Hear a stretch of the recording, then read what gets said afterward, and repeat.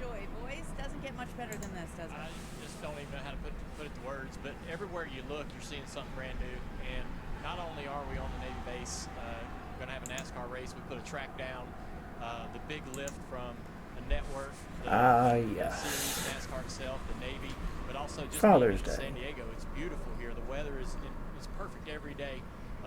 So it's just all these things coming together. It's just really overwhelming and hard to believe that we're here. It's crazy. I have goosebumps.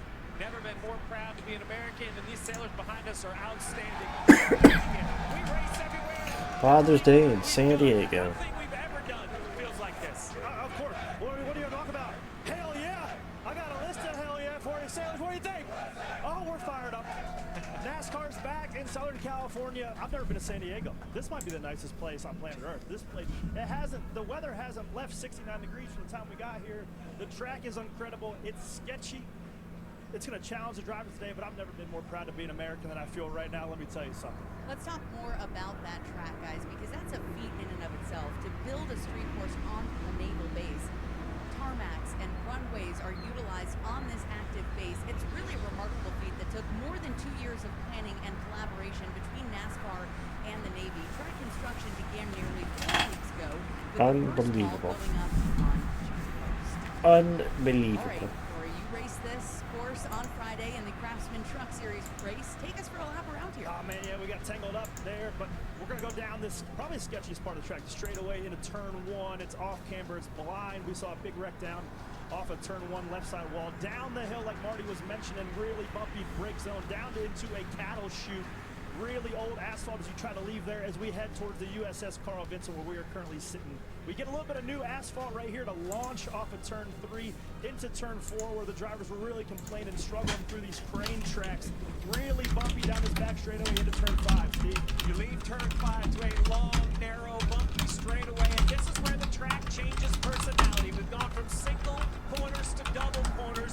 The kids are going to love this passing zone. This is 6-7, right-hander to left-hander to a very narrow, that will exit right along the ocean. I don't know. Straightaway into another combination of corners. You're going to hear that a lot. Turn 8, a left-hander, you're going to stay driver's left really tight on that barrier to make that hard right-hand turn into turn 9, 10, and 11. Basically a straightaway tail. They're going to run through there almost wide open. Yeah, then you come up on a very tricky part of the racetrack, turn 12 and turn 12B. There's a barrier there. You got to be careful to get around on the right side. And then through this final tight turn onto a long straightaway. These are very fast corners and some new concrete down on the racetrack that is wearing tires out. You're going to hear a lot about tire wear through turns 13, 14, and 15, leading onto this straightaway to a very, very tricky braking zone into a tough chicane. Trying to get through this chicane correctly all day will be a challenge. Onto the straightaway into the final turn 16. A lot of cars hitting the outside wall there, exiting turn 16 onto the front straightaway. That is a very challenging, tricky course. It'll be tough for the drivers and for the tires all day long, Kim. The word we keep hearing is treacherous. Corey, in your NASCAR career, what's the degree of difficulty? Where does Coronado rank? Yeah, what a 10 out of 12. Because if you watch that track map, it goes all over the colors. You see white from the concrete. You see black from the asphalt. Calibrate the different levels of grip you have. Sometimes the bump zones are super bumpy. We saw absolutely massive pileup yesterday. We see cars getting all 4 tires off the ground, but as a race car driver, you have to constantly get the maximum amount of grip out of the tires. And the asphalt or whatever surface you're So the story is, Dale talked about can anybody I'll tell you, that white asphalt beat SVG? is literally like you're on a hockey rink because it's super powdery. That is the question today. Can anybody beat Shane We're having a great time here. Carl Edwards is on a road course that isn't COTA? Because COTA appears to be SVG's only kryptonite. months ago.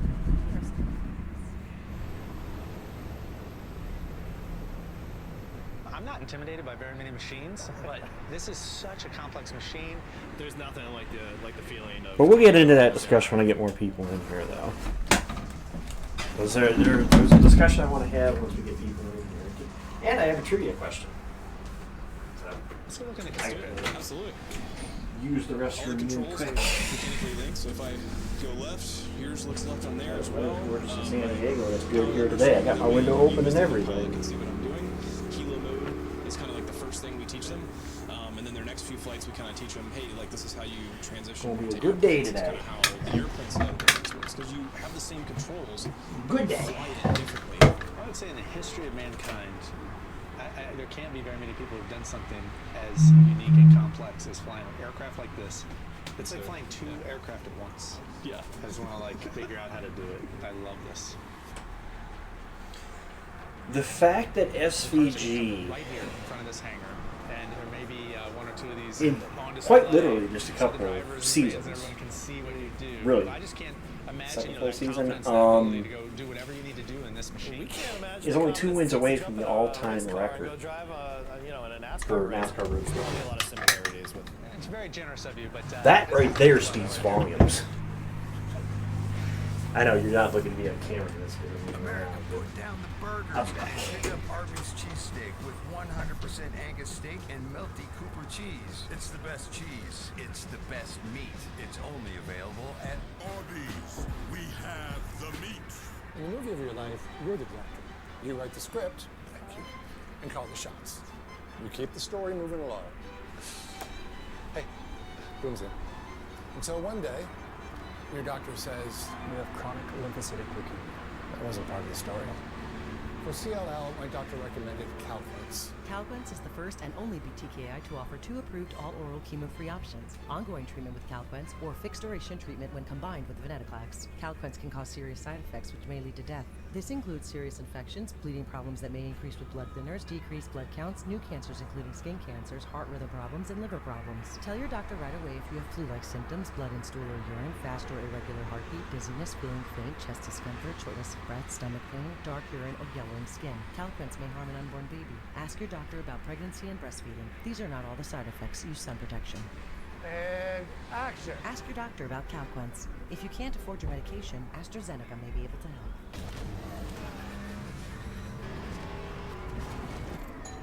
Every journey toward racing excellence begins the same way. Because mastery isn't about where you start. It's about where you train. Feel the road. Own the race.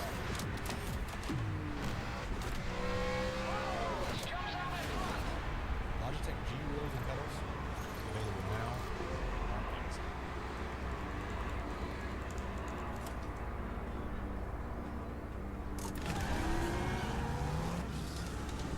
I suddenly realized that I was no longer driving it conscious. I was in a different dimension. Just going.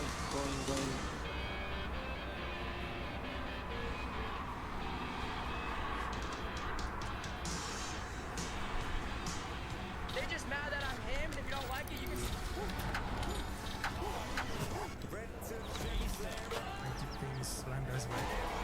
I like being different.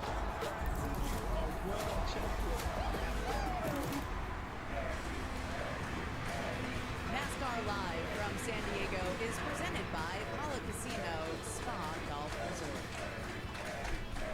Welcome back to Naval Base Coronado. So happy to have you guys with us and happy race day.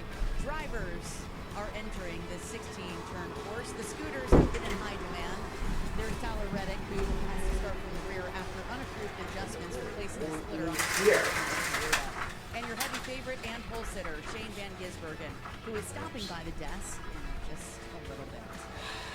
Every week, we've welcomed a new member of the NASCAR family, and we've saved the best for last.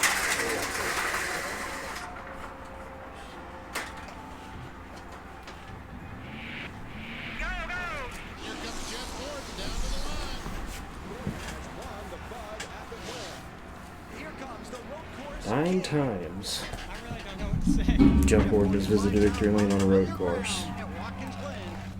The all-time record. Takes the lead away. Here comes Jeff Gordon to take the checkered flag. You wouldn't believe the things that happened to me out there. King of the road right there, of course. Jeff Gordon has done it again. I'm beat, man. Tonight, road course win, Jeff Gordon.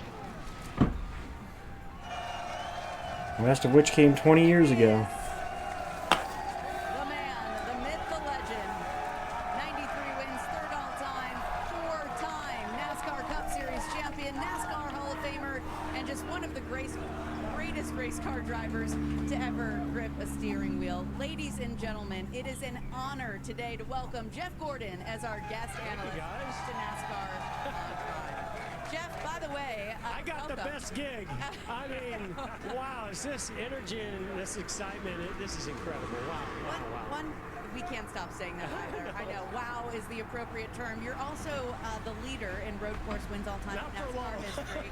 Well, that's what I wanted to ask you. SVG's catching up to you pretty fast. But Jeff, if you were still racing today, what would you make of NASCAR coming to naval-based Coronado?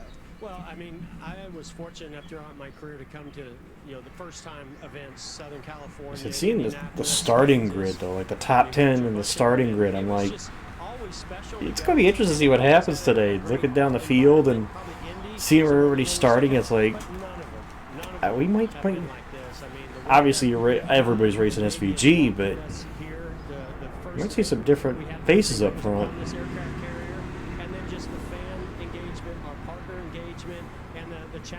I did see the end of yesterday, yes. I saw the highlights of the truck race, which I actually listened to on the radio. So I didn't see the truck race, but I listened to the finish on the radio, and then I did see the finish of yesterday.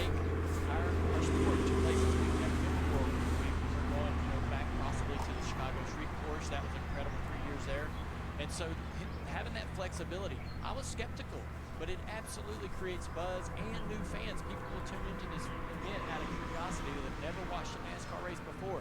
It's incredible what NASCAR is able to do. Yeah, no, I give them tons of credit, right? This is a huge investment in the sport.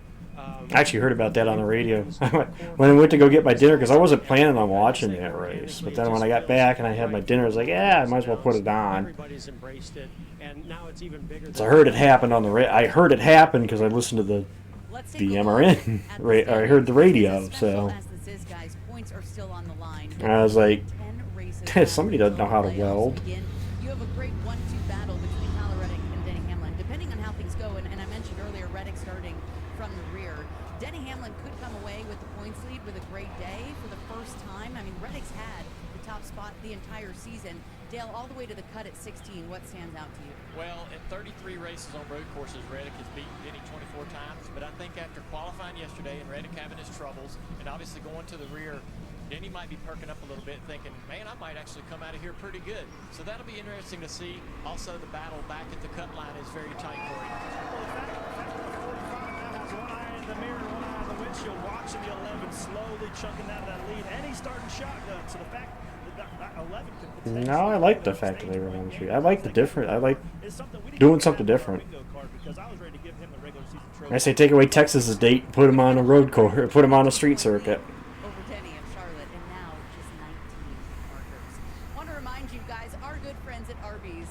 Both them coming loose, but they're supposed to be literally straight from when I was listening to the radio. They're supposed to weld the covers together so that way they don't come up when they're racing.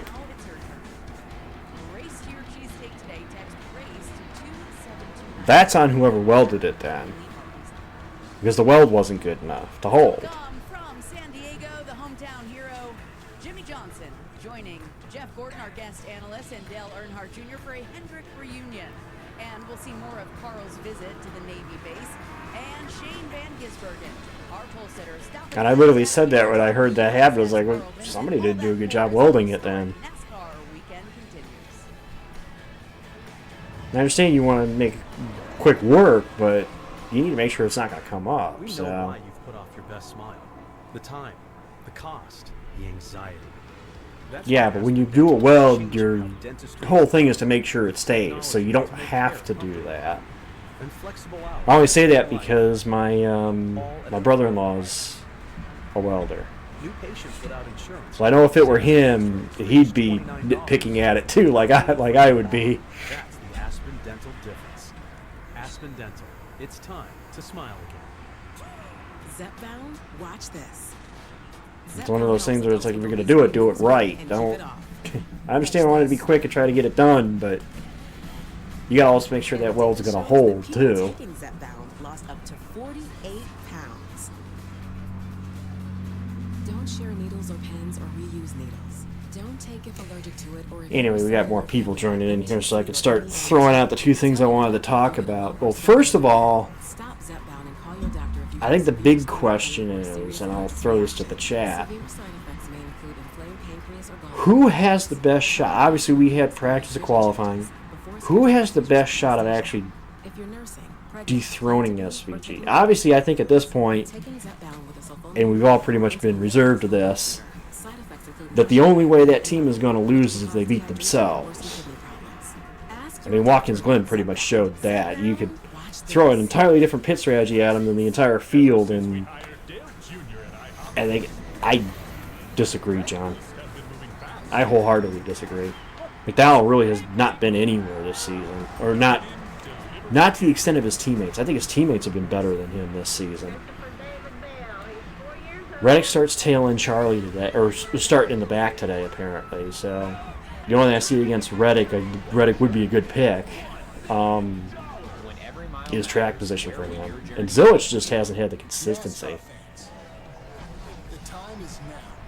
Honestly, I think Zilich would be the one to challenge him for it, like he's done in the O'Reilly series. But yeah, but he finished what, 14 seconds behind him, John? Yeah, or whatever gap it was behind him. I mean, granted, ultimately they played the same strategy that SVG did. They pitted late and had the fresh tires too. Can be defined as supremacy or preeminence over another. Or you can call it SVG on road courses, baby. Shane Van Gisbergen has won in their series debut. Welcome to America, Shane Van Gisbergen. Shane Van Gisbergen, he's got the win. The fact to this point, before we get the green flag today, obviously, the only road course that he has not won in, that has hosted a cup race, that he started, is SVG, or is COTA. I almost said SVG. It is COTA. Look at these stats over the last 10. We almost needed 2 pages. He tops every statistical category, sits on the pole by 2/10 today. And everyone probably feels like they are racing. And it's Jeff Gordon is our guest analyst here in San Diego. It's the time he can do on tracks like this. I said it at Watkins Glen. The time he can make, looking at the lap times at Watkins Glen, the time he can make on old tires is absolutely mind-boggling to me. That's where he beats everybody. Is the time he can make on old tires on this style track. And won that race. I think we all went like, uh-oh. And he's only gotten better. If he would tie Tony today, if he wins today. We're second all time behind Batman. When you have a target on your back and you come to the NASCAR and Cup Series, these teams and these drivers, they get real serious. So I don't know. It's funny as they told Jeff, and Jeff was like, I'm worried. See what Jeff thinks of SVG, you know? Pushing him to make mistakes, or maybe he wears the tires out. I was thinking that the Navy needs Jeff was born in 71. And maybe we can get them to take SVG. He's 55 this year, this August. Right. They like the idea. Today. Let's just take him right here today, as far as I'm concerned. It's fine. I think I got a little glimpse, though, of, Shane is always such a personal guy, and on Thursday I was able to do the track walk with him, and I got to see a very quiet, very focused SVG. And he walked the track unlike anyone else. The details he was looking at gave me a glimpse. He's kind of embraced like the every seam of every little graying on the sides Jeff has. Look at that, 1.8 in the last 8 road course races. That's incredible. He wasn't even looking at that type of stuff. He was down in the fine details, and that just shows it's not just talent. Preparation as well as with keeping him on top. I think sometimes we forget that the next-gen car is a bit based off of the V8 supercar that he raced his entire life. He's raced his entire life on road courses, so why would he not be great in this car? And now that he's here, I talked to SVG, he said man, the first handful of races, I really didn't know what to do to the car, what to tell them to do to the car. Now I'm getting better at actually making. What I do like though is Shane was asked about the fact that pretty much everybody is basically picking to win this race, and he literally straight up said, "I don't like that they do that. I feel like it's unfair to my. I feel like that's disrespectful to my competition." Dude, it's like SVG. You're humble too. How can you not like the guy? I mean, seriously. Every time you look at the mirror, he's a little closer. Or if he's in a lead, he's a little further out. He's never stepping over the limit. But I'll tell you, at these street courses, you have to be up to the point of no return. There's nobody more confident going to that point of no return under the brake zone than SVG. We'll see what he can do today. For more on this treacherous track, let's send it down to our own Marty Snyder. Yeah, Danielle, one of the cool things about street courses is that the race. But I got a trivia question for you guys without looking it up. And Hamill, I'm excluding you from this if you're watching my stream because I know you'll get this easily. So don't even try because I know you'll get it easily. I know you. It's a collaboration between the drivers and us as a league. Any driver can chime in. But here's your trivia question for today because I actually had to think myself, and there was two that I actually had missed, and I actually took Larry Mack saying it because I was listening to the NASCAR Sirius radio. It took him saying the one answer for me to remember the one answer. But can you name the 7 guys? There's 7, so I'll give you that. The 7 guys who won their first Cup race on a road course. There's 7. Lucky number 7.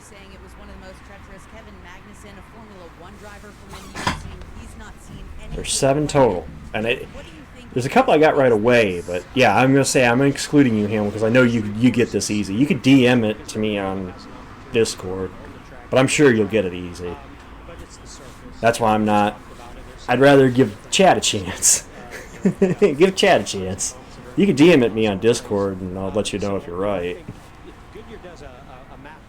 It took me some thinking to get at least 2 of the answers, and I was kicking myself for 2 of the answers. I was like, I'm an idiot. I should have gotten at least those 2. So I did end up getting all 7, but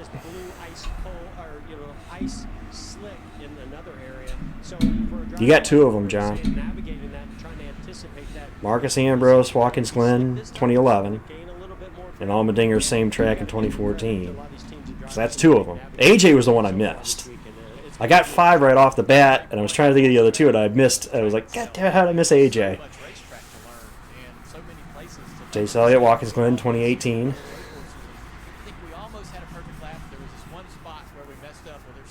Juan. And SVG, yep, add them. So that's 5. You guys got 5. There's 2 more. They're still simming this morning, right? Trying to get more and more track time, but they don't really have a lot of track time, even though this weekend they got 50 minutes in a qualifying session. I bet that 10, 12 laps tops between all these drivers. We saw hard hits, big pileups in the O'Reilly Series race here at Coronado yesterday. We'll see what the Cup boys have in store this afternoon. Nope, Blaney's was Pocono. Pocono 2017. From San Diego is fueled by Monster. He did win the Roval in 2018, but he won Pocono the year before. Right now, time for Hot Track, a quick trip around the world of racing. Love You're missing 2. King celebrating the Stanley Cup, showing a little love to his North Carolina boys. John, you got 1. That's Bell. There's 1 more. Some serious gold, although at Chili's card, I'm not sure how high the spending limit would be on that. Denny's Pocono glasses going viral, a legendary look, and 2311 enjoying the sights here at the San Diego Zoo. We'll be right back aboard the USS Carl Vinson as we count down to the green flag. Actually, no, I think it was 8. There's 1 more you're still missing. At Napa, we know how to keep undercars Not Ricky. control. Well, actually, technically, That's Ricky why would our be on that solutions list. are driven by 3 steps: stop, go, grow. I wonder what the Stop safety issues by checking what's the systems caveat then? I'm trying to remember what the caveat is because Ricky Rudd would count because his first one. No, his first one. prevent costly comebacks. Then go One sec, because his first one was expertise that keep your his first one for RCR was Riverside, but I don't know if that was Ricky's first. Let me double check that one. For just $5 if you're an Amazon Prime member with Because you guys are missing one. I know for a fact you're missing one. Get your $5 pizza with this Prime Day offer from Little Caesars. Online Let me see what you got, Hamill, because you probably got them all. What is Spectrum Internet? It's the fastest and most reliable internet. It's connecting with my followers out there. No, you're still missing one too, Hamill. But I think they were wrong. They said 7, but I forgot about. I think Ricky's first win was on a road course, and the one you said, Hamill, I know for a fact was, I think, first on a road course. Switch today at spectrum.com. I don't know why they said 7 on the Sirius station. They must have been like since 2000. Is what their. Some might say that is an unfair advantage. But their caveat was for there to be 7. Some people just hold their work to a higher standard. They only use the top tools for the job. Because there is one I know you guys are missing. And they know better tools means better results. Top Dog. Which is funny because I'm surprised Hamill didn't get him either. For professional grade do-it-yourselfers, just like Well, I gotta double check the count because I think the count was wrong when they told us the count on the Sirius station. So that's why I gotta try to figure out. Yeah, Steve Park was missing. I know that, and Reddick was missing. I gotta double check because they definitely did something wrong when they said their list. But you guys are still missing one. I know there's one you guys are still missing. I'm surprised he hasn't been said yet. But there is one I know you guys are missing. I could give you a hint that we give it away, but I really don't. I feel like that's something you guys should be able to try to get than be giving you a hint for it. I think Larry was wrong when he gave the trivia question because you guys are listing names and it's like, yeah, Steve Park won his first on a road course. Obviously, I'll say it because Hamill said it. Bill Elliott I believe, won his first on a road course, Riverside. Ricky Rudd, I think his first was with RC.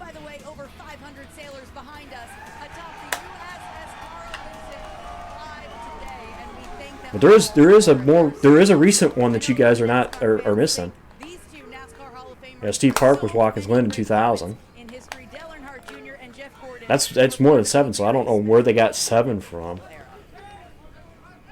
Unless they said a caveat. Which I must have missed the caveat they set then.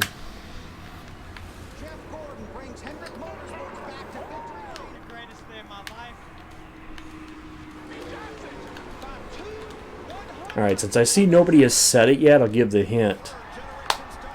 It was on this side of the country, the same side of the country that they're in right now.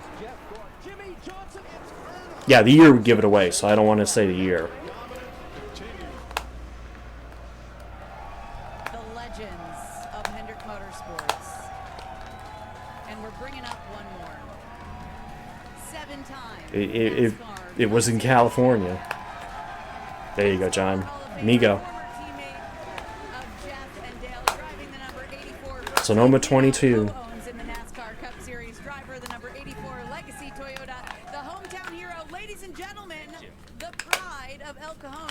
I think they messed up the trivia stat. Now I think about it, because you guys are listening, guys. I was like, why didn't they say any of them? There must have been a caveat, like in the like since 2004 or something, because there were ones that you guys were mentioning. Ones, you know, like Steve Park was 2000, Bill I think was the 80s, Rudd was 83. Race fans that are here, I've always known for decades that there's so many fans here that just are kind of underserved. They don't have a lot of racing close by, but not anymore. Here we are. Man, incredible. There must have been a caveat to the trivia, because I was like, that's way more than 7, so I don't know where they why they were saying 7. And I'm going to make a plea. This comes from everyone in the nation. All right, we need to see you more in the truck, and maybe I know. How about us 3? Hey, Oh, here we go. I do it if that doesn't. Yeah.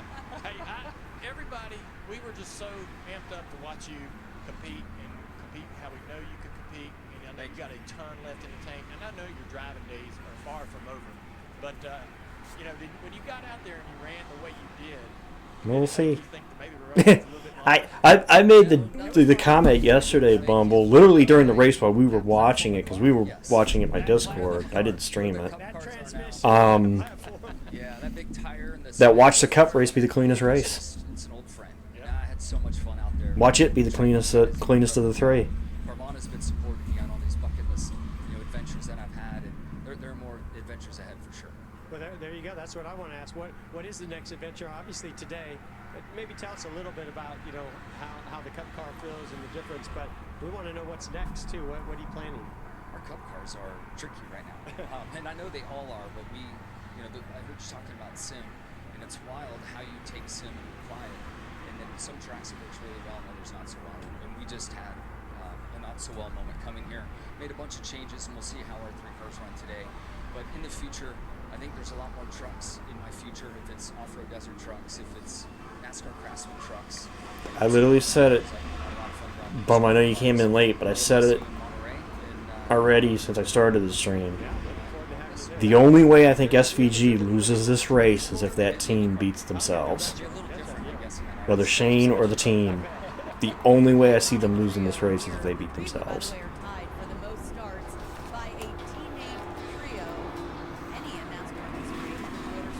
Really?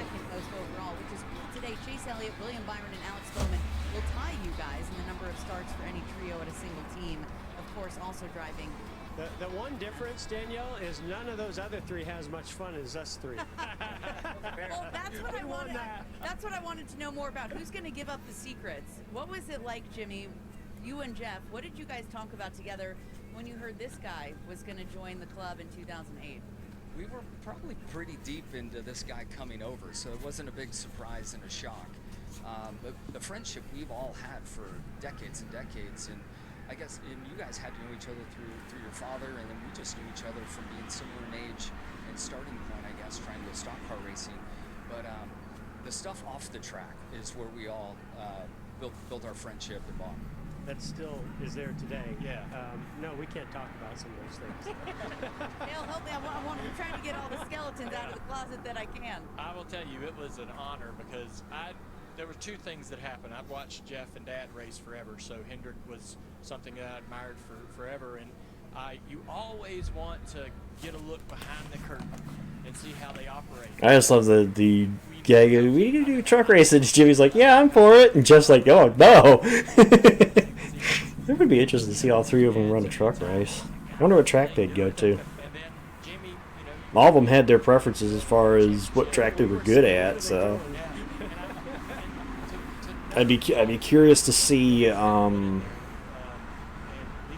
admit it, I didn't like one of them during their driving career. I was so excited about that, and I did. I got to see how championships are won. I got to see the effort that goes into that, the preparation, the work that both of you guys did, how you went about your craft. It was so impressive. It changed me as a Jeff. I grew from it. Jeff was never. I don't think I ever really disliked Jeff. All kinds of stuff. That was him, not me. You know what I always say is that I knew when Jimmy came, if he could get behind the wheel of a team in a car that guy was driving, I knew his. I mean, I will admit I did lose a little respect for him after the deal with Boyer at Phoenix, but ability and talent and drive behind the wheel. I never really sports car, hated Jeff. We certainly had a lot of it together. Dale, what did you learn from Jeff and Jimmy? How did they make you? Well, it's You see him? I can't say that. The Yankees. I mean, that's who they were. They were the Yankees of I can't say that. And I thought I was doing the work, over at DEI, and I thought I was ready and prepared for races. And when I got over there, I kind of saw a whole new approach to it and how much you guys weren't on time. You were always He had some run-ins, but the run-ins he had were more notable if he had a run-in. Him and Rusty went at it a couple of times.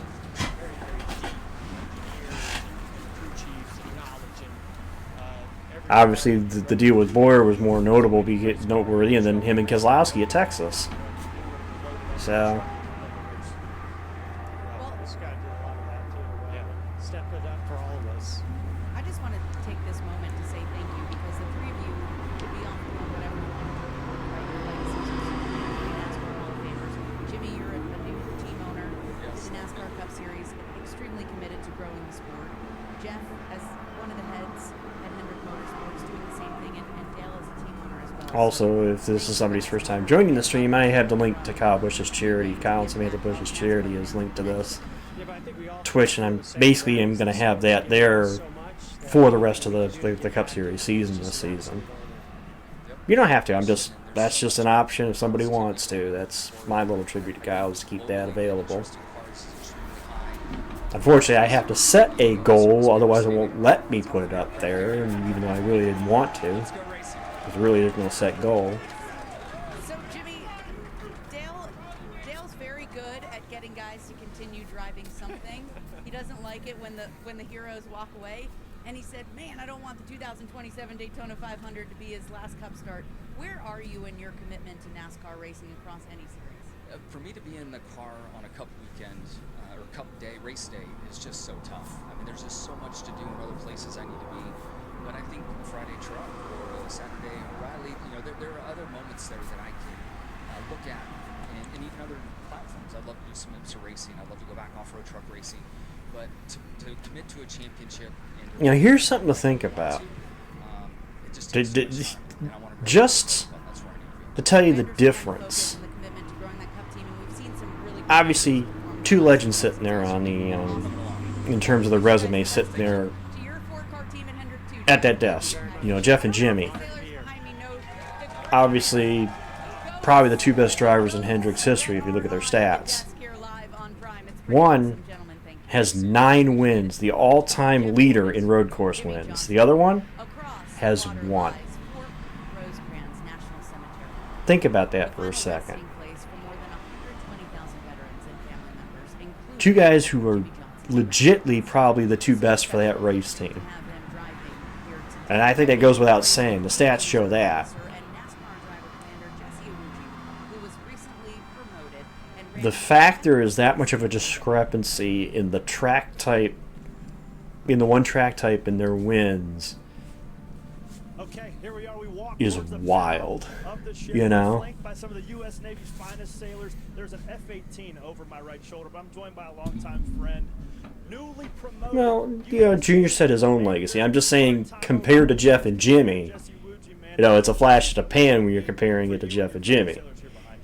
Man, this weekend has been absolutely incredible for NASCAR and the Navy, two of my biggest professional worlds to come together and put this race on here at Naval Base Coronado. It's been incredible. We have all these great sailors right here behind us, great sailors on this base, a lot of folks who work on all different kind of craft, coming together, putting on a race where all the fans who are coming in from around the country to see this historic event.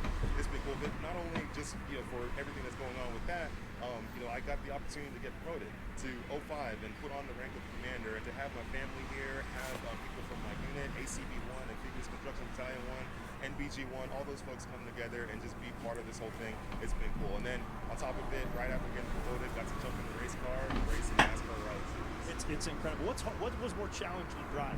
An O'Reilly Series car on this sketchy street course here in Coronado, or driving one of those big ships around?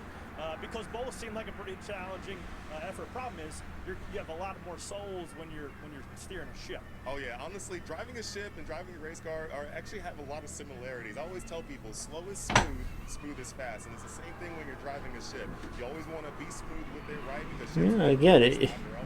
I find that interesting when you look at Johnson's career, that he has only one lower division win, which I've mentioned before on stream, the race at Chicagoland, and the very first, actually, then Busch Series race at Chicagoland, a race in which he probably did not have the best car. The best car in that race actually was most likely Ryan Newman, and he ran into a lap car, which cost him. And obviously his only previous truck start, he wrecked at Bristol in August of 2008. Hey, I'm Carl Edwards, and we're on board the Navy ship Lena Sutcliffe Higbee, and what are we here to Prior to yesterday, I should say. Or prior to Friday. Thank thank you for having me here today. I can't believe you're in charge of this ship and everything that goes on here. It's an absolute pleasure to be able to show off the finest ship in the fleet. Though at the same time, he was very critical of the racing on Friday, though. So I don't know if he would run a full season in the truck. About 25,000 horsepower or 37,000 pounds of torque. When you guys said we were going to go look at an engine, I didn't expect a 25,000 horsepower jet engine. Pretty much. Inside of this boat. You're telling me there's 4 of these? 4 of these. 50,000 gallons of fuel a day, 100,000 horsepower. That's unbelievable. I should have known this is this complex. Aircraft carrier, Carl. Of course it's going to have power behind it. It's a large enough ship. It's got to have power behind it. Common amount of people to have in the pilot house for a special evolution. As a former driver, the machine nerd in me can't believe that there's someone actually up here steering this 2 million pound thing. You tell me that's the wheel. Yes, sir. For a 2 million pound ship. Wheel controlling the rotor is unbelievable. 100,000 horsepower on this little track ball. Who's usually standing here? Usually a 19-year-old enlisted. A 19-year-old enlisted. It's great to hear from a Navy captain in charge of a ship like this. It's not about self, it's not about the glory, it's about getting the job done. It's cool. That's good. No, I appreciate that. Run ultra fast. I love how they started like this little adventure series for Carl too, or Adventures with Carl Edwards. That needs to be a thing. They need to create a YouTube channel where it's just Carl going around doing these things. I would watch it. I 100% will watch it. A leading power bank. A powerful light beyond your imagination. Dendix Motor X redefines your journey. Happy birthday, America. This is My dad did a 250 years. fly. I don't know what they call it. I'm probably blanking on the term right now, but he did one of those. And the Playday sectional, made from 100% We did the fly with Celebrate the 4th of July weekend at Bob's, where America shops Pilot. for furniture. trademark. Oh my God. Bob's Discount Furniture. Yes, the last Amazon Prime broadcast for the year. Sad they only get a couple races a year because they by far are the best. Out here, a The best reputation is built quality. The same way anything is. One bolt, one cut. And TNT is One well nail at a was time. at least last year was the worst. So get Hands down, he wasn't even close. No, it wasn't one. I don't think it was one of those, King. I'd have to re-ask him again, but I know he did because he had the pictures from it.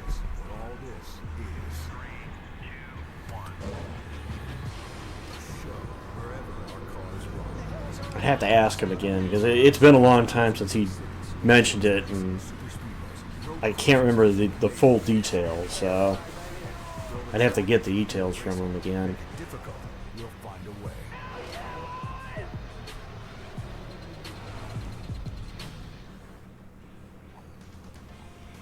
Eli Manning recruits NASCAR champion Ryan Blaney to go undercover at the Team Penske race shop and give racing fans the surprise of a lifetime. It's so funny. It's a great show. Stream the newest episode of The Undercovers now exclusively on Prime. That's a live view of Naval Base Point Loma, the home of Submarine Squadron 11. And we're in the background on Coronado. Yeah, I don't know if you saw that on my Discord, Bumble, but yeah, they were posting. Somebody was posting about that on my Discord. Chang paid a visit to the USS Scranton to understand the challenge of feeding an entire submarine.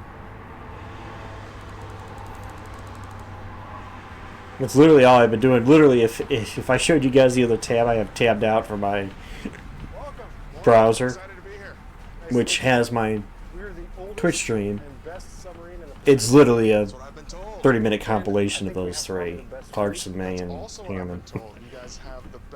I recently have gotten into watching just the clips from them three, and it's just it's hilarious.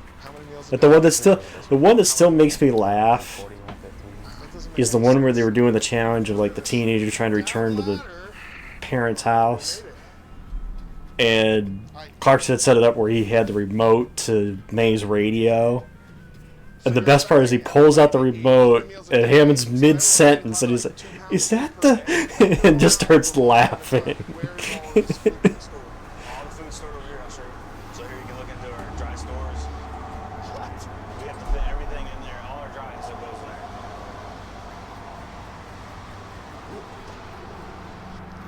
insane.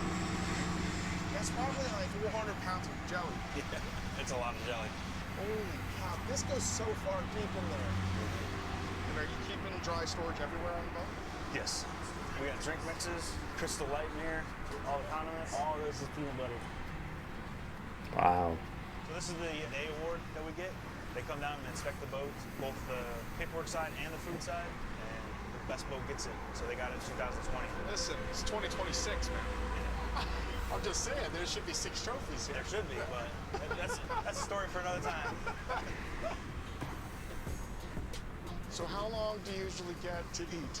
3 to 5 minutes. I try to get people. Like I say, the 3 of them just seem like I've been watching more and more. Richard has his own offshoot channel. I've been watching the stuff with him and his daughter. All right, chef. Tilt skillets. And 2 ovens. Yes. And a fryer that gets probably a ton of use. Yes. I would imagine because we're underwater, fire's bad. Yes. This is all induction or electric. Electric, yes, sir. Also, we refrain from using the F word. Ah. We say fuego instead. Fuego. We say fuego, so if you say the actual F word, it's a big thing. Really? Yes, yes. So we'll bleep out when I say the F word. Oh, you don't have to. Yeah, it's just how we do underway. So what's this right here? Chicken breast. With the pickle juice as well, and before we batter it and fry it. This gonna be chicken sandwich? Yes, sir. The seasickness? Serving this with mac and cheese? Yes, sir.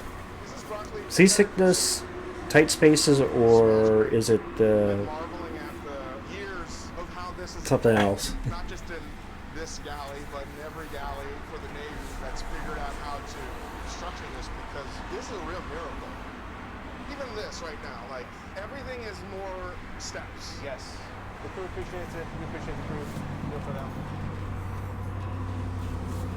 This is amazing. Chef, this is great. Glad you like it. Mac and cheese is great. Really flavorful. Everything's got a lot of flavor. No, this is really good. I mean, you guys know it, but I just don't want the audience to know. Oh, I'm just saying, this is really delicious. Yeah, it is. Like if I had this anywhere for lunch, I'd be like, this is really, really great. I had no idea the logistical challenges that you guys have presented every day, but the fact that it's a morale booster, like this is pure happiness. Good luck with dinner tonight and your deployment for a few months, right? Yes. Just a few. Just appreciate it.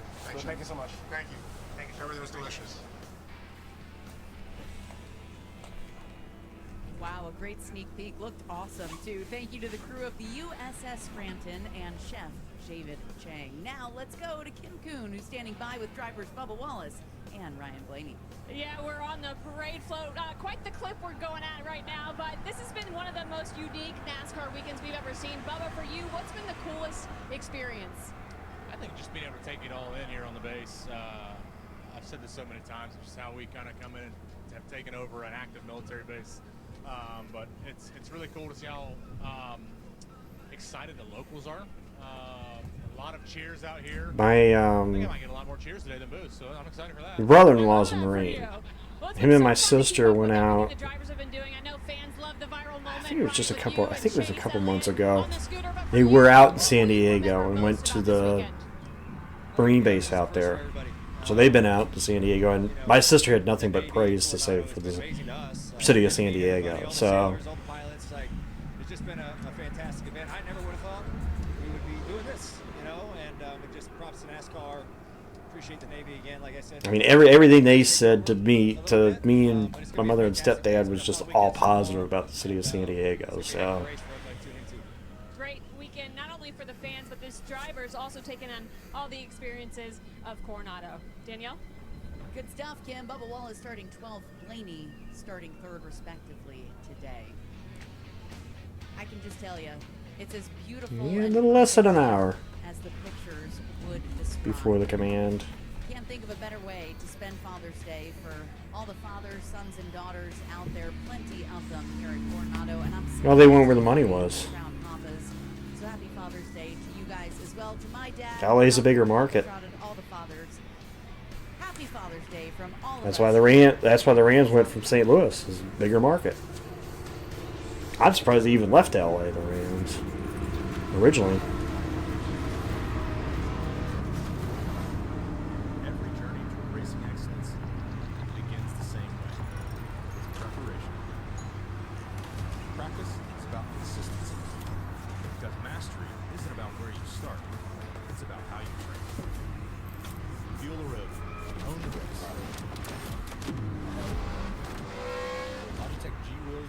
available now on Amazon. In the movie of your life, you're the director. You write the script and call the shots. You keep the story moving along. Hey, Lindsay. Until one day, your doctor says you have chronic lymphocytic leukemia. That wasn't part of the story. For CLL, my doctor recommended Calquence. Calquence is the first and only BTKI to offer 2 approved all-oral chemo-free options, ongoing treatment with Calquence, or fixed-duration treatment when combined with venetoclax. Calquence can cause serious side effects which may lead to death. This includes serious infections, bleeding problems that may increase with blood thinners, decreased blood counts, new cancers including skin cancers, heart rhythm problems, and liver problems. Tell your doctor right away if you have flu-like symptoms, blood in stool or urine, fast or irregular heartbeat, dizziness, feeling faint, chest discomfort, shortness of breath, stomach pain, dark urine, or yellowing skin. Calquence may harm an unborn baby. Ask your doctor about pregnancy and breastfeeding. These are not all the side effects. Use sun protection. And action. Ask your doctor about Calquence. If you can't afford your medication, AstraZeneca may be able to help. When's the last time you watched a full game? Not every game is on every app, and sometimes the same sports on different apps depending on what day. How bad is it, Doug? You need Fire TV. Those are your live games, all in one place. Yes. Find what you're looking for with Fire TV.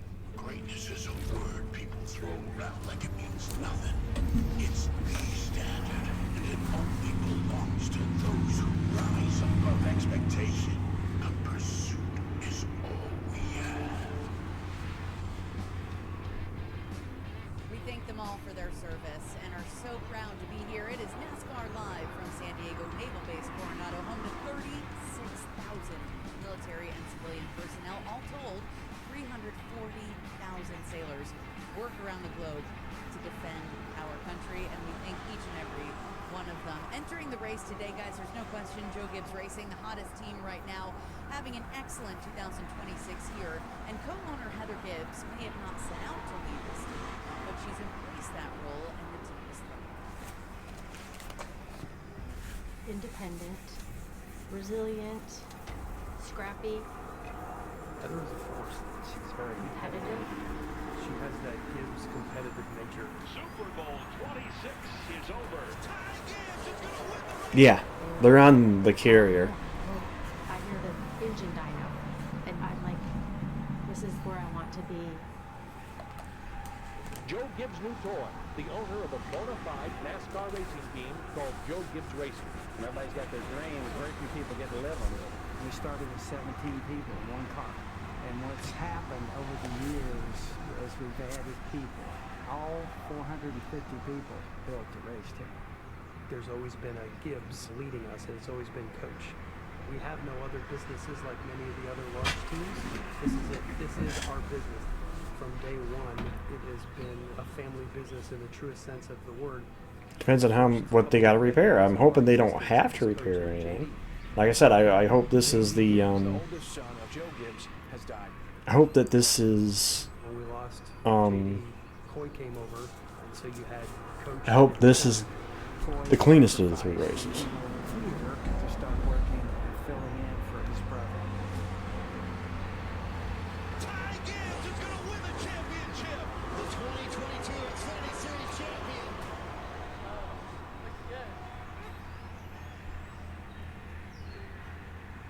It is with great sorrow that Coy Gibbs went to be with the Lord in this sleep. Well, you know what, say his son won the championship last night. I remember shortly after we lost my husband and sitting there looking at Ty, and he's like, what's going to happen to us? I'm the daughter-in-law. I'm not who Joe wanted to end up running this company with. He has grandchildren coming along. It was supposed to be with the boys.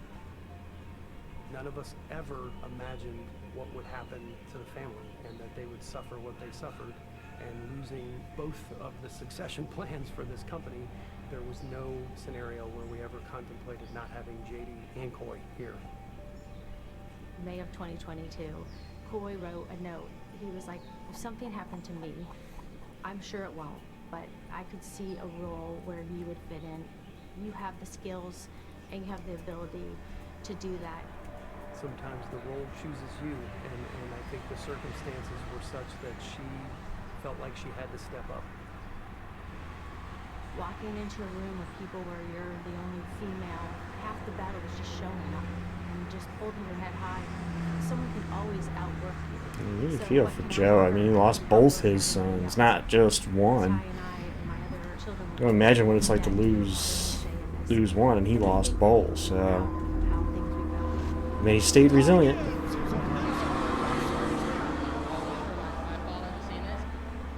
I probably sat on the pit box for like 10 minutes, like ugly crying, just so badly wishing that Corey could be there and not me, because he built his foundation to be there at that moment, that he should have shared that, not me. But so proud of him. And it was, I would say, the win how Corey would have wanted it. It wasn't easy. It wasn't just a sweep. He had to earn it and fight it, and he did. Each time we suffered a tragedy with one of Coach's sons, I think there was uncertainty. I think Heather coming in gives a sense of stability to our almost 500 people. This is Ty's winning car from Bristol that NASCAR let us keep. Getting to see the guys hang out, you know, I mean, that's the fun part. You can't stop in small races and enjoy it. You need to constantly be going after it and building upon that. I want to be able to leave this place better than when I became a part of it.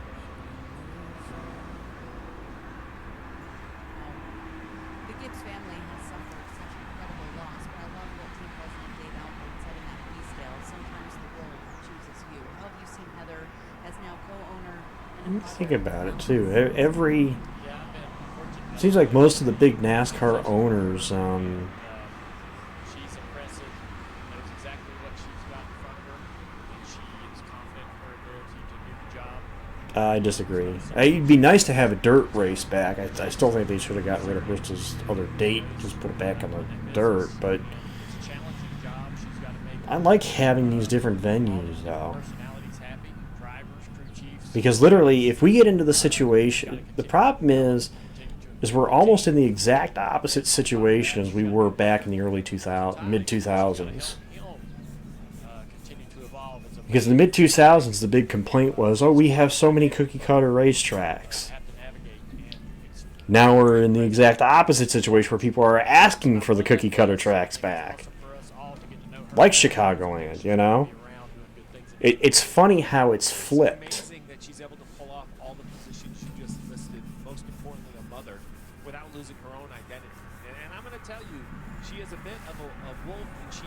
Anyway, as I was saying, and just contributing to that one there, it's amazing to look and see how many of the big owners in NASCAR have actually had personal tragedies.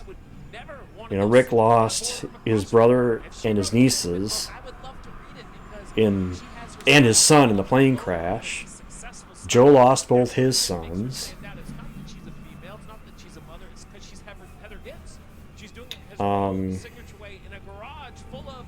Obviously, Richard lost his grandson, Richard Petty. Lost his grandfather and his grandson. That position that she currently has at JGR wasn't just given to her. You got to grow a fin or you're going to become chum in the Shark Tank. And Heather's grabbed that opportunity because she's confident to lead that 450, 500-person organization and take it to the next. Well, they had issues at Bristol Dirt. Remember the issues at Bristol Dirt, too, when that race kicked off. And dirt races have their own challenges, too. I mean, if that's the complaint about street circuits. Because he's winning everything and says that he's going to step away in 2027. If you're in Heather's shoes, how do you go about navigating your relationship with him? I think she said all she needs to do is check flags in front of Danny, and he's going to keep going after him. And I think if he can feel confident in the direction of the program, which I believe he does, obviously they're the hottest team on the circuit right now. I believe if he can feel confident that he can step in that car and he can win races, that he'll continue to do it. He's told us that he wants to go out on top. He don't want to stop early, but he just wants to be winning races when he finally does make that decision. And I think that runway gets longer with Heather in charge.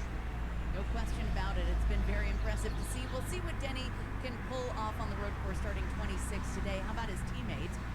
Christopher Bell, also making headlines, has been driving through a significant amount of pain after fracturing his left wrist in Well, they made a strategy call that was one lap shy of actually working for him last week, so. The lead before running out of gas late. For more on how Christopher is going to maintain Christopher, even in this practice sessions here at San Diego, has had to catch the car with his left hand, and I think there's a little bit more pain than they really wanted in that. So he and Adam Stevens sat down and said, hey, is it worth it for me to run the entire race? And they decided the risk was not worth the reward. And Bell did point out to me, he said, listen, it's really not a pain management thing. I can't be as quick with the wheel as I would like. Also the possibility of wall contact here, do a little wheel contact, just not worth it. So the plan is at the first caution, Bell will get out of the 20 car. Young O'Reilly Series racer for Joe Gibbs Racing, Brent Cruz. So Cruz is gonna run the race today. You're hearing that at the same time I'm hearing it. Bell will not run the full race. First yellow they get, which maybe the stage end, they're gonna switch him out.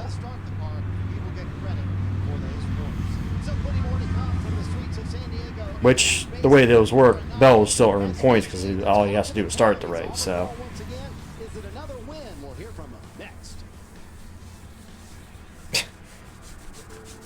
DJ, you're assuming that SVG couldn't recover from that. Brent Cruz was the standby driver, John, so he's going to take over. It starts with a call, then a plan. At National Debt Relief, we'll negotiate. Keep in mind, for anybody that thinks, oh, SVG, if he has a problem, he's done. Keep in mind, they did a contrarian strategy at Watkins Glen, and he still won that race. That's why I'm not saying that even if they have an issue, I'm not saying that it isn't out of the realm of possibility that SVG can recover from that issue.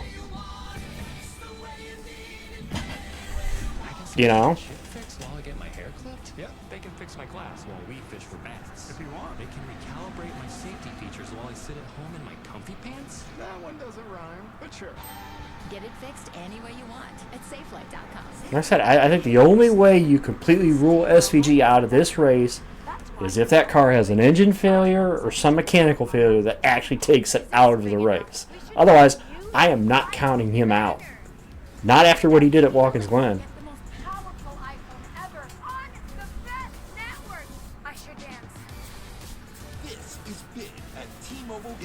Not after what he did at Watkins Glen. I can't.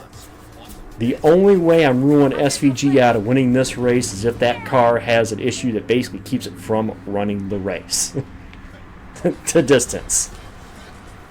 That's the only way I'm counting him out.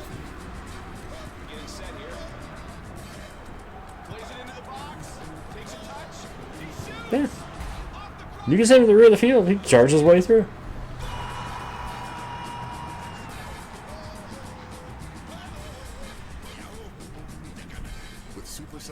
Stays alive even if your player gets subbed off.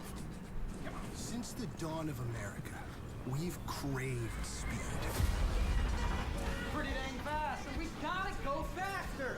So, we built bigger machines. This thing's ripped, baby. I need more speed. Oh, so that's where the Noah look came from. Kind of speed seeker. This is killer. We should make a sport out of this. A sport?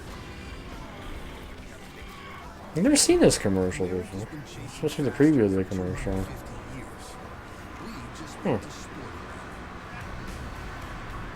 I've seen the still. Somebody's posted the still as well. Hamill has posted the still of Gregson in the pilot outfit, but that's the first I've actually seen the commercial. Is that Lynch? Hey, Marshawn's there. As well as the Secretary of War, who will be today's honorary starter. We're celebrating the founding of the Navy and America's 250th birthday as we count down to the command at the first ever Cup Series race on an active military base. We are just behind these sailors on the top of the flight deck of the USS Carl Vinson. A fun fact that the sailors were telling me the other day, the average speed limit around the naval base is 25 miles per hour. They're excited to see cars sail around here at 130 plus on their home that we've been so honored to share. Yeah, they're going to be going a little faster than 25 miles an hour today. Hey, Shane. There he is, the man of the weekend. The man everyone is trying to beat. Driver Shane Van Gisbergen for Trackhouse. Congratulations so far on all the success he won today. But you said to Marty yesterday that you sucked. So I don't understand how you could be 2/10 faster than the field and not be happy with your lap. Where is your confidence level, Shane, your mindset entering today's race? A bit all over the place, really. Firstly, afternoon. Thanks for having me, and epic to be on this thing. And yeah, it's been an awesome week, pretty full on. But I know my Red Bull Trackhouse Chevy's really good, better than the driver. And today it's all going to be about execution and, I mean, the tyres. You probably heard it all day. They only last 5 laps. Well, since we've seen a Red Bull car go to victory lane in a Cup race, I believe the last time was Yeah, you bring up a great point. You were the driver the that came Cup over the radio race. in practice 3 laps in and said, my tires are cooked. I don't think it was Shane. I want to say I want to say it was Casey Kane in 2011, but I don't think it was that long ago. Well, that's where starting on the front is not good, because I don't know what speed to go. I don't know how fast others going to go, and you can't see how much everyone's sliding. So I don't really know what to do at the start, whether I go and see how long it lasts or start protecting. I'm in 2 minds what to do. Well, we talk about when you start losing the rear tires of next-gen cars, the braking zones become real tricky. Yep. Especially down the hill into turn 2, that elevation's shoving you off in there, as well as into turn 8. As these tires start to go away, what are you kind of doing with your bias or even approaching a corner once you start losing that rear grip? I can't tell you that. People might be listening. The competitors aren't listening yet. I mean, you summed it up. You kind of got to back it up. The grip just drops away so quickly. As soon as the tire's out of rubber, you can keep running for a bit, but you'll see us 4, 5, 6, maybe even 8 seconds a lap off. It's crazy how much grip falls off. Well, if your confidence is low, I hate it for the competitors because, buddy, you're going to... I mean, it doesn't look good if your confidence is low and you're already a half-second faster than the field, but you're going to be fun to watch today. I hope so. Yeah. He's humble, but he's fast. Ladies and gentlemen, your pole sitter and heavy favorite to win today. We'll see what he could do. 7 road course wins in NASCAR and only 14 starts in counting. Get more people in here, so maybe I'll ask this question again.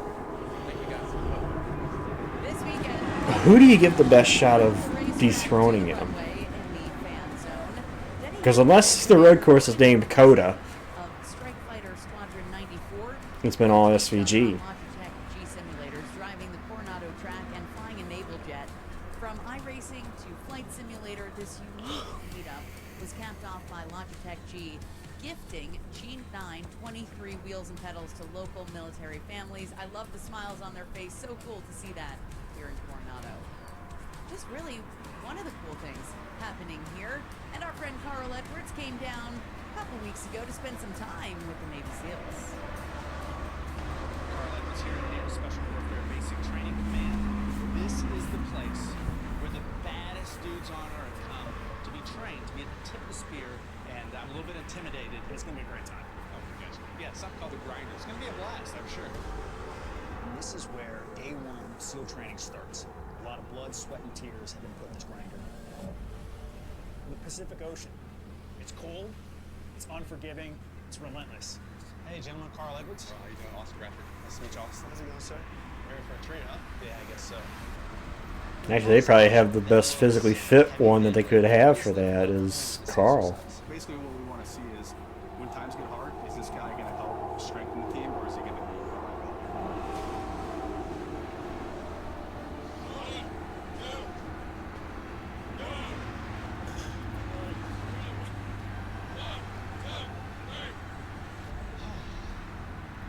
Guys, that's hard. Okay, so first thing, you have it on your chest, still trying to catch your breath. You can't breathe. Second thing, if you don't do it in unison perfectly, it feels a lot different. It seems simple when you're watching. This is a famous old course, and if you don't pass this, you're not going to make it to the pipeline. You can get dropped. Probably. Everybody can do this within 12 or 15 minutes. Yes. If that's the standard. All right. Make sure you commit all the way through here. Use that momentum. There you go. Yeah, I can see how your arms are going to be dead here in about 2 minutes. Okay, this one looks intimidating here. But again, if there's a driver that has the physical prowess that they could do this, it's Carl. Easy. In every adventure, right, there's a finish. Thank the Lord we're at the finish on this one. This is awesome. Do you have anything else to do at the finish? 20 push-ups. 20 push-ups. Okay. Down. Down. Down. Down. Down. Down. Down. Down. I mean, Carl's had difficulty doing it. Think about who else would have difficulty doing it, you know? I'm saving almost $100 a month. Consumer Cellular gives you the same fast, reliable nationwide coverage for up to half the cost of big wireless. And the best customer service in the business. Call now and see if one of our U.S.-based Switch Pros can cut your bill by up to half. And there's no long-term contract. I think Connor has the prowess. I just don't know if the race team is enough under him to be able to get it done. Connor's not a bad pick. Obviously, his results against SVG in the lower division series show that. I got somebody for that. I got somebody for that. I got somebody for that. You guys got somebody for Peyronie's disease? There's hope for the estimated 1 in 10 men who may have Peyronie's disease, or PD. A urology specialist who treats PD can help you create a plan, including non-surgical options. Find somebody today at GoGetSomebody.com.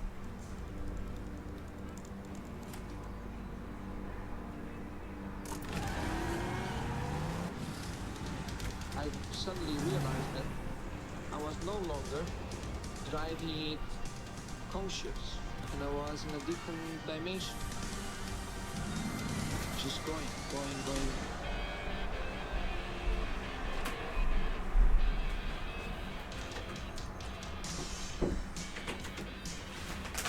Whether you're a professional technician or simply take pride in maintaining your own cars, Harbor Freight offers quality auto tools to meet your every need at prices that can't be beat. From rapid pump jacks to mechanics tool sets, whatever you need, we've got it. Whatever you do it for less. Harbor Freight, your automotive destination. Welcome back to Naval Base Coronado. You're looking at the 1930s era double dome hangars, a fixture on the San Diego skyline and a landmark for the drivers today.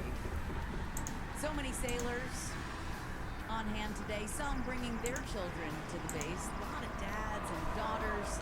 Happy Father's Day. Hey, I see a name in my motorsports chat. Speaking of dads and their kids, 16 years ago, Kevin Magnussen's father, Jan, a four-time winner of the 24 Hours of Le Mans, made his NASCAR debut at Sonoma. Well, today, after 185 Formula One races, Kevin Magnussen makes his first ever NASCAR start with Trackhouse Racing.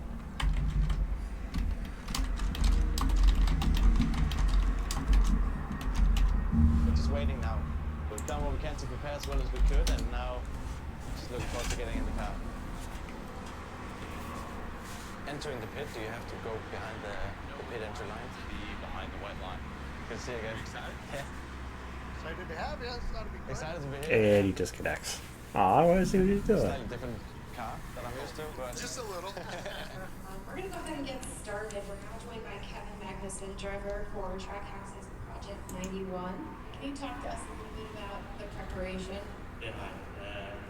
Preparation. Not a whole lot. We never dropped the car on the tracks. We have first laps in NASCAR. At least the crew at this dominance Coda track at the Formula 1 race a couple of years ago. But two donuts just give you a great feeling for what the car is like. So these were the first laps in the real NASCAR. I couldn't be happier. Exciting too. it's just amazing to be part of this historic moment in the sport, driving a NASCAR race at Naval Base in San Diego. My first race, it couldn't be better.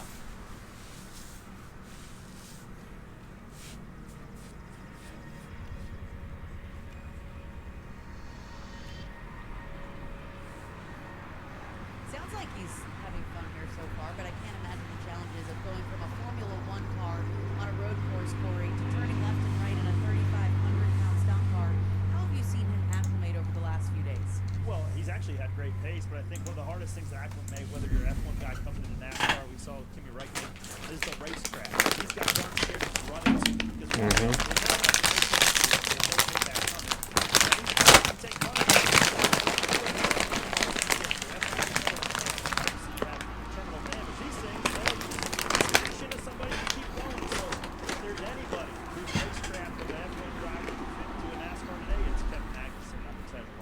Yeah, he smashed into the wall with practice, so he got that out of the way. They did a little to work on the race car, but you're right about his pace. He said it on the video there, and he's not ran a lap in the car. They didn't even let him drive around in the parking lot. I mean, I would have let him climb in, crank it up, and drive away a little bit.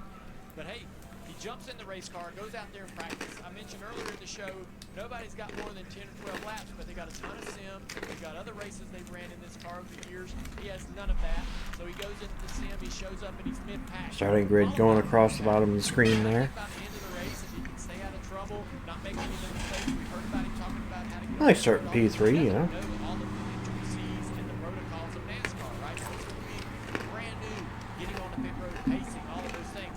So I'm sure he probably won't have any issue with that, but he's got a shot at really running extremely well today. Well, on Friday, he said that this was the most extreme track that he's ever raced on.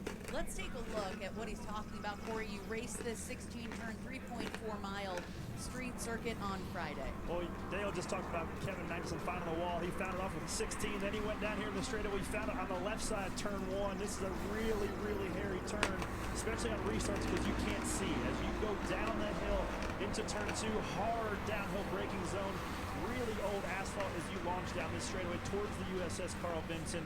You have some new asphalt through this left-hand corner. You have some pretty good drive. But what getting these guys fit are these crane tracks that they have now paved over. As you head down steep, down this backstretch towards turn 5, long sweeper down the backstretch. Sweeper that pays big dividends down a very long, bumpy, and rough straightaway into 6 and 7. This is where the track changes personality. Instead of one corner at a time, now they're going to throw 2 corners. A right-hander, turn 6, you have to get quickly to the left as you want to run down a narrow straight. I mean, look at that, down to 2 lanes, and then we heard Jeff Gordon talk about surface and grip. Well, it's gone from asphalt to concrete in turn 8, a left-hander over to turn 9. Dale, this whole section of the track is high speeds, 10, 11, almost wide open, and grip really hard to come in. And then a very tight section right here with 12, 12A, 12B, a tire barrier to go around there on the right-hand side. A really sharp left-hander here that leads onto a long straightaway. And some new concrete. This is giving the rear tires fits. We wore out tires in 3 or 4 laps in practice. The driver got to stretch that a little bit further today.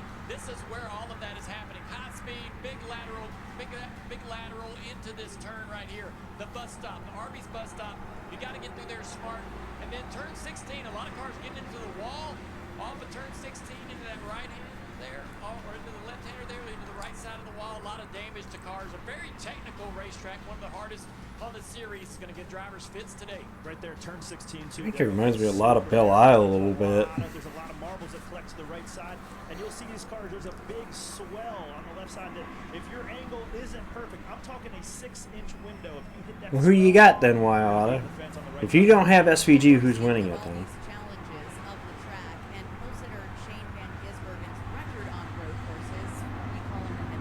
It's literally, he is the one.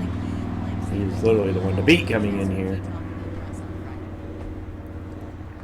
How much? I mean, everybody, including like all fans, everybody is like picking you. Well, we might as well just hand it to them. Does that give you more pressure coming in here, or does it give you more confidence? Pisses me off a bit. Like I feel like it disrespects my competition. There's this comment I mentioned. I think they're really high level. So yeah, I feel like I've spent the last little while, talking myself down, and because I know that there's 10 guys probably that can win on pure pace, and in NASCAR so much stuff can happen with strategies and stages that there's even more guys who can win. So I don't think it's going to be easy. That's for sure. Is he being humble? Is he trying to throw us off, Corey? What do you make of those comments there? Well, it was spicy for sure, but I think people aren't giving the other how good the other competitors are. SVG is just better, but I talked to him earlier in the week. He says for him it's just really going down to his team. Steve Duran leads that 97 team of it's not a layup for us today. Of course, we won a lot of these things, but we still have to do all these details right. We have to execute on pit road to put ourselves in position to win on top of SVG's talent. Yeah, SVG makes winning look easy, but I will tell you there's 1,000 ways to lose a regular race, which means there's going to be 10,000 ways to lose this race with everything we've covered over the last hour, and I think that's what SVG is talking about. Again, he's the one I'm picking these next 2 weeks. I don't see a situation where you don't pick him the next 2 weeks. Victory in the next gen sorry, SVG. Get used to it. One thing I found super interesting when Jeff Gordon was up here talking about how their team is almost talking through how to cover him and put him in bad positions. That's something that I haven't really heard of before. It's going to take multiple teams' efforts to try to prohibit SVG from taking the win here today. So I'm looking around here over my shoulder on the flight deck, and I'm hearing that we have another celebrity in attendance. There he is, your boy. Kelsey's there. For the Chiefs, 3-time Super Bowl champion, 11-time Pro Bowler. Coronado bringing out the big guns, boys. Travis Kelce's in the house. Cow. Well, we saw his brother Jason, too, go to Talladega with Hendrick Motorsports. I'm sure he passed some message along to his brother. Hey, man, you got to check this stuff out because NASCAR is back, baby. We're here in San Diego, and all the big guys are coming out. Look at all the sailors looking back. Yeah, we don't want to hang out down Junior. We're going to see this guy. I want to know if he brought Tay-Tay. I got to go over and find out. Well, we were talking, right, and the fact that he's the heavy favorite, whether he likes it or not. But Denny Hamlin's been on a bit of a heater. He's won the last 3 straight races for the first time in his career, and he's cut Tyler Reddick's lead from 122 points after Charlotte down to just 19 today. Dale, Tyler Reddick is starting in the back after unapproved adjustments. Do you have any idea what to expect in terms of this 1-2 battle? Well, it certainly makes it more interesting today. We all came in here thinking this is where Denny might lose some points over the next couple of weeks, but Reddick's had a really tough weekend. Spun out in practice or qualifying, had to replace the splitter, go to the back. And Denny has won stage points at the road courses. He's done really good. So if he can do that today, gain some points in the stages, I think he can come out here even. Tyler Reddick's shotgun on the field got a lot of ground to make up, Tim Kuhn. That's right. You guys were talking. Tyler Reddick still has the points lead. Denny Hamlin, though, Tyler, breathing down your neck. Rookie not happy about the points leads narrowing. But as you think about how strong you are on road courses, what kind of opportunity is there today to put a little distance in between you and Denny in the standings? Yeah, coming into this, certainly. We have put ourselves in the hole. Yeah, like you said, great opportunity to do that. Qualifying didn't really go as planned for us. Just bad execution on my part, just not getting a clean lap. So, fortunately, when we did have our incident that, our Pala Casino Toyota Camry didn't get that tore up, we were only able to really hurt the splitter. So, unfortunately, we will, have to go to the back and everything, but, the car is still in one piece and kind of got away with it. So, earlier, rookie jealous about he's hanging out in the car and he wants to be in there too with his big brother. With everything you learned in practice and qualifying, are you at a place where you're comfortable today, or there's still too many unknowns? Yeah, certainly yesterday. Keep in mind, it's also they're on the West Coast time, so it's a 3-hour time difference from Eastern. So it's not even 1 o'clock there. It's just about to be 1 o'clock there. So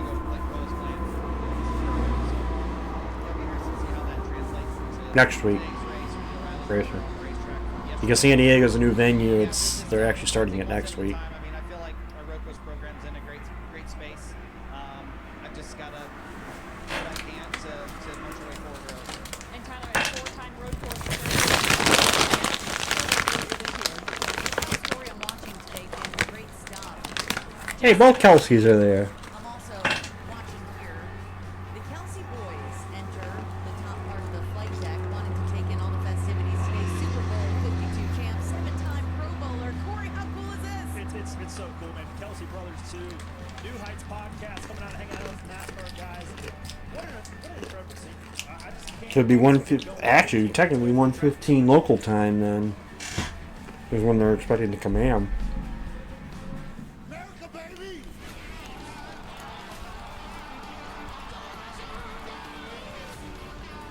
Man, this is what dreams are made of.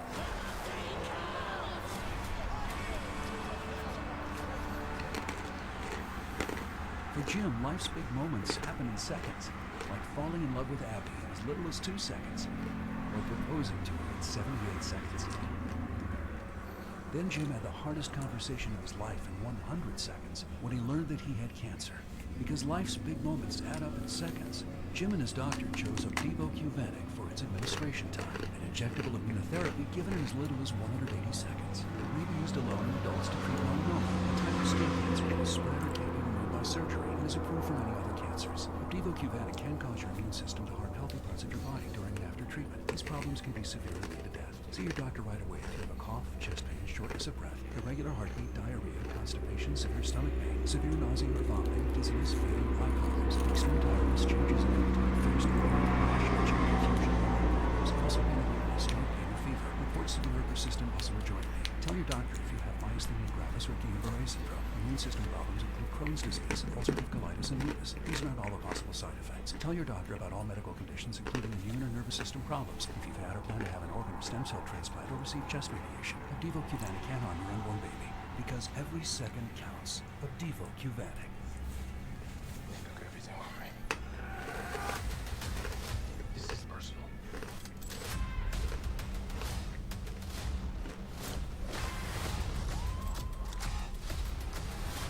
Loss of engagement. Flexible. That's not how this ends.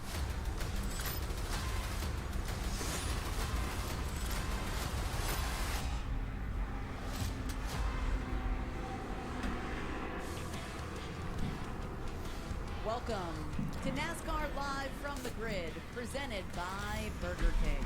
Could be getting opening ceremonies here, Fortune Line. Then the command is set for 4:01 local time. Which is just moments away. Welcome in, everybody. Danielle Trotta alongside NASCAR driver Corey LaJoie. It's been incredible here on USS Carl Vinson in the last 90 minutes of the pre-race show. Corey, what have you learned?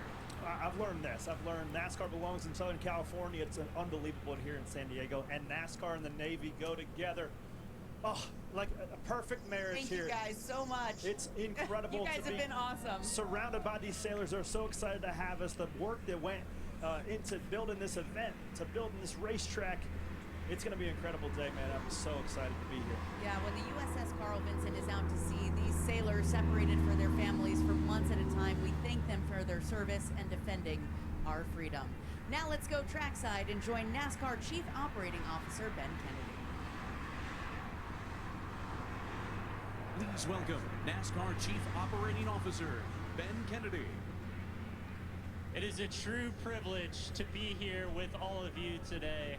Standing at the birthplace of naval aviation, it's a great reminder that NASCAR and the United States Armed Forces are a deeply rooted history built on mutual respect.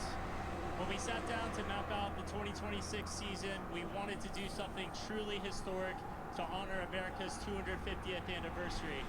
Something that would bring our two communities together like never before. That vision is exactly why we are getting ready to fire the engines to race on one of the most unique courses in NASCAR history, Naval Base Coronado. On behalf of everyone in NASCAR, I want to extend our deepest gratitude to the United States Navy for their incredible partnership in bringing this event to life, and to all of our service members and military families, both here and around the world. Thank you for your support, your sacrifice, and for making a historic day like today possible. Now we ask you to please rise as you're able, as American country music singer Gabby Barrett performs America the Beautiful.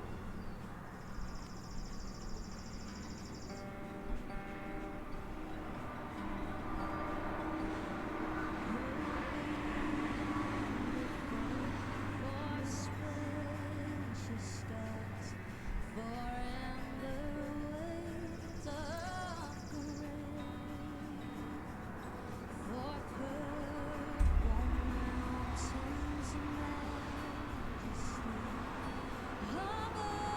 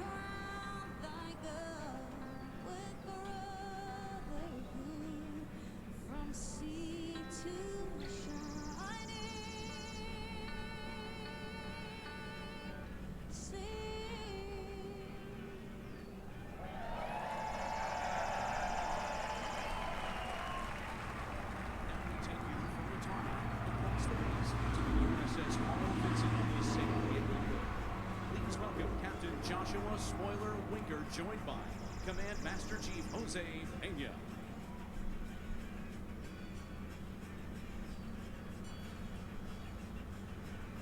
On behalf of the United States Navy and the crew of the Carl Vinson, welcome aboard the flight deck of America's favorite pleasure. Here to offer today's invocation, please welcome USS Carl Vinson Command Chaplain, Philip Carson. Almighty God, as we gather in the birthplace of naval aviation to witness this historic grace, we are reminded of the magnitude of your grace upon our young nation. Lord, around me is a sea of men and women who choose service to nation above self, and I am humbled. I pray that their example would inspire each of us to look beyond ourselves and do more than we are. Finally, Lord, for the teams and drivers today, watch over them, and may they run well the race before them. In your name we pray. Amen. At this time, please remove your hats and veterans render a hand salute. As the United States Navy Ceremonial Color Guard from Joint Base Anacostia Bowling, Washington, D.C. presents our nation's colors.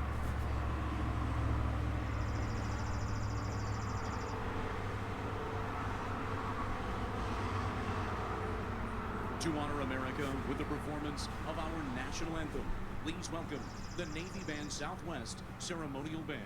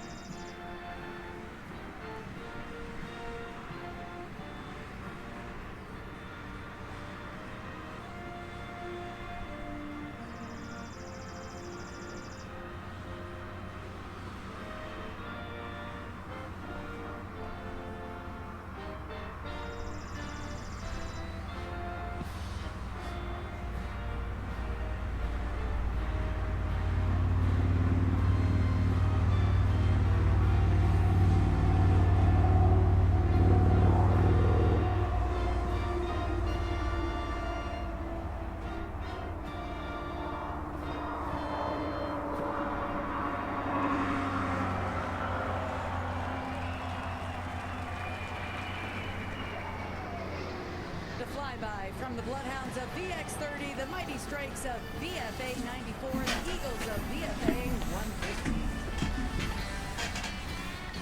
It's time for some racing in San Diego. Crown Nuggets are back at Burger King, and you're never too old to get your crown on. Let kids rule with the $3.99 kids meal, or get the 8-piece for you.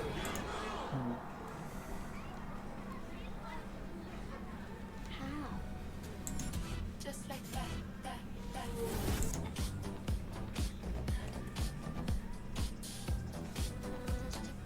Just like that. For the 17th time, That's how you become the legend of the woods, with battery life for days from the processor your PC wishes it had. Oh, I didn't know that.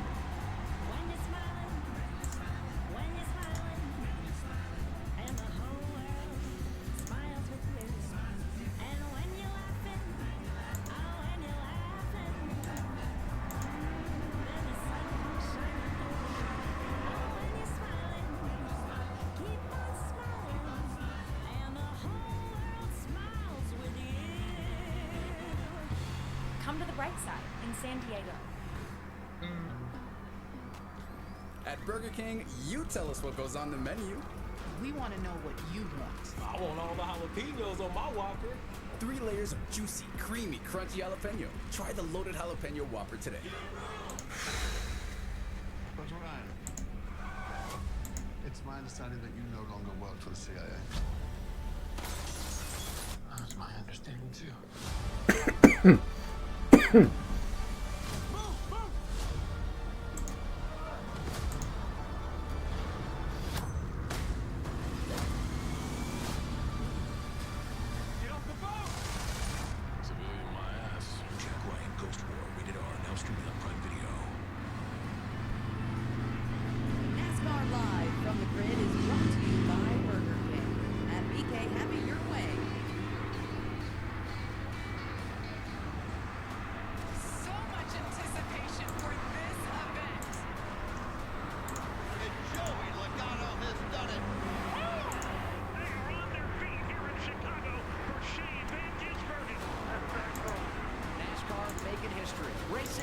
Mexico City. First name on the trophy is Shane Van Gisbergen. Thank you. Exciting news, San Diego to host NASCAR on the streets of an active naval base. It's time for Kings of the Track, presented by Burger King. NASCAR driver Corey LaJoie, Danielle Trotta here, and this is a first in NASCAR's 78-year history, Corey. We've never raced on a naval base before. It goes to the top of the sheet for me. It's been an absolute dream to be here on deck of the USS Carl Vinson with all these incredible sailors. They're my king of the track, Corey. Who's yours? I'm going to give another tip of the cap. Just overall Navy. It's so easy to take our freedom for granted. It really is, but the service and sacrifice from all of these men and women all over the globe allows us to put our head on our pillow at night and keep that freedom. So it's unbelievable. It's unbelievable to be surrounded by here. It's unbelievable to be on the flight deck, to be here bringing our sports to fans that have never seen it here in San Diego. So Kings of the Track, by far, U.S. military, men and women, armed forces, particularly the Navy here this weekend, they're the Kings of the Track. There is no question, but in terms of the track itself, I know all the sailors have been asking you what it's like. You raced on this 16-turn road course on Friday. I'll tell you, these sailors are smiling. They're having a good time. There's 37 guys over there not smiling. These guys are nervous. These guys are scared because one slip of the tire here at the street course and your day's over. Your margin for error on this course is 0. So you're going to be wanting to keep that car underneath of you all day, and all the different surfaces that we've been talking about all pre-race show will give these drivers headaches. Oh, and then, by the way, there's guys smashing into you, too. So you're going to have to be perfect. You're going to have to keep your car underneath it. You got to keep it straight, and you got to do it for a long time. It's going to be a busy day for the boys upstairs. Now, behind considering us, it's a on the flight deck, this is called 350 versus 3,500. This was a 10 to 1. 10 to 1 difference right now. Thank you, Danielle, and I have to say, it's the coolest broadcast At least in that first prediction. in the history of sports. We're on the bridge. Where Dale is standing, that's where the captain sits. It's so unique. It's so special. We're all proud to be here with that, Dale. Give us your king of the track. My kings of the track is the front road, and the winner has come from the front row in the last 7 road course races here. And SVG and Hocevar, SVG average finish in those 7 races of 1.1. Hocevar, an average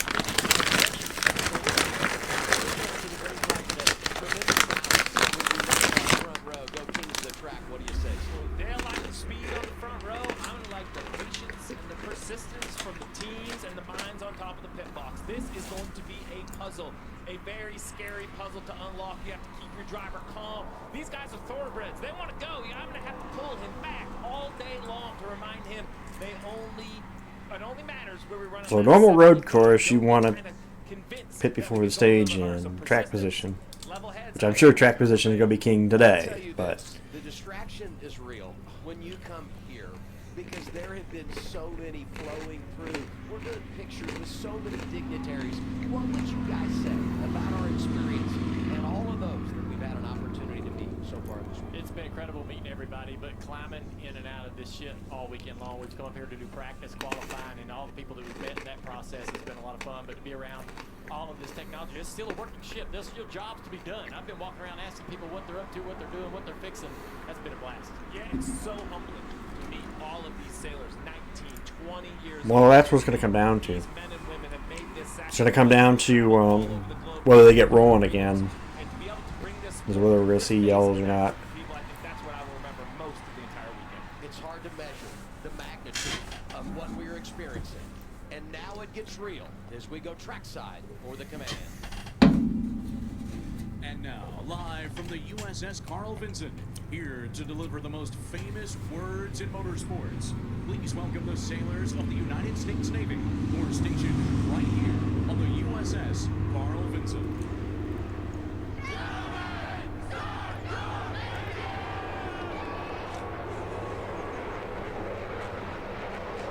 No, somebody could hit something, Peter, or drive away from it. They wouldn't throw the yellow. That's what I mean.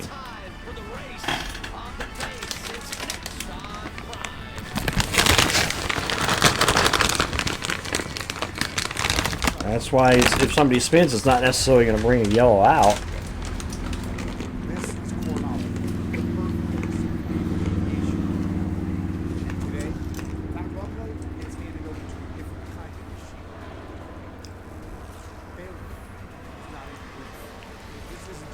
race. This is a mission. Now give them hell.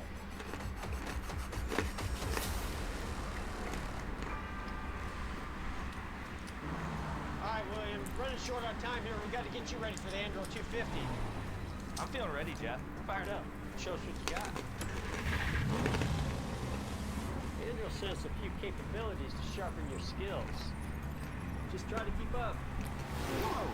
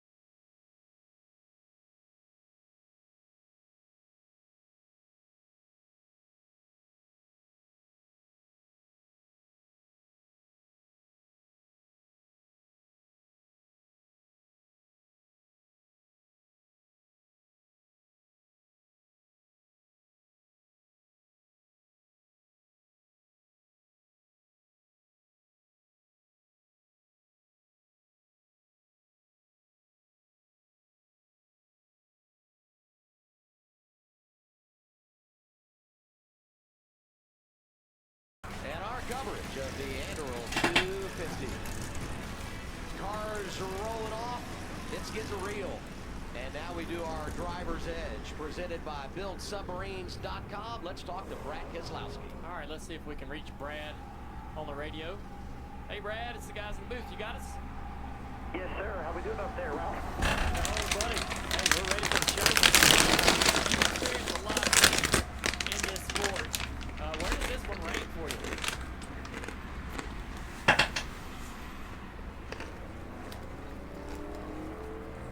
Uh-oh. Radio issues.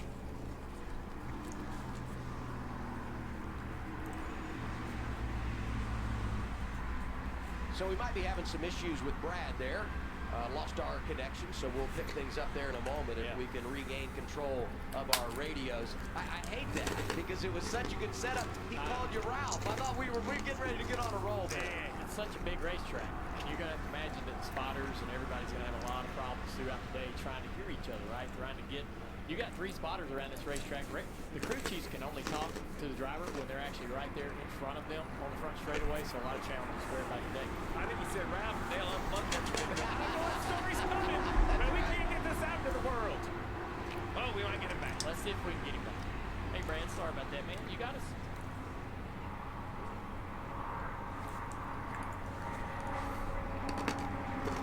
All right, now, man. I just wonder, you've experienced a lot of stuff in this sport. It's crazy, this event today. We've had a lot of fun. What do you think about it? Yeah, I mean, big challenge, right? It's done a lot of fun things in this sport. Nothing quite like this, that's for sure. The fans are gonna love it. I think the teams really love being out here, but the cars do not. The cars don't like the bumps that this track has, and the cars don't like, you know, the really long racetrack. So it's gonna be a big challenge to keep our car on track all day and be there at the end. We're pulling for everybody to take that build submarine score to the front. Have a lot of fun out there. Very much, guys. Have a fun time. All right, thanks to Brad. And now we look at our track map. 3.4 miles, 16 turns. It is a handful. Yeah, handfuls being nice. Here on the island of Coronado, you see at the bottom of your screen the start-finish line. Down into a high-speed right-hander, turn 1, downhill into turn 2. This whole front half of the racetrack, one corner at a time. We get over to the water, the 6, 7, 8, 9 down. Now it's a combination of corners. Yeah, this is a high-speed section of the racetrack right before you get back to the start-finish line. A lot of tire wear there. We're going to hear about that all day long. How these cars keep the rear tires home there.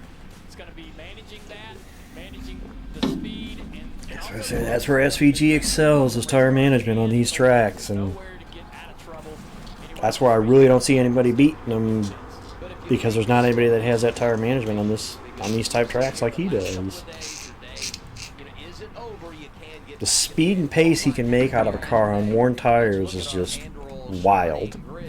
Shane Van Gisbergen on the pole, 6th time in his career, 6 poles at 6 different tracks on the front row, with Carson Hocevar, who's got his best ever start on the road. Ryan Blaney won the first ever race at the Roval. He's in row 2 with his former teammate Zane Smith. Behind him in row 3, Zane's teammate Todd Gilliland has a top 5 on the road at Indianapolis, next to Daniel Suarez, who got his first career victory at Sonoma. Ryan Preece on row 4 with Connor Zillage. Zillage has 7 wins on the road in the O'Reilly Auto Parts Series. Row 5, Michael McDowell, second last month at Watkins Glen, next to Austin Hill, who won the O'Reilly race here in San Diego yesterday. Ty Gibbs, great on the road. He's in row 6 with his Toyota teammate. That's why I said, did anybody actually look at the full starting grid to see where everybody was starting? Because that's how I was like, the starting grid is interesting, because your track position is key. There's a lot of guys that are kind of in trouble here at the start because of their track position and pit selection.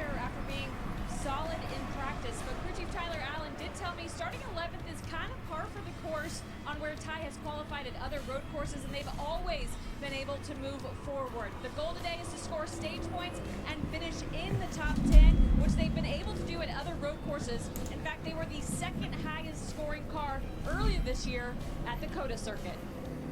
Going to continue the starting grid here in row 8. AJ Allmendinger in the number 16 Celsius Chevrolet alongside Chris Buescher for number 17 Bodyguard. That's what I said, Mark. That's essentially what I said already a couple times on the stream. The only way I can see SVG being beaten in this race is if something happens to that car. Because, again, I look no further than Watkins Glen, the last road circuit we ran, Watkins Glen, and what he did there with a completely different strategy than everybody else. And he just said, okay, I'll just run him back down.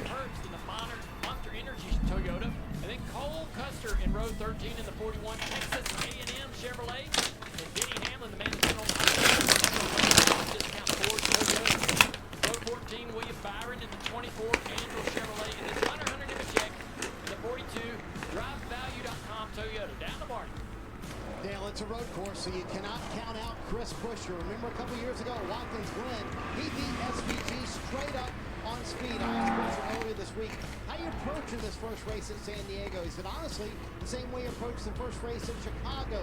Kind of worked my way into the weekend. That day, they qualified mid-pack. They wound up finishing in the top 10. He told me I would take that right now. And what he called quite possibly the hardest track they've ever tried to tackle in a race car. Marty, going back to the grid for the last 6 rows. We have Brad Keselowski from Rochester Hills, Michigan. He'll line up next to Chase Elliott from Dawsonville, Georgia. Row 16, behind the wheel, the number 2, Austin Cindric for Team Penske. He'll line up to Las Vegas native Noah Gregson in 4.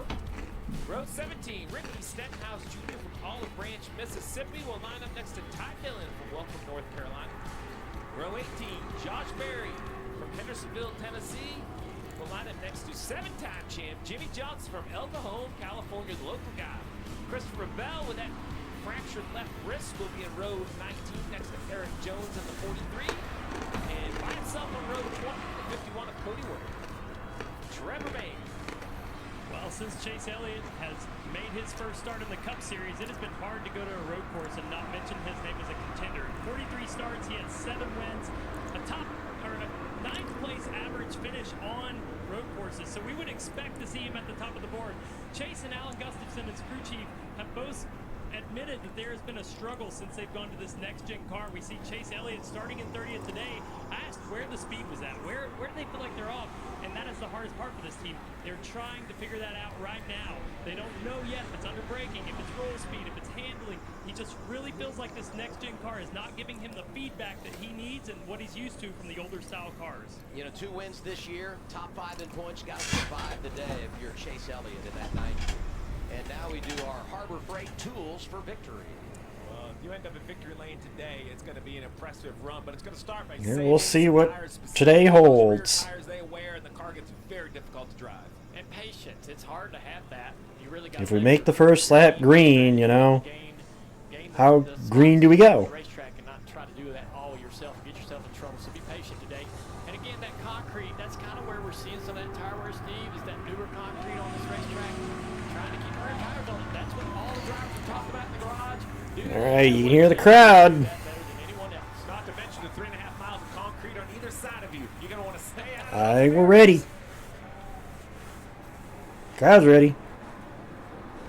Viewers are ready. Turn 12 down to the long straightaway on the backside of the course, and you see that newer concrete right there. And then on this last pace lap. There's a lot of lateral load. The car's really leaning into the tire and dragging the tire across the racetrack. First ever NASCAR race held on an active military base. All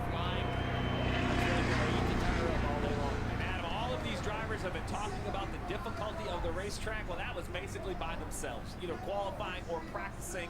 39 cars, going to run 75 laps. Green, SVG talking about the speed off the front. Well, what if you're back in row 7, 8, 9, 10? You are right in the hornet's nest. Considering they've done it all weekend so far, bowling, I would expect them to do it today. This all depends on... Well, pace car to pit road. SVG, can he get number 8 today? And what a launch for Shane, too. Easily able to take command.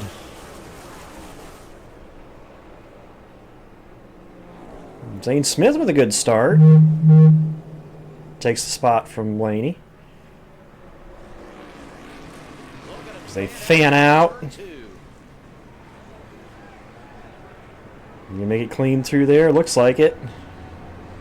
Best stock car drivers in the world proving why they are labeled just that as they cleanly Clean through this section. working their way through turns 3. This challenge, pretty monumental. Somebody had a little lock up there. Yeah, this tough part of the course where there's a lot of different surfaces down the back straightaway headed toward turn 5. Long sweeper. Either underdrive or overdrive this. It's really hard to get Through the corner here. out of this turn. A huge bump exiting Laney looks like was able to get the spot back from Zane. But they have to drive through. Very uncomfortable for the drivers. Down into turn 6. Good Suarez looking on Zane. but you have to switch back if you don't complete Ooh, they were almost 3 there. Larson, Gibbs, and Wallace. That's exactly right, Dan. Went to that area of the racetrack now. It's narrow here. Kind of paired with another. That was 6-7. Now we're going to come across to McDowell and Hill. Ooh, Larson looking inside Gibbs. Right into the right-hander. Chris Buescher right there with him in the 17. I'm in the mix there. Good road racer. Talking about him prior to the green flag. I think we're going to make this first lap green. Able to get the early jump. Has the advantage over Carson Hocevar. Larson grabbing a few spots right there. They already said that he was not going to run the distance, Mark. They literally said that on pre-race. That Bell and Stevens had pretty much said that they first yellow. the first yellow they were going to swap him out for Brent Cruz. First yellow they get. You're still rolling. I'm going to give you the spot back. Zilic and Priest battle into the chicane side by side. Remember, you have to get to the left side of those tires. I'm not sure the 88 was going to do it. A little walk up. If you miss that chicane, But I'm reminded of the old track at Belle Isle. Is what this kind of reminds me a little bit of. And we'll make the first lap green. We made one green, guys. Really good road racer. Great start to the weekend for Team Spire, and he's racing with Connor Zilic in the 88. And right behind them, impressive weekend as well for Austin Hill in the 33. Cindric is trying to, Zilic is trying to stop the loss of positions here. He was really frustrated with his qualifying lap. Here he's lost his position or two at the beginning of the race. Lane with the fastest lap after the first lap. Austin Hill now to the inside. Austin Hill has been phenomenal all weekend. He was really good last week at Pocono. Relatively good speed all weekend long. He's been nothing but fast in this Cup car here in San Diego. Won yesterday in the O'Reilly Series. No real surprise. Been looking on Josefar. Suarez again looking on. Zane looks like he's going to get it. He was very delicate, though, when he made the pass after what happened last time around. Leaders to turn 8. Zilic losing another spot possibly here.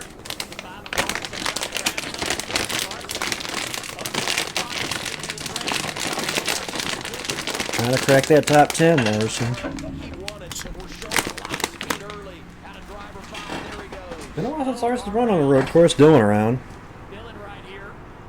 Should be able to get refired there. Just waiting for traffic to clear. There he goes. Fire up. Got your own. Yeah, there's so many blind spots around here. The spotters are great, but there's some areas where they do have a hard time seeing. Got to be very, very mindful as a driver on track. Watching Kyle Larson up to 10th and right behind Austin Hill. Village is still losing spots. Side by side in contact with Ty Gibbs right there.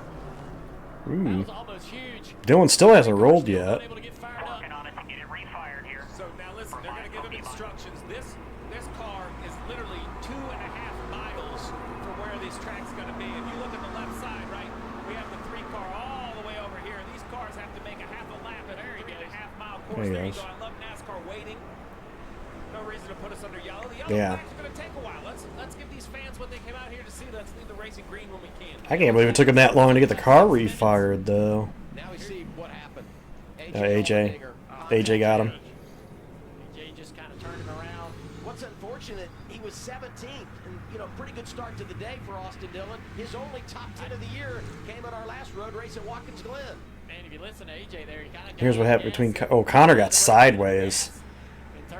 That wasn't even him dipping into Ty. He just got sideways and then got Gibbs.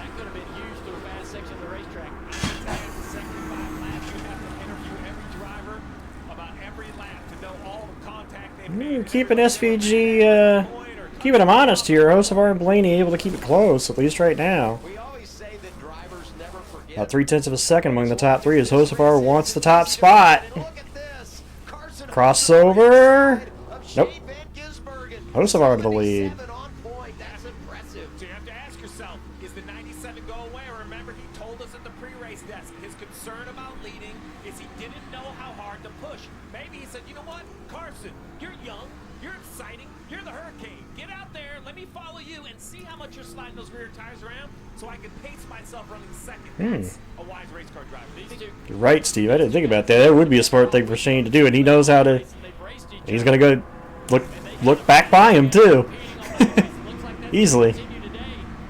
And Shane, oh wow, Josefar really slid it there.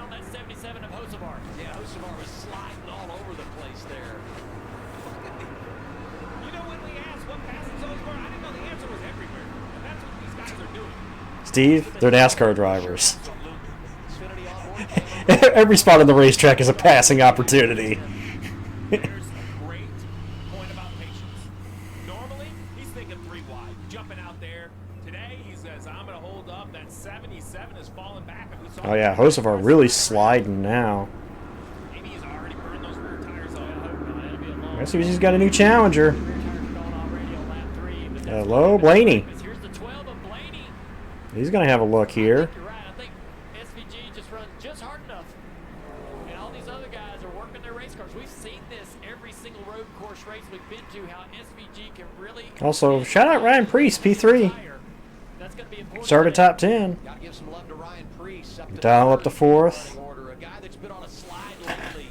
When you talk about the chase standings came to play. I don't know. I think Carson's car is going away now. Drivers that have won in this style of racing. Where's Mags up to? I'd see where he's at. I'd wait for the running order so I can see where he's running at. 71 has run very well in the speedway. So good at the road courses. He's the type of mentality. He could be the surprise today. And Blaney right on the tailpipes of that 97 car to the inside. You got a pair of Fords after Shane here, Blaney and Priest. Just seems like he's just kind of taking it easy on acceleration, not really pushing the car that hard. Well, neither was I. I mean, Ryan only has the one road course win. Obviously, the first race at the Charlotte Roval in 2018, which was his first Cup win in the 12 car. So, oh wow. Already struggling, so they've got a Rear grip. to work on this car. He's going to start bleeding spots. Interesting. That's not often you hear SVG losing grip that quickly. Hmm.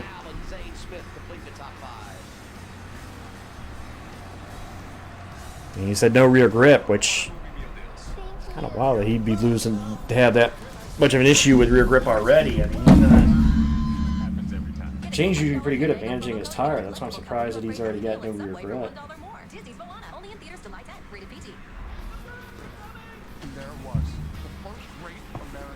Well, Carson's already fallen back. I don't think Carson's car isn't as good as the guys ahead of him right now. He's having issues with that car sliding all over the place. So.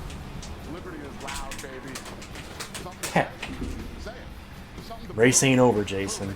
Again, after what he did at Watkins Glen, I am not ruling out it. The only way I'm ruling him out is if he actually DNFs the race. That's the only way I'm ruling him out.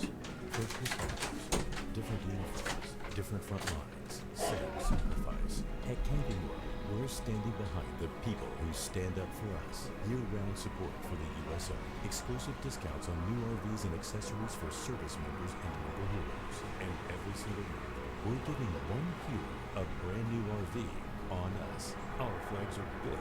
Our commitment is bigger. Camping World, America's RV company. America, baby!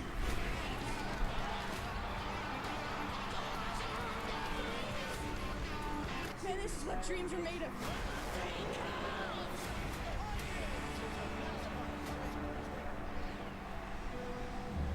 People say that radical hospitality is a thing of the past. But at Tecovas, we beg to differ. We pour everything into helping you make the West your own. Come visit us and see what's in store for you.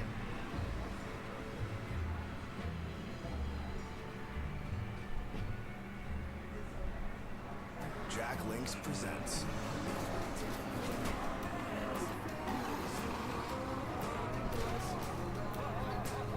There's nothing like a great duo. 2 flavors in one bag. Jack Links Duos.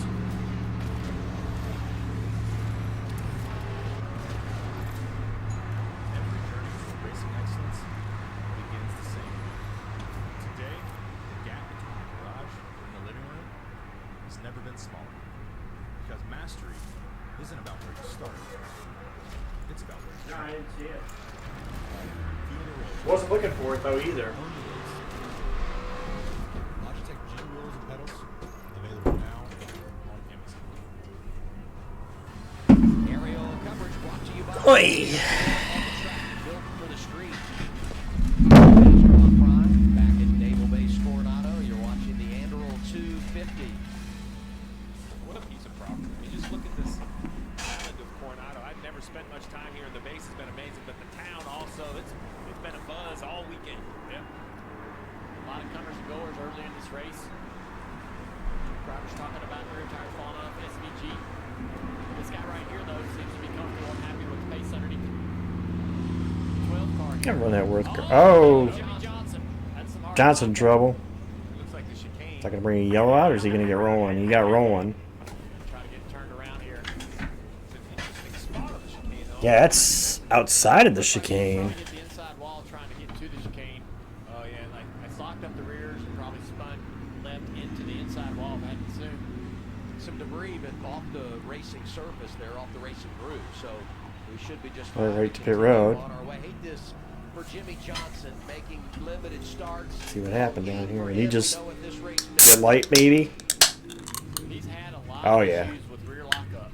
Yep. There you go. You see it around. to the right side. Yeah. He just has Lockup. Look how fast he goes by the 4 car. This car has braking issues. Yeah, he's done this all weekend. Ooh, He's pounded had that tire brakes. barrier. And they talked about the rear brakes locking up. They've been trying to fix this issue for Jimmy, and it just seems like they haven't been able to get it right.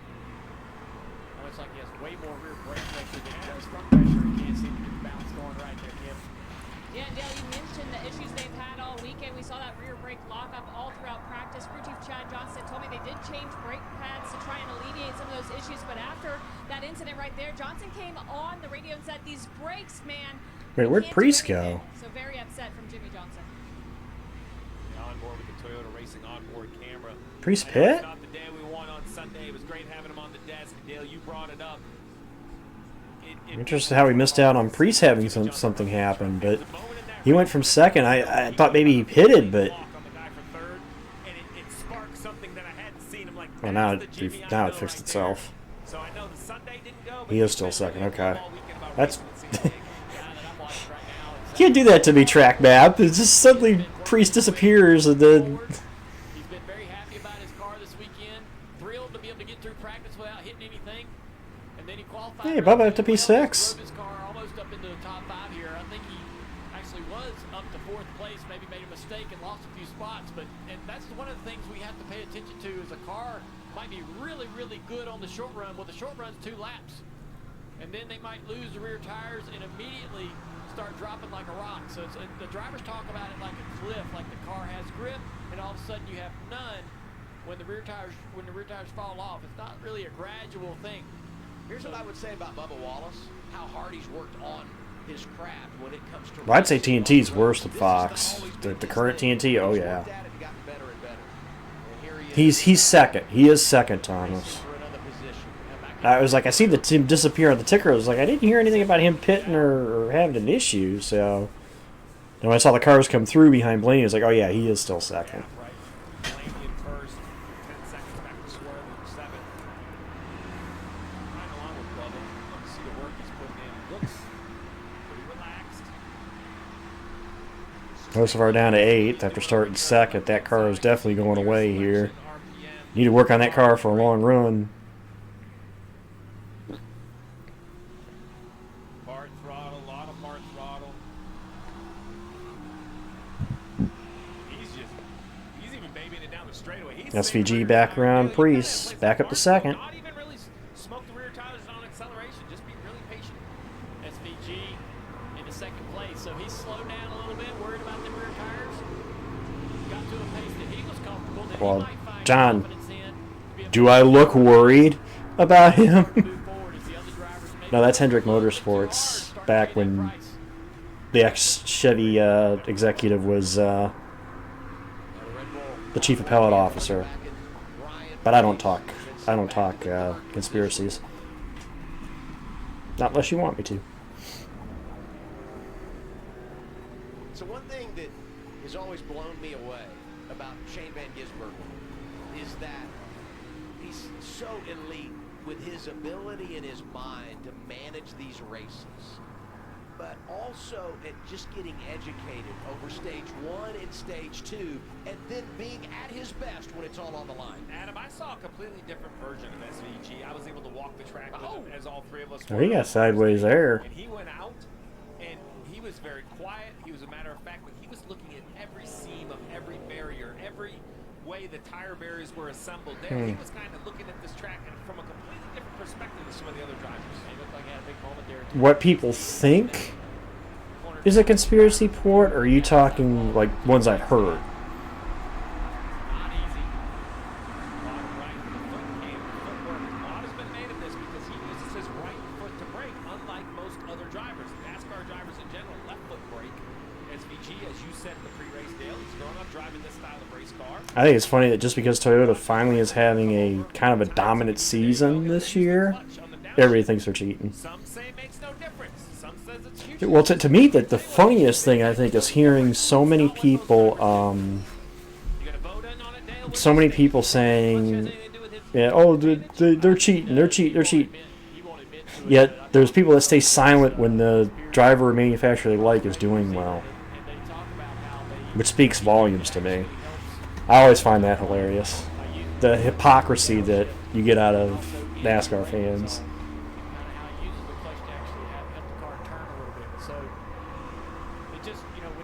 And this is usually a common theme with those fans too, as far as who they like. He's third behind SVG and race leader Ryan Blaney.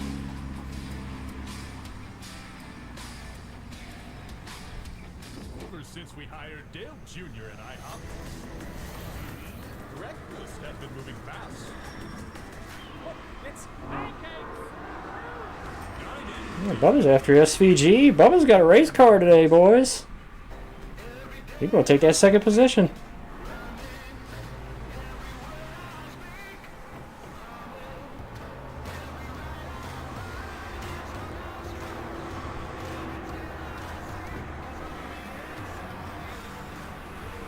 At the end of the day, we're all chasing something.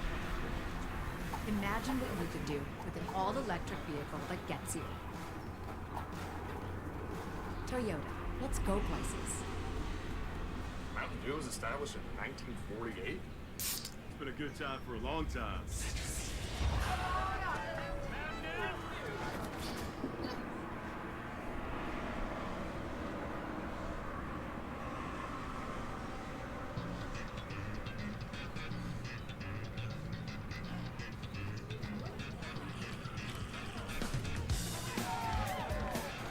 American original.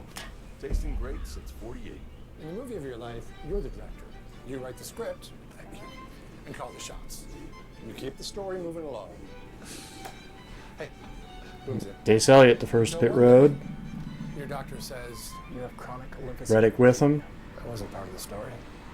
For CLL, my doctor recommended Calpins. Assuming this is calculated, although I would have probably waited to the halfway point of the stage, but Elliott stalled. Serious side effects which may lead to death.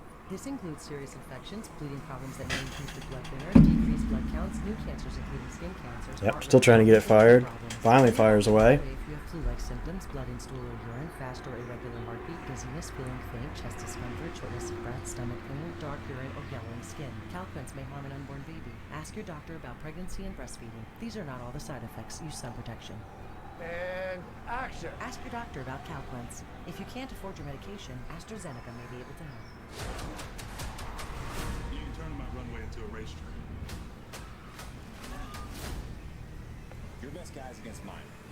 Now, apparently they put that on YouTube now. I still need to watch it. I have it saved on Prime to watch it. I just haven't watched it yet.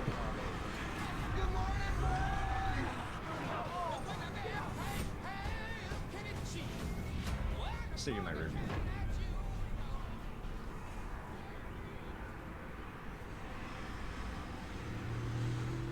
NASCAR fans, you can win this Cup car. Literally, this car, Anduril is giving away. I think it's Kozlowski and Briscoe going out. I don't know what position that is, but it's them racing each other. Leave on board Byron. But if we did win it, Adam, would you drive us around? Would that be our car we take to the racetrack? Given the sponsor, the race sponsor. 0% chance Letarte would ever let me drive. Well, we learned this week you'll give rides to just about anybody. That's Anybody's right. looking for a ride. Kyle Larson, Yep, Larson to pit road. Green flag pit stops, middle of stage one. Yeah, basically they have 5 sets of tires or brand new tires in the pits, so they're trying to break them. What for, Bumble? What did I do? I just wonder. I know the fear is we have to come get tires. You see all the pit. Logano. Joey Logano on pit road as well. I couldn't see the car that was. It was Logano that came behind Larson. I couldn't see it was a white hood, but I couldn't see who it was. Now I see it was Logano. Talked about the The pit roads is similar to Watkins Glen as far as how the crew is oriented. See Kyle Larson on pit road who said, quote, I have my hands full out here. I'm going to need some help. Also talking about no... Well, I'd be happy, don't get me wrong, but... that everyone's saying, all the drivers with a chorus of lack of rear grip to start here in San Diego. Closest to one to me is actually Lake Michigan. That's another way you can help rear tires. No. You can go about 22 laps on fuel, so if you don't fill it all the way up... Lake Huron. Lake Huron is actually the closest. Michigan's on the other side of the state.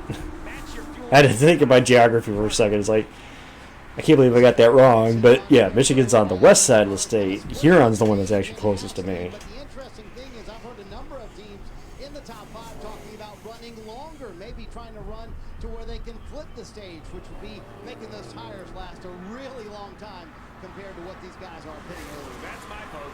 I'm telling you, Ryan Priest or Chris Buescher just ran... So I'm literally, with the driving distance, of Port Huron, so Huron is the closest one to me. These guys have the cruise control set. I actually have not been to Sleeping Bear Dunes before, despite being... Most of my time has been spent on the east side of the state. It's very... I can think of one time I went kind of the west side of the state. That was me just driving around, just decided to drive.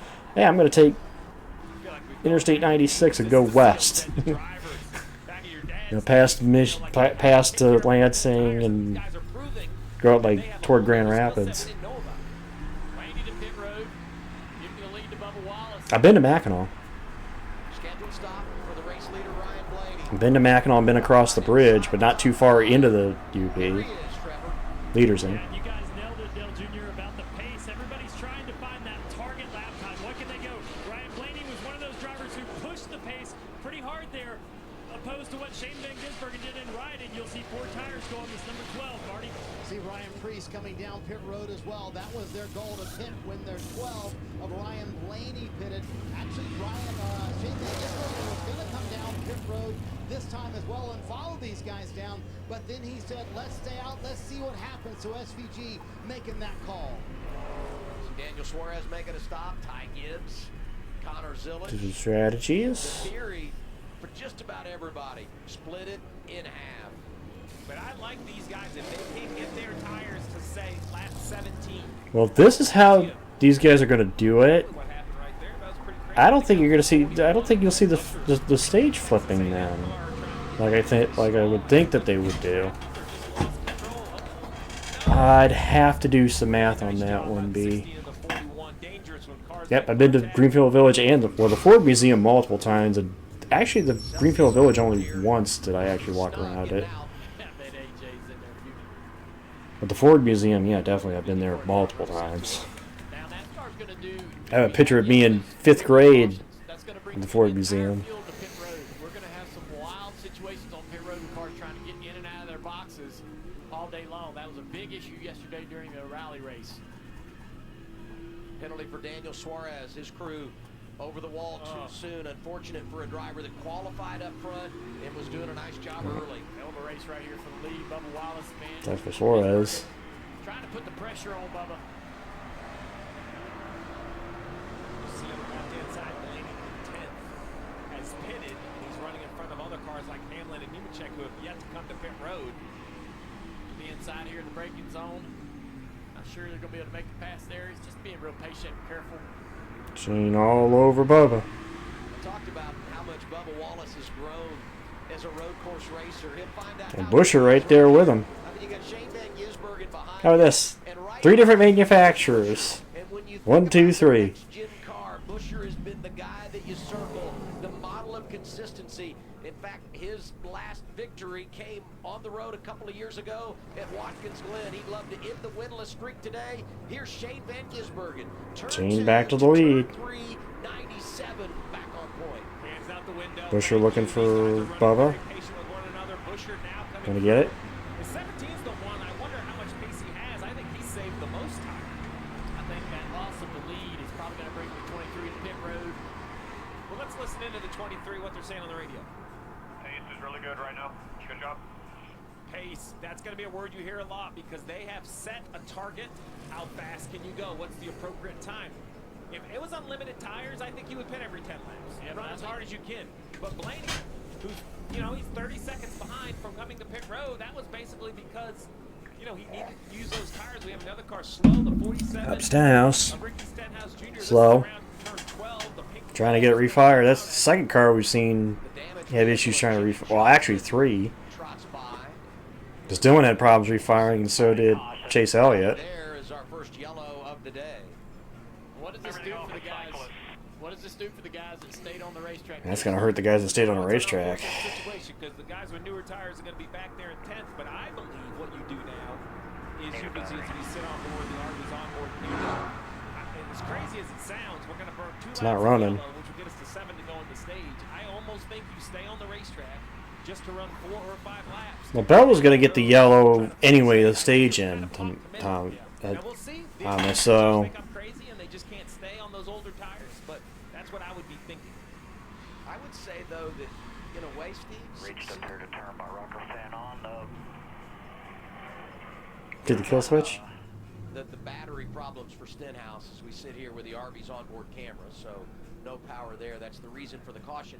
But Steve, if you expand the window here, right, you kind of kick the can down the road a little bit, you know, save yourself a set of tires later in the race, right? Give yourself some more options. Pit strategy sometimes is like hitting traffic. Sometimes you just want to sit in traffic on the interstate, just stick with your plan. Other times you get off the on-ramp, 4 side streets, turn left, turn right, you do all this stuff, you come back on the interstate, and you pull right next to the guy who sat in traffic. You, man, I've been working way harder than you, and we've gone the same distance. I haven't accomplished anything. And that would be my challenge here, is I would want to stay out and kick that can down the road and save a set of tires. What I would have to ask my driver is, are we going to get wrecked? Like, how out of control are you? Because we're going to fire off at the front of this stage because I don't want you to get shoved in the barriers and end our day. And Dale, that's where you and I have to be on the same page. You have to believe in my plan, but you have to have veto power. You're the only guy in the car. If you say, buddy, if you leave me out here, I'm going to hit one of these concrete barriers and get pushed into it, and there's nothing I can do. When this event was announced, we were all anxious to get here. We were all curious how it would unfold. And now that we've arrived, we've had a front row seat of what the United States Navy and Naval Base Coronado is all about. And let me tell you 100%, it is not disappointing.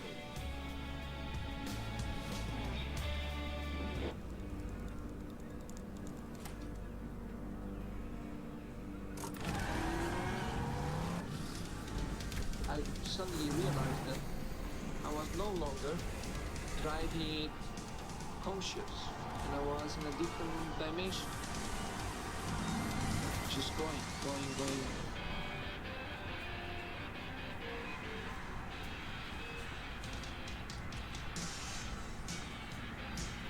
There's Bell out and cruise in.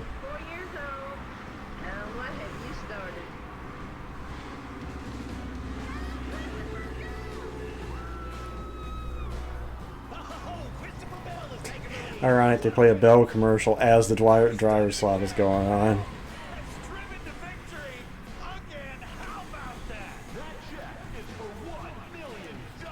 When every mile matters, where will your journey take you?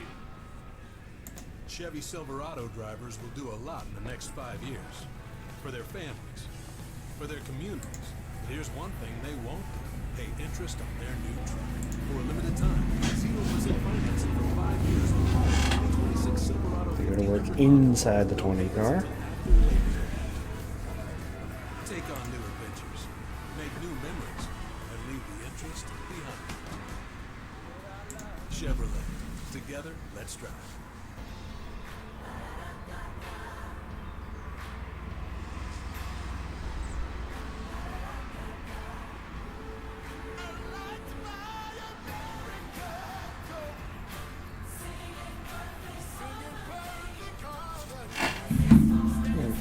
Let's see if I can get this guard still up.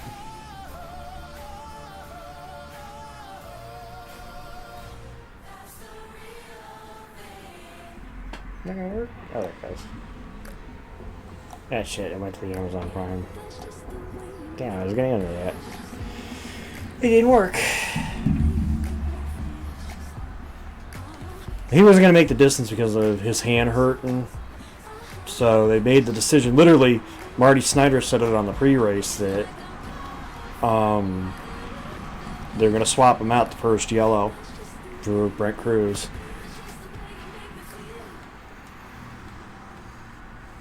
His hand was bugging him too much that they were going to make the decision to swap out into the first yellow, that he wasn't going to run the risk of it. Think they ordered ships. Think we can get one up here? That's right. I don't know. Think they got security clearance to make it all the way up to the bridge? We have a connection. Yeah.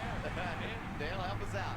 All right, let's go down to pit road. Yeah, Ricky got it refired. Hey guys, we've had the 20 car Christopher Bell come to pit road while the pits were still closed, so nobody else was on pit road to make that scheduled driver change with Brent Cruz. We know that Christopher Bell has that left fracture on his wrist and is not able to really hang on to the wheel at these road courses, as bumpy as it is, make the gear changes and do all the things he needs to do. So Brent Cruz has worked all week to be ready with this team. They've made pedal extensions to put in the car for him. They've gotten him switched over. They practiced this multiple times, as well as being in the sim with Christopher Bell to get used to this next-gen Cup car.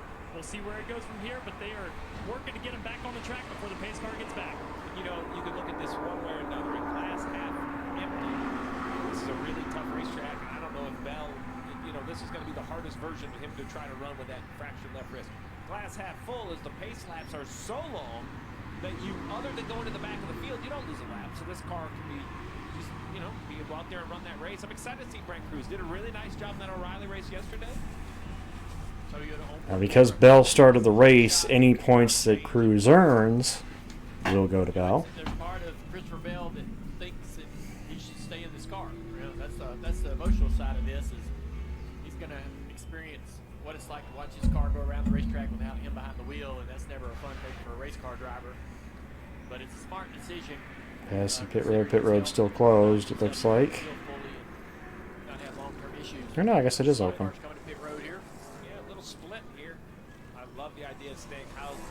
There's a flag wave in there. I thought the pit road was closed, but I guess it isn't. Hill, Kozlowski.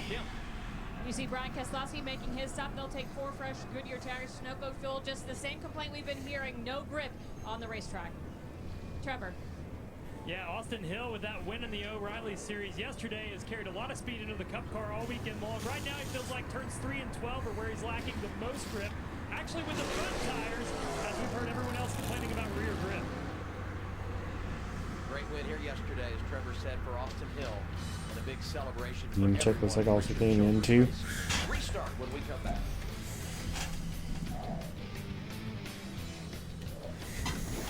What dreams are made of, right?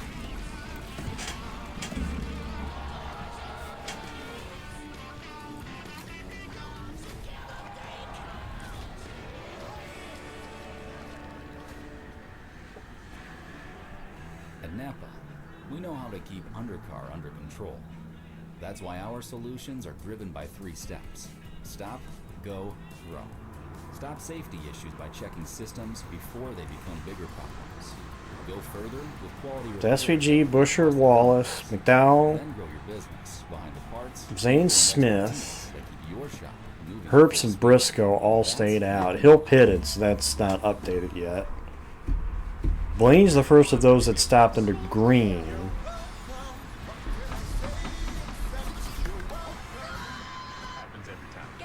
That means the first 7 are going to be... First 7 stayed out. Don't mind if I do.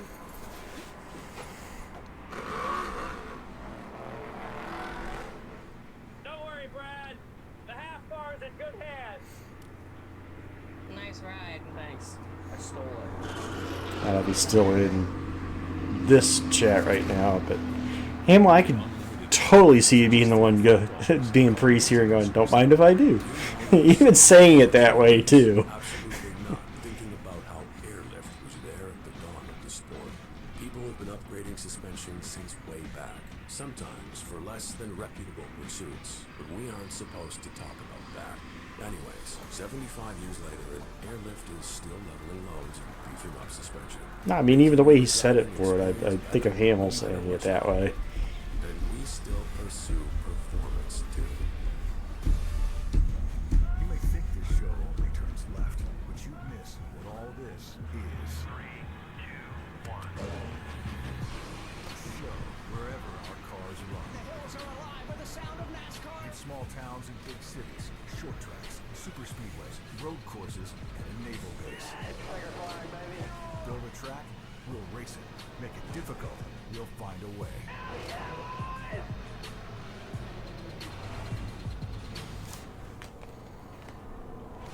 Going to be 6 laps to go, stage 1 in the Anduril 250. We return to the green flag. Now let's hear from drivers talking about racing at Naval Base Coronado. Yeah, it is super cool to be a part of really anything that's a first, but racing at the Navy base on this special weekend is just, it is awesome. Seeing what has happened the last couple of weeks, what they've built up for this to be, and how passionate and special it is for everyone to be here. Race on a cool course with, like going from turn 2 to 3 and seeing the aircraft carrier is awesome. So yeah, it's pretty unreal. The Navy's been great to us. Coronado's been awesome to us. You know, just to be a part of something historic like this, especially 250 years of America is I don't think you could have had a better combination. To see all the active members of the military and their families get to come out here and enjoy it as well. And we're bringing the racing to them. So many of the community around here have talked to us and about how excited that they are to actually see NASCAR for the first time. I think you said it best earlier, Steve, when we came on the air. I think it'd be too small. I don't think you'd have enough room. Unless you did something like what they did with Bowman Gray or the Coliseum. Go back green, headed toward the chicane. Feet away from. Not to mention, you go off deck, you're going in the water. You know? You have to put like catch area to catch race car. Alright. Top 7 cars stayed out, have not pitted yet in this race. Let's see what happens here with 6 to go in the stage. Fire down into turn 1 on these old tires. Cars with a lot more speed. Back here in SVG fired off good. There's 12 car way out wide. First one on tires. Gained a couple more here. Thought he was going to have a look there on McDowell, but Priest followed him through. So I think that was Priest that followed him through. Front 3, though, did a very nice job kind of working together and being patient at 97, 17, and 23. If Blaney runs you down, that's okay. He's using an extra set of tires. Your goal is to not stay in front of Blaney. Your goal is to either make it to the end of the stage and score points. If that's your goal, you might also pit just before the end of the stage for track position. That is a great camera to give you an understanding of the big bump on the back straightaway out of And he got another one. He's up to 4th. Top 3 tight. Coming through that Red Bull corner. Turn 7 over to turn 8. Priest around McDowell. In front of Busher, Bubba Wallace. First guy on tires is Blaney, and there's the second guy on tires, Ryan Priest. Also made a pit stop at lap 10. Steve, you talk so often about leading your group, 12 and 60, racing for that position of those drivers that have made a pit stop. That's absolutely right. Just be at the front of whatever the strategy is. We'll see which is the correct one. We have a lot of road to cover before we have any idea which is going to pay off the best. The front 3 are like the Blue Angels formation. They are not getting out of line at all. Working like that. Bubba Wallace letting the 17 back in. They know the 12's coming. And he wants Bubba. He's going to get him. Priest's going to try to see if he can take advantage too, but Larson in tow with the 2 of them, granted just a couple cars back. All this high-speed section, really tough on the tires. Headed toward the chicane. I really liked the Blue Angels correlation there. Blaney said, I'm not buying it. Ford Racing onboard camera. He passes Bubba Wallace and now has his sights set on the top 2. It'll be 5 to go with the stage. What Blaney has to ask himself, or has to know, he has to be communicated to by his crew chief, Jonathan Hassler, is how hard do you want me to go? Like, what am I trying to get out of these rear tires? I think it's very important. The communication from the pit box to the driver is going to be of utmost importance. Again, the acceleration. Gonna get Busher here. Try to set up SVG maybe down here. Not quite. Just a little bit to make sure not to get in the back of the 97 of Oh, he's easily going to get him there. 2 for 1. Are you serious? 2 to 3 to 4. Blaney letting it hang out. Tire difference there. On the inside here, going into turn 5, easily taking the spot away. And now he can just sit there and Easily going to get it. To your point, Adam, the next car on tires that the 12 is racing is the 60 here. He's got to get by these 2 cars as well. He'll do that right. Buscher's not going to hold up his teammate, though, very long. So for a little while, Blaney can just be super easy. Doesn't have to run hard at all. He's not going to get caught by the 97. Sit there and wait until the 60 car starts to put a little pressure on the side if he wants to start to ramp it back up. As far as the prediction go, the car that Shane's watching is really the 5, Kyle Larson. He loses the spot to Larson. False is what's going to win that prediction. Now, if you think you can pit at 2 to go, but I think Blaney's going to be so far up the road, 3 to go is going to be your only option. Larson back there now in the back bumper of that 17 of Buscher. Larson actually came to pit road under green 1 lap prior to Blaney and Priest. He came at lap 9. He's after SVG for second. Little contact. Middle rubbing going on. Did appreciate the little tap there. Larson gets by Buscher. Ooh. Bump back. That was more of a shot of, you better pass me. If you're going to pass me, you're going to pass me clean.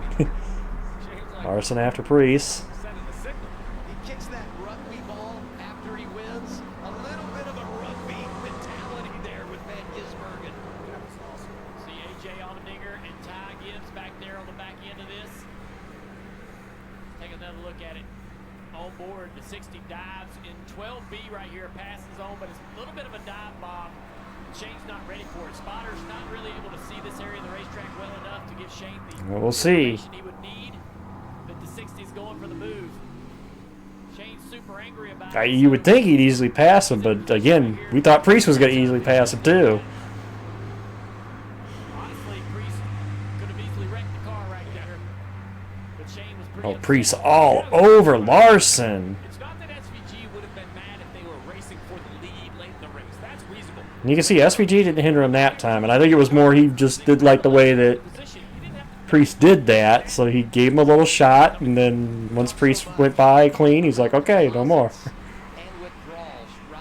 And so there, that's a little bit of a message sent about how the deposit. I actually kind of like that, you know, is yeah, I didn't like the way you raced me, I give you a little shot, but you are quicker, so I'll let you go. But next time, do it cleanly. That's kind of like message received, no message sent, message received. So the cars with no number next to them, that means they have yet to pit. The 97 of SVG, the 17 of Buscher, the 23 of Wallace. I believe this is the lap you're going to see them as we see. Yeah, Magnuson up to the top 20. It'll be interesting to see The 19th now. comes with them. Maybe they kind of, you talk about being the best of your strategy. You can also switch strategies. So let's just see what they're going to do. Blaney can pit the next lap, but this lap, anybody who's behind the leader, if they're going to want to come to pit road, now's the time. 2 times in a row, this 54 dove to the inside of the 16, and finally AJ says enough. You can have it. I don't know. I know they're obviously going to be tailing. They were obviously tailing Charlie on the restart, but I don't know where they're at now. On board with the Celsius onboard camera, AJ Allmendinger right here in 6th position behind the 54. Ty Gibbs headed down the straightaway toward the chicane again. Well, this is great perspective, isn't it? Sure is. I was expecting some good results from AJ and from the 54. Ty Gibbs been very good on the road courses over the last couple of years in the next-gen car. And Yep, SVG is in. As expected, 97's going to pit. There'll be a few others that join in. Buscher's on pit. Cruz is 31st right now. Pit stops. We heard about a penalty on the 7. Remember, the driver's on the left-hand side, so for the pit crews, these are very awkward. Also for the driver, Kim.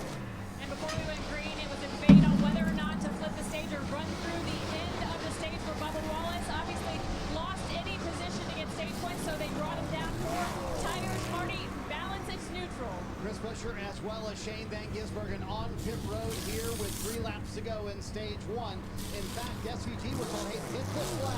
He said, are you sure it might be worth going for the stage points here? SVG talking about the lack of rear grip, but man, Steve, the playbook wide open for Stephen Dorn and these guys pitting right now, though, because they, in essence, have an extra set of tires versus the rest of the field. And at this point, it's a strategy call. This is going to Hey, we know what SVG did with fresher tires at Watkins Glen, so just saying. You to just really pace it and save as much tire as possible. If Buescher wants to go by, let him go by, and there you go. We're going to just let the 17 go. On board with the Red Bull Cam, looking back. 3 to go.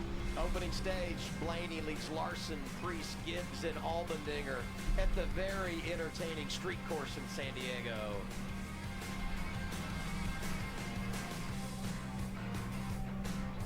What causes a curve down there? Is it Peyronie's disease? Is there somebody I can talk to or help? I got somebody for that. Push around SVG. I got somebody for that. I got somebody for that. You guys got somebody for Peyronie's disease? There's hope for the estimated 1 in 10 men who may have Peyronie's disease, or PD. A urology specialist who treats PD can help you create... Waiting for the ticket upgrade so we can tell you where everybody is officially actually running.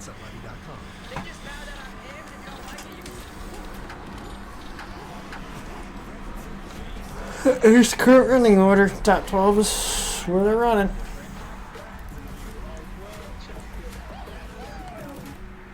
We know why you put off the best smile. The time, the cost. Well, you're not really missing anything at this point, John. Grease around Larson. Technology to make care comfortable. And flexible hours to figure life Oh! all at an affordable price. Wheel off the 20th. Oh, damn, Bubba. Your pit crew again is going to mess with you. For just $29. That sucks. That's the Aspen Dental difference. Right front came off the 23. It's time to smile again. Crown Nuggets are back at Burger King, and you're never too old to get your crown on. Let kids rule with the $3.99 kids meal, or get the 8-piece for you. Military, veterans, first Well, that just effectively ended the stage. same sacrifice. At Camping World, we're standing behind the people who stand up for us. Year-round support for the USA. Exclusive discounts on new RVs and accessories for service members and local heroes. And every single month, we're giving one hero a brand new RV on us. Our flags are big. Our commitment is bigger. Camping World, America's RV company. R&D was established in 1948. All started when 2 brothers perfected that citrus kit.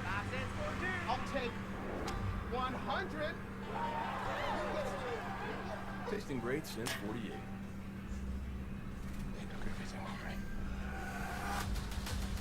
This is personal.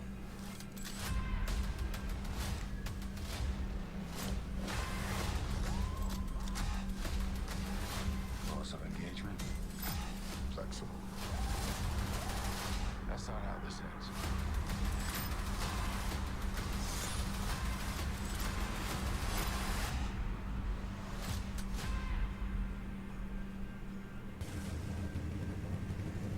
Caution number 2, it's for Bubba Wallace, who's back on the pit lane.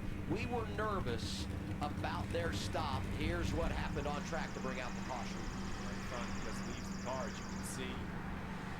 Got a little fortunate. It was where it was on the racetrack. Turn 9, I believe. He's going slow because he knows that he's going to lose the wheel because the nut come off back in turn 6. So he went probably another 3 or 4 corners understanding that he had a wheel coming loose. Here's the reason. So handling looks good. I'm not sure what happened. You see that either the gun is still in reverse or the sock. That's what it is. The gun's in reverse. He pulls it back. He re-engages. Well, the jack man sees him pull the gun off, so he drops the jack. These tires have to be tightened up with the car in the air. He obviously couldn't get it done. The result being the wheels falling off. And as you mentioned it, Dale, back in turn 6, the actual nut itself falls off. There's a mechanism that will keep it on the car if you get it started a little bit, but I don't even think that lug nut even got started on the threads. Yeah, remember on these cars right here, there's one what the lug nut looks like. There you go. That's what it looks like Feel you know, next. the old lefty, loosey, righty, tighty, forget all that if you're going to tighten the wheel on one of these cards, because it's actually lefty to tighten it and righty to loosen it. I've always screwed that up anyway. You know, it's unfortunate for the 23 because I thought they were managing an amazing race. Let's listen in. They're f***ing wet. You gotta be kidding me! You got to stay in this race, though. We've seen in the truck race and in the O'Reilly Series race, you're never out of it. I mean, there's a lot that's going to happen in this next stage, and especially in stage 3. The cautions are going to start to come in bunches. We're going to have all kinds of carnage and chaos in stage 3 that happens in every single one of these races. Why would it not happen here? You got to reel this guy in. Say, come on, Bubba. I know this is not favorable, but let's just try to keep a wits here and try to figure out how to get ourselves back in this race. As long as the damage isn't too severe. I know he drug the race car around the racetrack there for quite a while. Could be some damage to the underbody. 2-lap penalty. So you got to find your way back onto the lead lap. There'll be some cautions to make that happen. So when you're here, you got to take in the sights. I'm saying the I-bar is a must. Steve now seems thirsty. Now we got to get you over there, man. You fit in. Yeah. Just grab a mug and order a drink, but don't put your phone on the bar. Don't tell him. Don't tell him he's buying for everyone.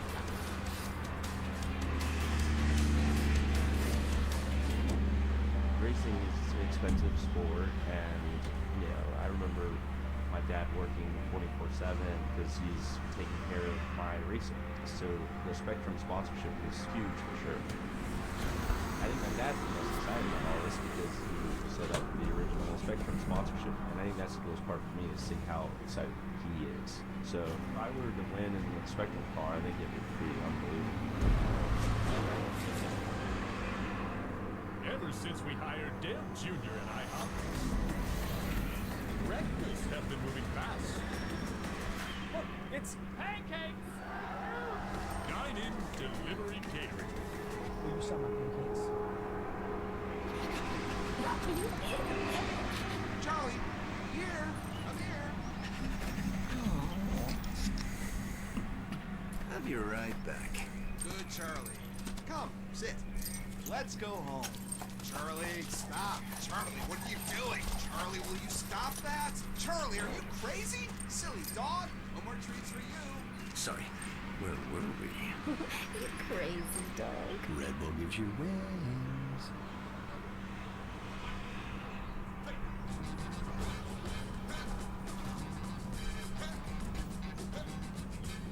Getting set here. Plays it into the box. Takes a touch. He shoots! Off the crossbar. Another chance.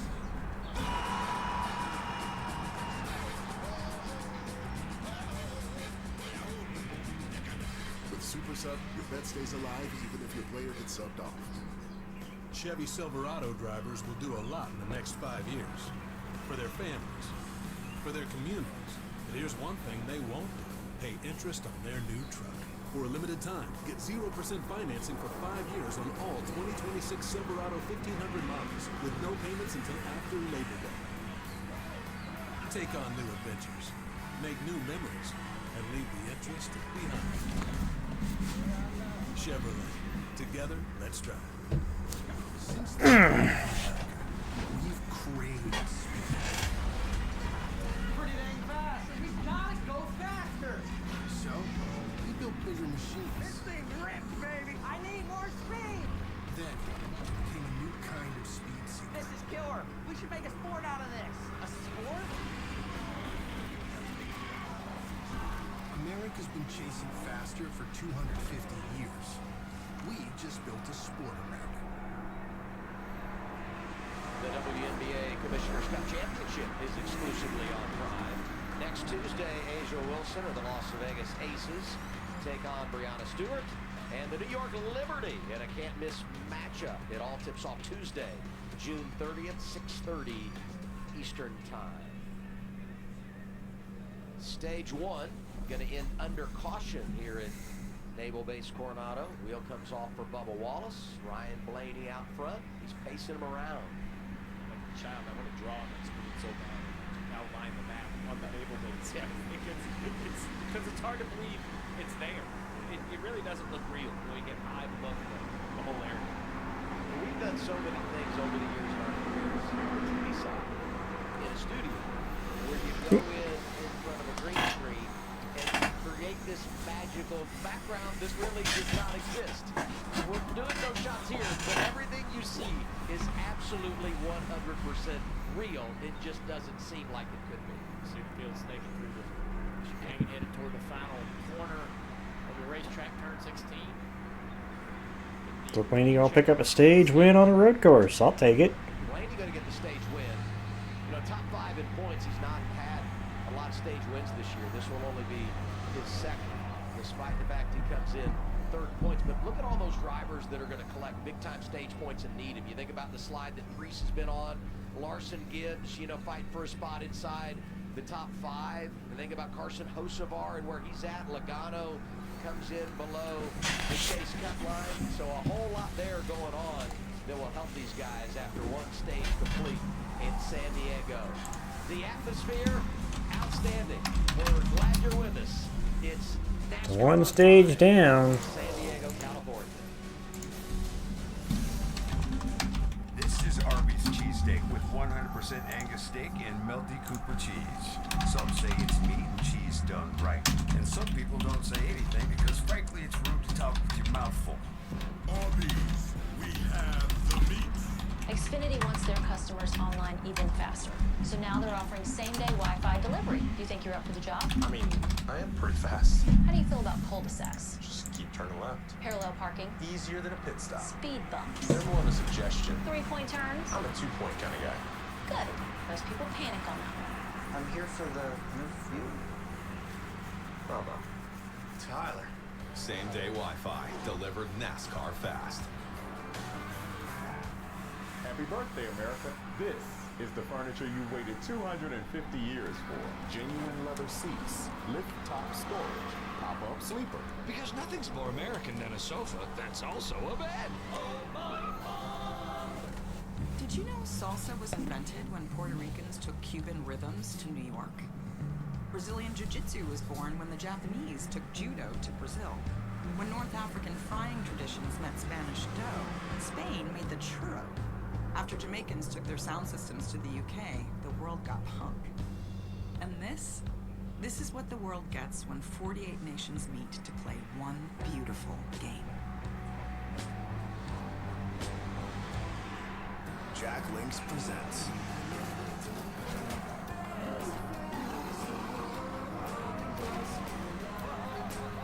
There's nothing like a great duo. 2 flavors, 1 bag. Jack Links Duos. That's rough. At least with SafeLight, you can get that fixed any way you want. Any way I want.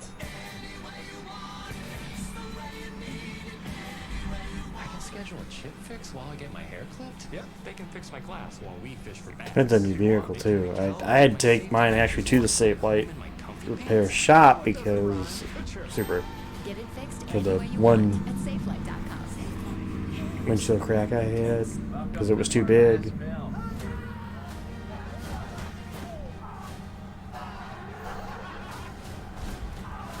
Yes, one more jackass. Friday. Get tickets now. NASCAR on Prime is brought to you by Anduril, official defense partner of NASCAR. Aspen Dental. Visit aspendental.com. Get smiling today. And by Arby's. We have the meats. Here's Trevor Bay. We came into this race with a lot of questions around strategy, around tire wear, around pace. Take a listen to this radio from the 71 of Michael McDowell. Hey, you just need to start working the pace so that I have a target of what we need to hit, you know, and you just tell me what that target is. Yeah, and Roger, your pace is pretty good at those, you could run a 142 the whole time. We're starting to see these teams paint a clearer picture of what their targets, what their goals are. Michael McDowell is one of those drivers that went 17 laps on that first set of tires. So for him, that pace that they're looking for is a 142. For somebody that goes 10 laps, it may be a little bit quicker, guys. Got to clock Goodyear for bringing a tire where you actually have to play a game. You know, you have to manage it. That's what drivers love to do because every driver believes that they can do that better than the next guy. And it's another thing in their tool belt to say, hey, I can manage tires better than you. I can make better judgment better than you. I can do this better. And so all driving, if they make tires where they run the same lap time every lap, it really makes it tough to have any kind of a strategy from behind the wheel. Pretty awesome to have this kind of tire wear and fall off and have that mix into the strategy.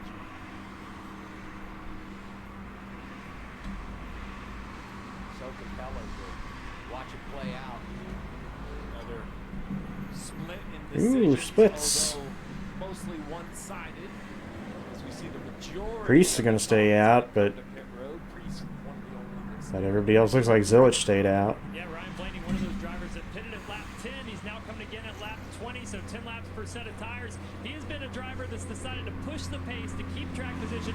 We saw him as fast as 136 lap times on through that last run as he took the lead from Shane Van Gisbergen. Mari. Saw Kyle Larson come down pit road along with Ryan Blaney. He said the car much better on this run. He said, I have no idea if that's the track evolution or the changes you made, but that rear grip got way All weekend's been nice. Kyle Larson. It's Ty Gibbs won a race off pit road. out here at this stage one caution, and others deciding to make their stop now. Adam, there's a lot of road maps to the end of this race. If you're wondering if your driver's on the right one, that's totally fine, because I'm a little wondering who's on what the right one as well. Because A lot of ways these guys are breaking up this race. Just stick with us. Yeah, we'll get there in the final stage. I've learned to just wait until the test is over, and then I'll tell you what the answer should have been. I'm really good at that, too. Yeah, that's my thing. 17 drivers stayed out. They're not on the same strategy, and Ty Gibbs, the first of those that did come down pit road. Danielle, what do you have for us? Yeah, Double A, let's get into our stage break brought to you by Snapdragon. And tires, certainly the name of the game, Corey. On that late caution, you saw Blaney restart 7th and drive to the lead. What do you expect here in stage 2? I think these guys are going to have to their toes on how much tire you burn early in the run. Do I want to go past guys who are trying to pace that run, save some tires for the back end? So Priest, Zilich, Back half the run. Certainly more tire Hill. I believe than anybody anticipated, because those Goodyear Eagles are trying. I think that's where the car between 600-pound vehicle. Hill and Zilich. I can't tell. Red and white. It's a Ford. Right, no. Every ounce of Oh, it's a Chevrolet. SVG, Chris Buescher, both on the same strategy. Flip the stage there. What do you make of 17? No, it's Chastain. Chastain, Hill, Cruz, Buescher, and SVG. Now, Buescher again is on the different strat, so it's the top 5 are on the strat, and then obviously Buescher and SVG are on another strat. Two things I hated to see the right front of the 23 come off, because I did not have SVG pointing out the window and letting Bubba Wallace by earlier in the race on my bingo card. So we've seen some players. We haven't seen SVG run away with it just yet. These guys are keeping them honest. They certainly are, Adam. There is no lack of excitement or even contact. Reese wasn't scared to get into SVG earlier. Can't wait for stage 2. Actually, so far we've only the yells we had have not been for wreck so far. The only really true wreck we saw was Johnson into the tire barrier, and he drove away from that. Oh, he didn't even get a yellow for that. Returns to the lead lap here in San Diego. And that leaves Bubba Wallace as the only car a lap down. Actually, he's 2 laps down right now, but if he were lucky enough to get another yellow. We approach the 1/3 mark of this race. Throw a yellow because of how long the cautions are here. So it's going to take something substantial to bring one out. And Bubba Wallace is hoping to get a couple quick ones here as soon as possible to be able to turn his race around. The only thing that could help Bubba is there is one Chase Elliott pit penalty. He does have one guaranteed yellow, the stage end yellow. But outside of that, Did I miss the call to pit road, or is this our plan? And he said, yes, this is now our plan. See if they're going to try and run to the flip here in stage 2. I just asked Derek, can you make it to that point? And he said, I believe we can, and we have to get on everybody else's tire strategy. So we may lose some track position here, but I can't afford not. Elliott had been having a good day anyway, John. Started 30th, stalled it coming to pit road on that first green flag stop, and then obviously had just now the pit road penalty, so it's not been a good day for Chase. And then would stay out when others pit.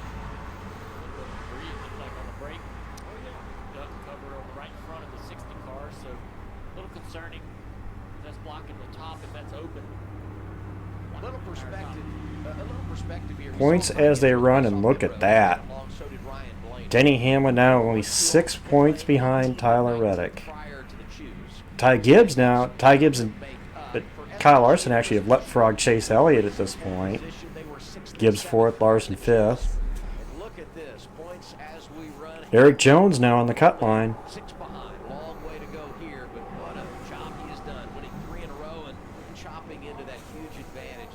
Alright, like I said, the top 5 cars are on I guess a completely different strategy at this point.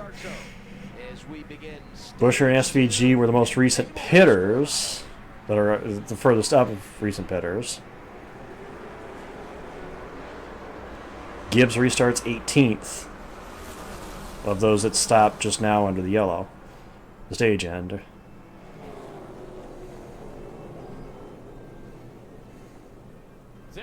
Zilich looking for the lead. He's going to get it. Connor to the point. Hill and Chastain side by side for 3rd. His teammate charging as well. Talk about a what is it? A movable.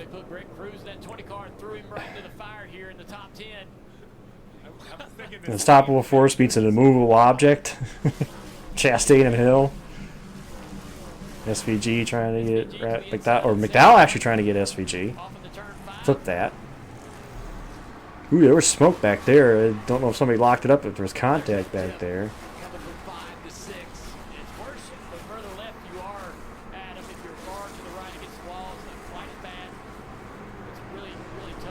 Big race back here. 3 wide, maybe. There's Gibbs. Leader on that strategy. It's really narrow. Got to be careful racing side by side, 6 to 7. This the run over. There's the Blaney battle behind him. Getting aggressive with Brent Cruz. Brent just hasn't been in the next unit enough to really know how wide it is, so no surprise he felt like he's getting squeezed into the wall there, but he had little room, so just trying to learn where the corners of the race car are. It's something that actually you have to figure out. Every car is different. This is where you got to be careful with these different flip strategies. Is don't want to tear up your race car back here. Work of traffic. He was in the sim as early as this morning. So doing sim all week long, all month long, really trying to prepare for Bowman, Byron, Gillen, Jones.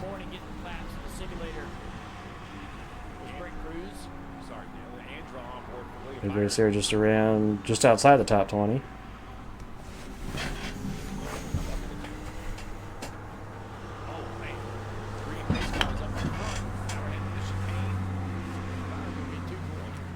I'm going to try to get 2 for 1. By the way, hi Todd. Byron trying to say hi Todd. Hill gets around Chastain. Buescher looking, peeking not quite close enough to get Chastain.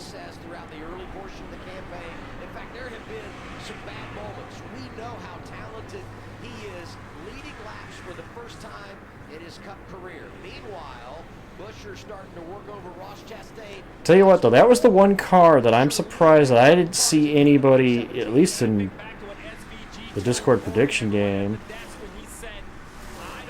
outside of SVG, that was going to be my first car to watch coming in this weekend, was Buescher. That's the car I thought that could possibly... Oh, and he gets into him! Check it! Ooh, I thought for a second somebody was going to get rear-ended there, but we got around it.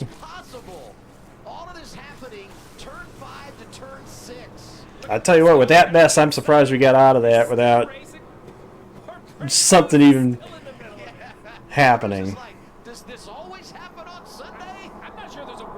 Also, Shane actually kind of let Buescher go after that too. I think he realized that wasn't good. He let Buescher go. But how did we not get a stack up out of that? That's... What did I tell you guys? Didn't I say that the Cup race was probably going to be the cleanest race of the 3 races? I don't think you get any cleaner than that with us not having something happen after Buescher basically spins in front of the field. Yeah, he had a look at a hole there that closed up. And he let him go, too. Part of the racetrack right there in a block racetrack with the 17 broadside that nobody come piling in there. Goes for the San Diego 360. He's now had contact with Buescher. Could he get the RFK trifecta before the afternoon is out? Shane apparently has it, yeah, as they're saying, Shane apparently has it out for the RFK cars today, apparently. Look right here. Here are the spotters on the bus, the double-decker bus. It couldn't have happened more in front of them. What a great job by the spotters, quickly communicating to those drivers that right around that blind corner. Oh, the little tap from Zane, but it's behind those guys that I was worried about, where that crowd was. Look at the crowd behind him. So this is enormous when you think big picture about this. How there wasn't contact behind him, I'm shocked at that.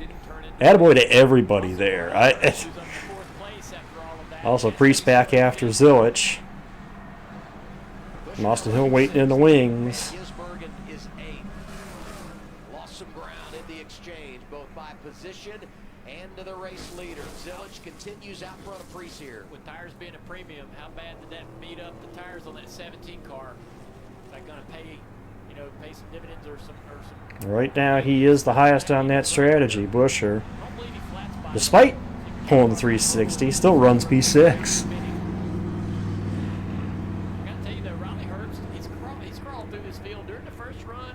He gained 10, 11 SVG McDowell. There might be, I think there's a little fendel damage to that 97 there, maybe on the right front. Battling with Buescher there side by side. A little contact right there. And contact between Buescher and Herbst. Takes that spot back from Riley. A little damage to the right front of the 97. But keep in mind, this is all going to flip because the guys in front are going to have to stop at some point in this stage. Possibly before those guys at...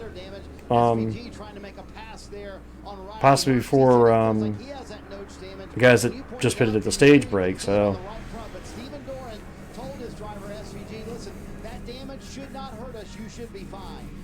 I'm a little worried about that right front damage on Shane's car, but evidently they've sorted it out. And again, it seems to me like he kind of let Buescher get going there before he went back after the pursuit, so... But we discussed in the pre-race about 1,000 ways to lose the race, and there was a perfect one. I think they're going to get away with it, but that was a scary moment for both the 97 and the 17 and about 10 other cars that were coming into view. I thought for sure they were going to pile in there. Yeah, I'm like you. That could have been completely race-changing all around, Big pile up and another caution. How about the third place car of Austin Hill? Dale, you mentioned how great of a weekend he's had. Won that O'Reilly race yesterday, and here he is running third in this Cup race. He talked after that O'Reilly race about how much confidence he gained running the Cup race. They're all going to have to pit here, Racer, in this stage. It's just a matter of when they pit. There's guys that could go run longer, obviously the ones that just stop at the stage break and run the longest. But it's just a matter of when you pit. I still don't like him. I wish he had anybody else being a flagship for RCR, but... Let's go back and see how it unfolded yesterday. An eventful day. It was an eventful closing laps of that race too. Austin Hill, a little bump, a little run, brings it back to the checkers and then the celebration around the 8. Yeah, just an emotional moment, as you pointed out. Just a great job by Austin Hill. Now, it's worth pointing out, if you're wanting to know, there was a rule that full-time drivers couldn't run multiple series. There was an absolute dispensation made for the 33 of Austin Hill. It was never his plan to be in this car. We know what has happened that put him in this car with Kyle Busch. So here we go. I totally agree with NASCAR. I think SVG versus Buescher yet again. Again for the leader on that strategy. I know Shane wants to try to do this clean after what just happened, so...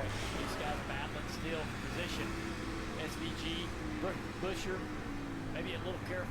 I was going to say, Shane's probably going to do this a little more careful this time. Head toward the middle portion of stage 2. Keep an eye on the battle for fourth as we go side by side. Connor Zillett, your leader.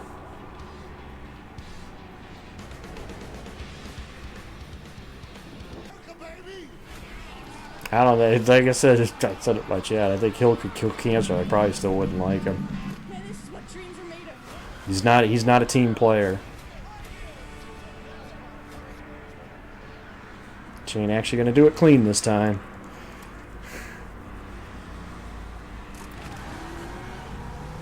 Well, obviously the one and the 88 are on different strategies too, bowling. So.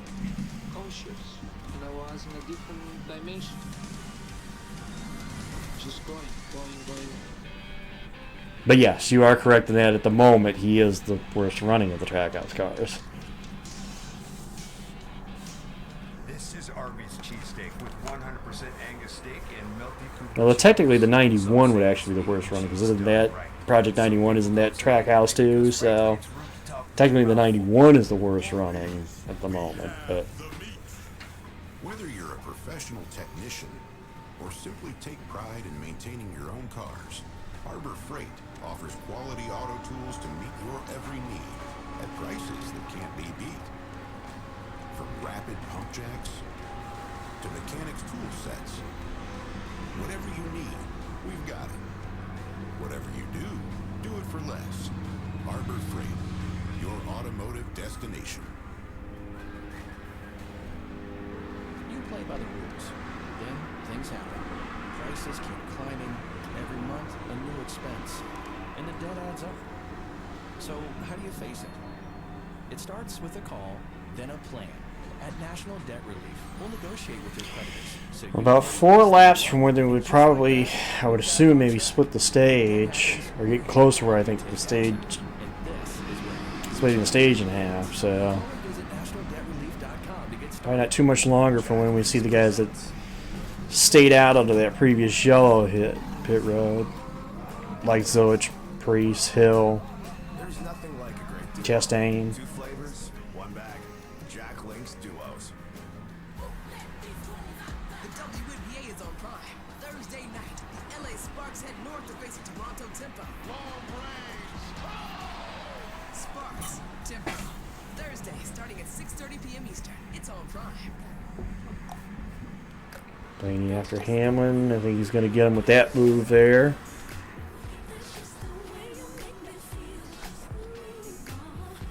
Get that big deal feeling this Prime Day, June 23rd through the 26th. For more than 40 years, San Diego's Qualcomm has been a hub. You can't praise Hill and Reem Taylor Gray for what he did yesterday. You just can't. I'm sorry, that makes you a hypocrite if you're going to sit there and criticize Gray for what he did and yet praise Hill, you know? That's a hypocritical, that's totally a hypocritical thing to do. We're setting a little history here. Connor Zillett, first teenager to lead a Cup road course event. How about that? That's what irks me more about yesterday than anything else. I don't like Hill, and I don't like the fact he won. But what irks me more is the fact that you're going to sit there and praise Hill and then criticize Gray, you know? At least Gray didn't right rear somebody at a speedway, you know?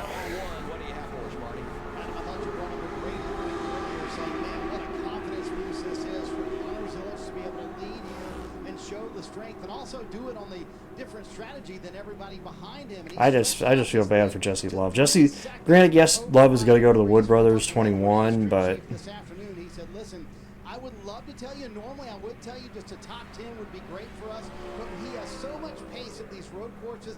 I expect a top 5." No, I won't give Bubba the same energy because Bubba didn't play games with his teammate, keep both cars from making the championship race. No, I do not respect Austin Hill. I don't.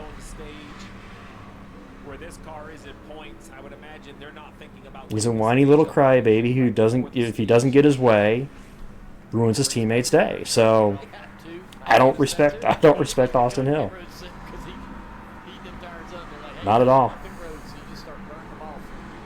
Talked about that battle for fourth going to break. Man, Gisbergen gets by Busher. They both get by. I'll respect his owner because I do respect our CR. Or I respect Richard Childress, but I do not respect Austin Hill at all. He's not done anything to earn that respect.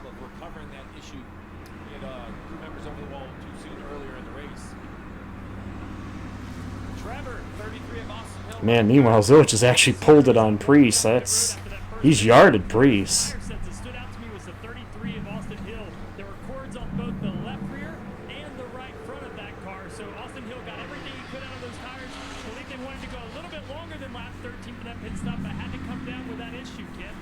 Well, I talked to crew chief Brandon. Hold on, do you even know who I am? Ross Chastain just about their approach coming to this weekend, knowing their teammates. I'd be shocked if a driver knew who I was. You know? Even if it was in a negative way, I would love the fact that a driver, hey, he knows me. I would take that happening, even if they do me in a negative light.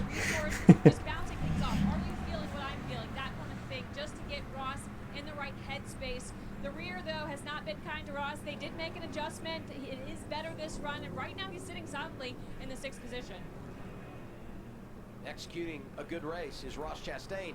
Here's something we should update. If you go back to 8th and 9th in the running order.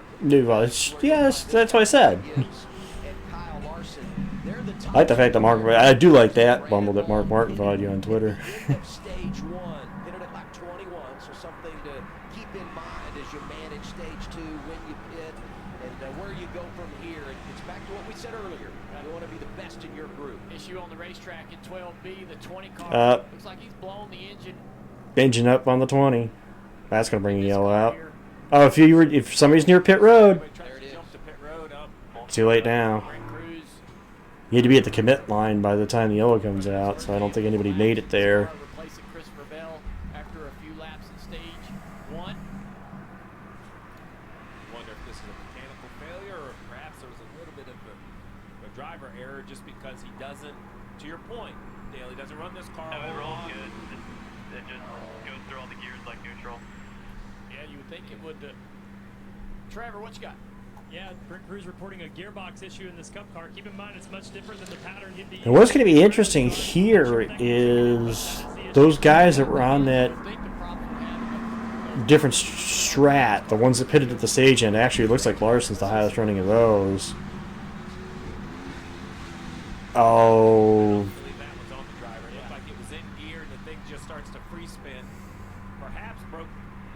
Not like a drive shaft broke.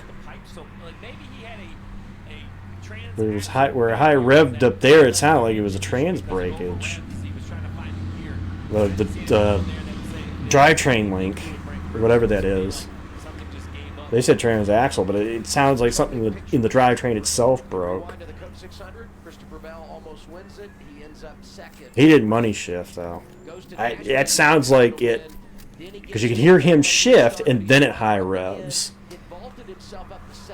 So it sounded like it just didn't hook.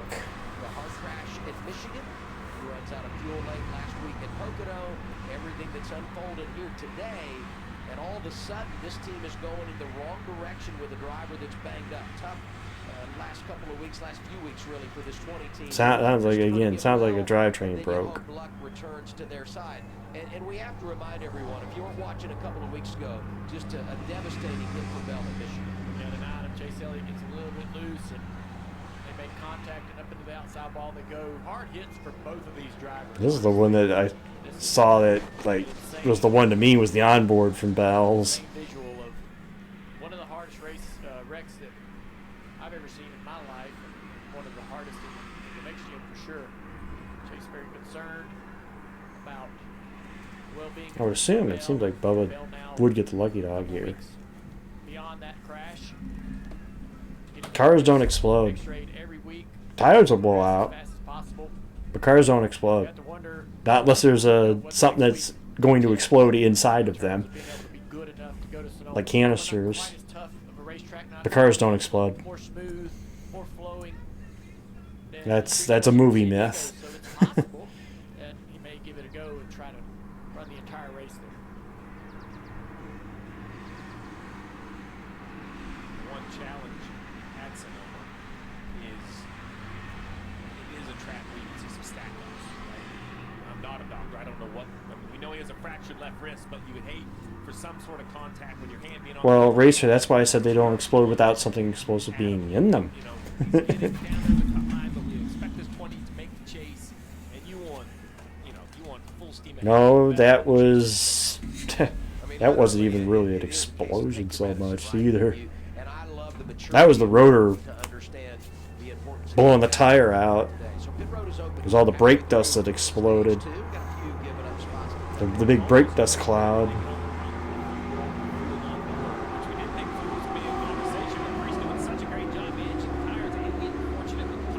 Again, tires will blow out. But a car will not explode. Oh, the old movie gag of putting a rag in the... Uh-oh. A little miscommunication there between Chastain and Brad. At least they avoided contact. I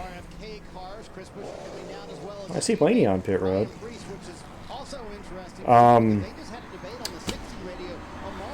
Putting the rag in the gas tank, lighting the rag. It's again, movie magic. Movie magic and pyro guy magic. Well, as Adam said earlier, you kind of kick the can down the road, but then at some point the best choice is to take service. So we'll see if this works out with the 60. Close call on pit road between Chastain and I think it was... I'm sorry, I don't respect Austin Hill. I don't. Stay out. Circle lap 30. That's when these guys pitted. I do not. Play a big role later on. Everybody has their own thing they do. I do not care for Austin Hill and probably never will.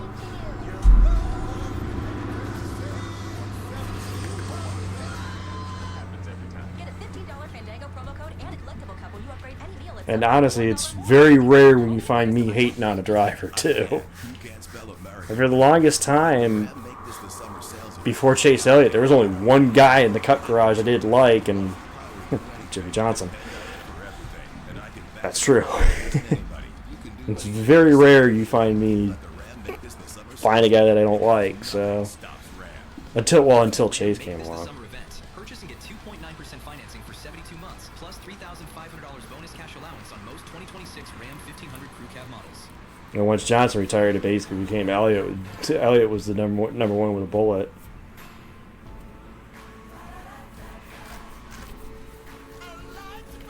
Hell, honestly, at this point, I'd even say that I honestly don't like Hill more than Elliott.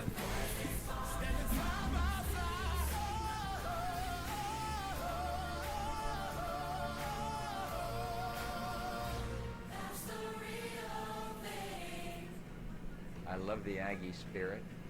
I like the academic. It's the vapors. Gasoline is the vapors that explode. Gasoline is flammable, but it won't explode. It's the vapors that explode. I'm proud to be part of this school. Proud to be an Aggie. We know in our heart that this country has meaning beyond what we see, and that our strength is a force for good.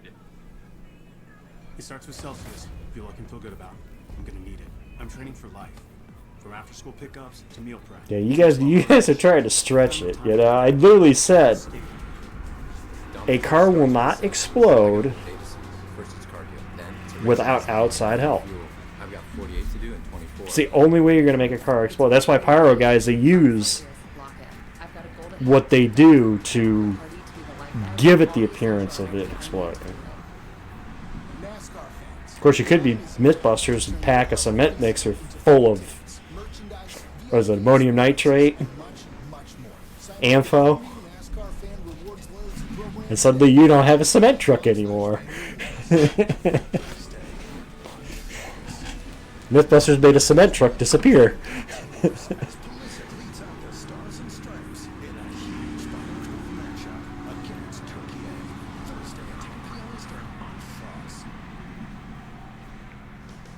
Aerial coverage brought to you by Goodyear. Board on the track built Good old ammonium nitrate. Fertilizer. Well, it's used in fertilizer. NASCAR on Prime welcomes you back to Southern California. You're watching the Anduril 250 from Naval Base Coronado. Riding with Brad Keselowski, the Built Submarines.com onboard camera. Brad's having a little bit of contact with the wall. They're working on that. And it's the 45 car of Tyler Reddick and the Pala Casinos Spa and Resorts on board. Well, what'd you do? Did you use stuff with like aerosol cans, Corey? That's my favorite thing is the people that use the aerosol cans and the stuff they do with them, like setting tires back on the rim. The redneck way of setting their tires back on the rim. Alright. Red Bull cars near the front. Watch SVG on this restart. Hello, 97. Oh, hell! Into Zilich and they wreck! Big wreck at the front. Well, what was I just saying? Well, there's case in point. What we were saying about Hill? I love when things get spoken into existence. How many times am I going to do that? I literally speak things into existence, and that is hilarious. That is legit hilarious. Literally speak things into existence.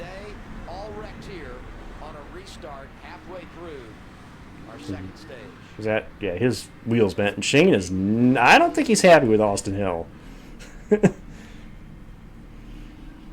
looked like he was trying to keep him from rolling there, and he's trying to head for the garage. Well, there's what we said about SVG. I said the only way they were going to beat him was for him to something to happen to the race car. Well, there you go.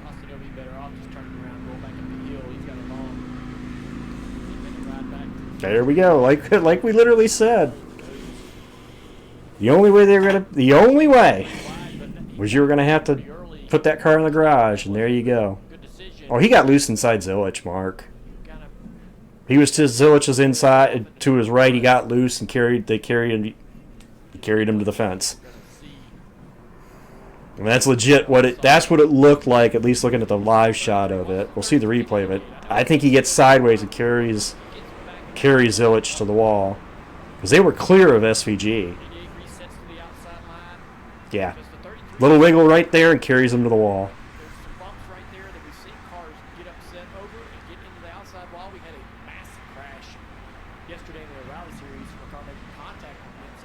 But not on purpose, but I mean, watch it wiggle right here. Yep, locks up the rear end, just carries him to the fence. And poor Zilich. Poor Zilich was just wrong place, wrong time yet again. I feel for Connor there. Yep. Carries it wide, and SVG was just nowhere to go.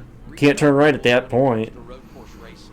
You can get out of line once you get out of the restart zone, and you can actually begin the passing process before you get to the start-finish line. Gibbs tore up. Gives the green light to SVG there to make it 3 wide.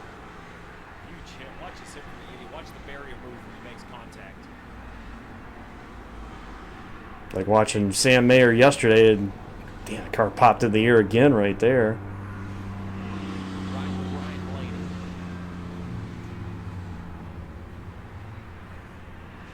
Pretty good job.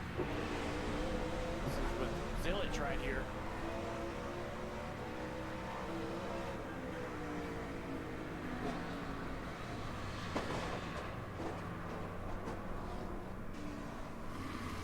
AJ Allmendinger.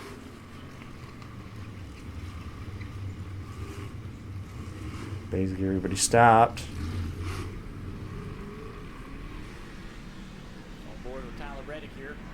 I saw Tyler and Joey. I wonder if they get a piece of this here a little bit.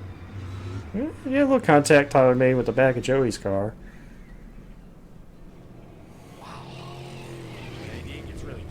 Actually, Thomas, I'd say Zilich has had the worst one, even more so than Sorensen and but you could argue Dario, but Dario never ran the full season because he got injured. So he never got to finish his rookie cup season. Talladega last spring, missed a race in Texas. That was when he hurt his back, and then you referenced, he fell from the car after winning at Watkins Glen. And didn't miss a race, but had that part cleared and get in at Daytona for him. So And we were so good for so long. You see right here how the wall has kind of an S to it here. I learned this when we went to Chicago. We walked the Chicago street courts, and these walls were actually put off the curbing a little bit. When I asked why that was, because they are designed to move. The weight of these walls are calculated for the weight of the cars, the speed of the cars. Remember, these are not safer barriers that we see at the Oval, which had a steel barrier, foam padding, and then a concrete permanent wall. All of these being a temporary racetrack, these are temporary walls, and they want them to give.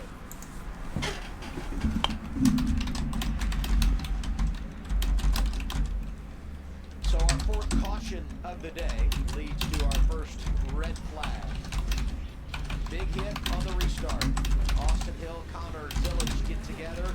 SVG among those drivers that had nowhere to go.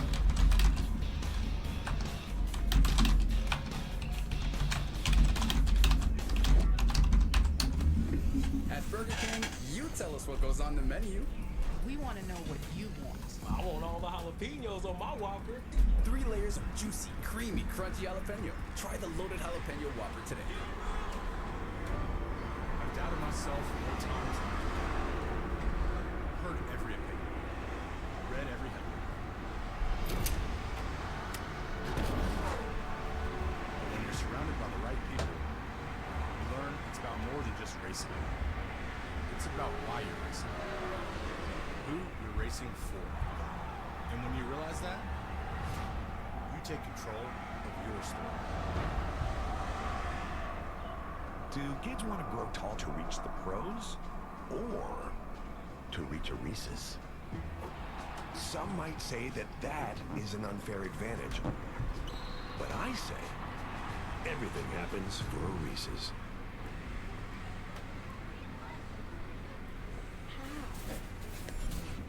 Under the red, just shy of halfway, about 5-6 laps shy of halfway.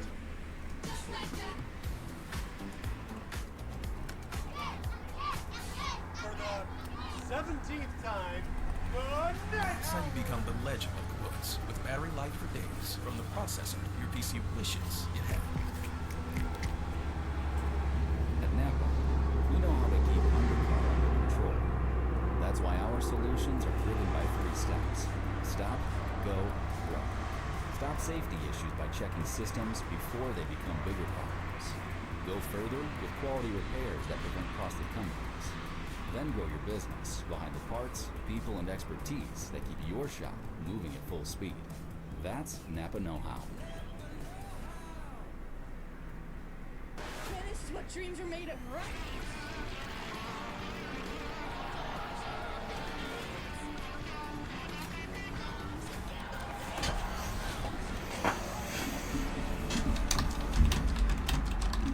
George loved nothing more than reading mystery stories to his sheep. I know who the killer was.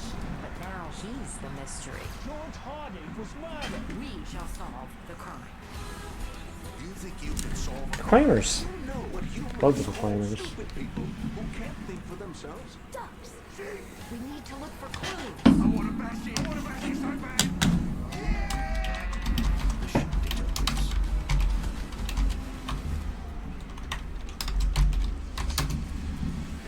Look at the sailors wound up, ready to go. Doesn't matter green, caution, red. I mean, these folks are having the time of their life.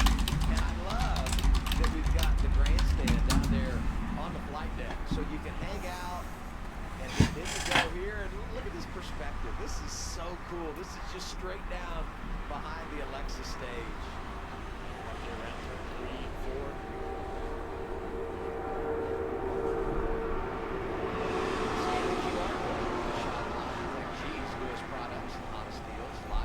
G, the official wheel and pedal of eNASCAR. See how long it takes them to get it fixed. And Steve, you were talking about how these walls are designed at a street course. Huge hit for Sam Mayer on a restart. And when you see the wall do what it does here, it absolutely takes your breath away. But the wall movement, as you talked about, being displaced is something that kind of benefits the driver in this circumstance. And so these are kind of like lock and key. Think about two eyelets. There's a steel eyelet on either wall, and you put a metal rod down in the middle. Because you want the wall moving. You do not want the wall separated, because then the next car in could hit, and tear the car apart or make more damage than it is. So it's really supposed to kind of move and flex as cars come through this. But now that the wall's been moved, now the angle is not how it's been designed. So these safety crews will pull the wall back to a more straight kind of appearance, because unfortunately, first of all, that hit yesterday was unbelievable. The hit Zilich just hit is another one, and I think the heaviest lift in all of Coronado might be that concrete barrier right there, because I don't think it's done being contact. We haven't even gotten into the third stage, Dale, and that was a wreck even with the 97 kind of a boarding 3 wide. I just wonder if we're in a 2 or 3 lap shootout. I think the 97 stays there, and I'm not sure if there's any way 3 of them. He'll lock. I don't know if he locked it up or got loose. Clipped Zilich. Zilich rammed the fence, and both were collected along with SVG. The racetrack, you just saw there with the 33 of Austin Hill getting out of shape on entry, and it's Yeah, that's what happened. Tested the walls here. We've tested the durability of the race cars pretty heavily. We go back, we watch the replay, and we listen to Austin Hill radio. Sorry, guys. Locked up the rear brake. Yep. Made the left rear is pretty destroyed. Yeah, just easy to, be excited. You're on the front row, trying to impress your team and the organization. You've done a great job. You feel like you've got a shot at getting up here and taking the lead. Just kind of got over his skis a little bit on entry there. He does have some starts in the next gen, but not a ton, especially not a lot on street courses. But he's had good pace, and just was in Oh yeah, he just way locked it up, and just poor Connor. That rear shot pretty much tells the tale. Caught up in this accident, but it took out some big names, right? No bigger than SVG, and it's blown this race wide open for all these other drivers who thought they were going to be racing for second today. I think that's really, this is the line of demarcation right here. Everyone was very excited to be here, excited for the event. But, driver to driver, when you walk through the garage area, everyone almost... Well, Shane was directly behind it, so Shane couldn't dart right, and poor Connor was just the... Hill was the cue ball, and Connor was the 8 ball. Unintentional, yeah, absolutely unintentional, Corey. You can't do anything if you lock it up or it gets sideways. Nothing you can do, but it's on him. If he can get those laps back, there's no other cars a lap down, right? So if he can get those laps back, he looked like he had winning speed. What a turnaround that would be. The land of opportunity at Naval Base, Coronado. Such a gorgeous part of the country. Great to be back in Southern California.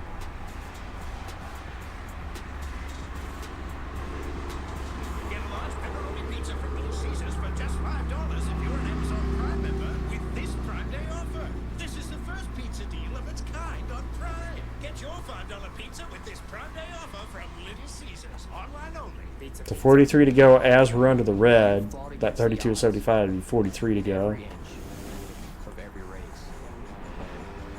With endless determination and grit. All of your hard work and dedication have brought you to where you are today. Keep moving forward. Talk to your doctor about breast treatment, medicines, and learn more at breasttree.com. Marine, you've got some company on the grid. They're moving pretty slow. Must be Navy. Let's see what happens when the green flag drops. Army is high speed, low drag, and ready to move. How's it looking from up there, Air Force? Looking good, Army. Be ready when we hit the straightaway, Coast Guard. We're always ready. Don't let the water hazard slow you down. I don't know, folks. You all look pretty slow from up here. That's a negative, Space Force. There's nothing slow about this race. This November, a military tribute race with 6 teams competing to honor each branch of the armed forces. Plus an unforgettable star-studded concert featuring Zach Brown Band and more. All in support of our service members, veterans, and their families. Ford, in collaboration with NASCAR, IMSA, and HSR presents Proud to Honor Veterans Day Classic. Military, veterans, first responders, different uniforms, different front lines, same sacrifice. At Anduril, we're standing behind the people who stand up for us. Year-round support for the USA. Exclusive discounts on new RVs and accessories for service members and local heroes. And every single month, we're giving one hero a brand new RV on us. Our flags are big. Our commitment is bigger. Camping World, America's RV company. As the NASCAR playoffs draw near, a road course is the ultimate challenge. This Saturday, the NASCAR O'Reilly playoff contenders face off on a brutal Sonoma road course. The NASCAR O'Reilly Auto Parts Series, Saturday from Sonoma, 4:30 Eastern, 1:30 Pacific on the CW. Back under yellow. Red flag has been lifted. Cars rolling again at Naval Base Coronado. 8 laps to go, stage 2. Riley Herbst being scored as the race leader, stuck by the accident. Few drivers making pit stops. Let's hear from Shane Van Gisbergen. Here's Kim. Yeah, Adam, out of the Care Center, one of the top contenders today. Shane, walk us through that most recent incident. Yeah, I got a pretty good start and then kind of backed out of it to let them go. Obviously didn't want to be 3 wide and then, yeah, not good from there. All right, that is Shane Van Gisbergen. We also have Connor God. Zilic, who has been released from Poor the Care Center. again, poor Connor, Zilic. Are you okay? And give us your perspective on that. I just Yeah, I mean, I felt like I was Poor giving Connor. Austin space, and yeah, next thing I was in the wall. So really unfortunate. I hate to end both days for both Shane and I in the Red Bull Chevrolets. We had a really fast car today. Got out front. Felt really good, but it's how it goes sometimes. I know that's not the ending you wanted, but what did it feel like to lead the first career Cup Series laps? Yeah, I had a lot of fun. I really enjoyed just getting to race out front and lead laps. We had a really fast car. Super proud of the entire team, but yeah, hate to end the day this short. It's been a big weekend for all of us at Red Bull, and having the energy station here, and just hate that both cars get taken out like that. Tough break for the duo from Trackhouse, combined to lead 15 laps before the incident. Now you look at the updated standings, and I'll tell you where I go is right down to Shane Van Gisbergen, 16th on the chase bubble. And you think about the ground they had made up at Charlotte with a good run, top 5 at Nashville, somewhat overachieving. Didn't have good runs at Michigan Pocono, but you were like, they're still above the line. We got 2 road course races coming, and today they exit not even scored stage points. Yeah, we came here assuming, we weren't just going to give Shane the win, but we expected him to get a top 5 and great results in the stages and everything, and now he's going to come out of here at a loss, which is nothing any of us thought would happen. So he goes into Sonoma with a lot to try to accomplish. Give himself that shot to make it. look on cars on pit road. It's all been done. Eric Jones right there in 15. What a job they've done to be able to climb their way through the ranks over the last several weeks. It's just really been impressive. I think they've improved their finishing position and legacy by 10 spots over the last handful of races from the start of the year. So it's been a tale of 2 seasons all in this first half of the year for legacy. It'll be interesting to see if they keep that momentum going. I see Bubba Wallace up there too. And I'll just point this out, back-to-back 3 passes for him. He is now back on the lead lap. Carson Hocevar has scored 10 prior to choose. 77. Really was on the hill. So, looked like he been turn 1 and done. So Damn. I guess he wins the bounty. Yeah, the bounty, fictional bounty against the put on this PG, but you know that was the way a lot of these guys felt like he was gonna, they were gonna be able to lead. Something would have to happen. Well, it happened, and now the rest of this race is gonna be about who's gonna step up. And now I think it's gonna lead to more chaos, right? Now all these guys are gonna start taking bigger chances, thinking this is a race I can actually win with this VG off the racetrack. Well, look at the leaderboards. Herbst leading, winless at top level. Larson over a year winless, surprising for Kyle Larson. Suarez, unbelievable year, right? He's gone to the lane. He's thinking, why not us? Zane Smith looking for his first career win. Joey Logano, while he's a multi-time champ, it has not been the 22's year. While a win isn't a guarantee in the chase as it was a year ago, all of those points, just everything, the pressure would be completely off. Himes part-time. I mean, the storylines are endless. Nemechek coming off his best run of the year in the top 10. How about 23-11? You're leading, you're 6th, you're 7th, and your poor driver just got back-to-back free passes and is back on the lead lap, and we know how fast Wallace has been. They're lined up, ready to get another green flag here. NASCAR's done a good job with quick. Well, let's see what happens now. Is it all this? By the way, Riley Herbst is now leading this race. After all that, Riley Herbst is now leading this race.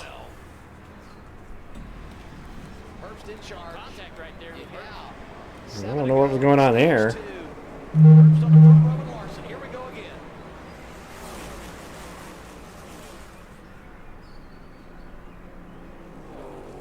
Zane through to second.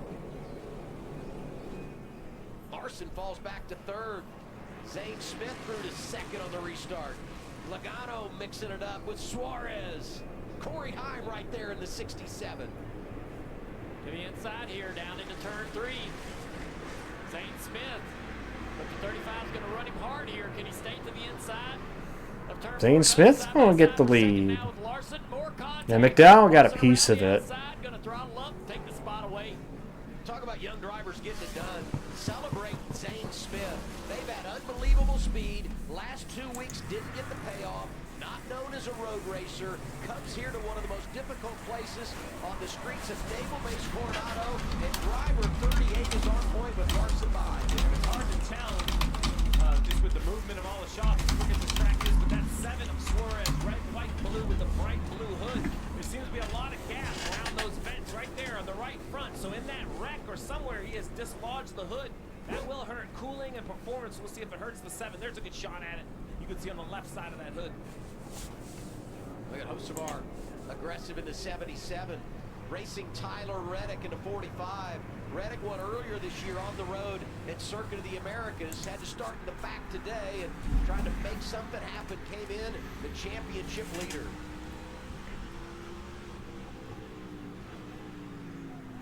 Crease right in front of the 24 of Byron, last on pit road at lap 30, kind of leading those who had pitted at lap 30. The group all in front of him on a little bit of an alternate strategy. Seen a lot of speed out of 2311 as far as Herbst and Bubba Wallace, but not so much out of Reddick. And now he's up in the top 10. It'll be interesting to see if that pace is in that 45 car as well. Zane Smith continues to lead. If I was Front Row Motorsports, I'd be printing an extension to try to get that guy locked into this team long term. He is helping this program get better and better every single week, making gains and racing up front. He gets the track position back. Tough car. Good speed in practice, great speed in qualifying, running 17th at the moment. Stage point, stage 1. I think we had something when we were up front, but now you got to get back up there. AJ hard into the braking zone. Back into that 16 car sliding around. Little contact right there with Busher. Squeezes him a little bit on exit. Two really good road racers. Oh, AJ, man, he's a bulldog. Yes, he is. We'll find out. We're 16th right now, chasing this battle. Are you kidding me? Of course I am. Contact there with a 17. AJ accelerates away. For turn 5. Picked up another spot as we got around Chastain. See, that's the thing. He's not even the leader on that strategy right now. Priest is the leader on that strategy. Oh, Reddick! Good save. Slide that one. Doing that in the braking zone, he slides the back of the car, gets it under control. Great job by the 7 of Suarez to anticipate that, right? Oh man, those guys are so close to running over each other. Here comes Priest. Again, the leader on that strat. The ones that just pitted. You said all the dingers are Bulldog. I think Priest, same mentality, right? The call for sure. Modified guy, making it at NASCAR's top level. We're right on board. Watch all this. Tyler, so he dropped down in your jumps, the little bumps through the braking zone of 6, slides the back. Almost a crash. Great job by all these guys. Big job to not run over Suarez there. Talked about the cycle for Priest, Steve, where he is in regard to when they last pitted, leading that group, and by a long shot. Next guy on his strategy, pretty far back behind him, so he's got a lot of breathing room here to manage. Yeah, we're closing in, only a few laps away from decision time for Zane Smith, Larson, Herbst, Logano, Heim. You know, your gut would say pit before the end of the stage, cycle yourself to the front through the pit cycle. We'll see what all the leaders do, and what does Priest do? We might see a little bit of a glimpse to his strategy. Does Priest think he can connect from lap 30 to the end of this race on only one more stop? I think time will tell. Probably about 2 or 3 laps from here, we're going to get all those answers from the leaders. Yeah, Logano going by. No, Heim going by Logano. I had it flipped. I was going to say, was that Logano going by Heim? No, it's the opposite way around. Heim around Logano. The 4th. In Michigan, a couple of weeks ago, we knew he would perform it well and have speed there, and he did. He got stage points and had that tire issue. Didn't work out for him. Got spun out last week, but he's also good at tracks where he hasn't always enjoyed success. It speaks to what we were talking about, the value that he brings, and the importance of locking him up long time. Let's go down and Actually, currently the lowest running Hendrick car right now is surprisingly Chase Elliott. He's on this track type.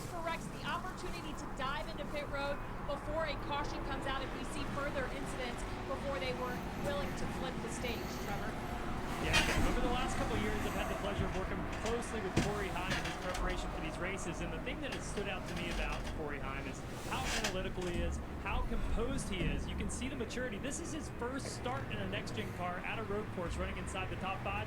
But Corey's no stranger to road courses. He won all 4 of the road races in the Truck Series last season, guys.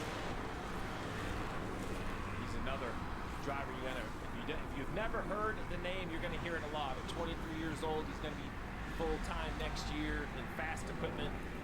I'm not sure there's a we expect him to kind of. We need to see if these leaders will elect to pit before the stage ends. Coming to 4 laps to go, stage 2.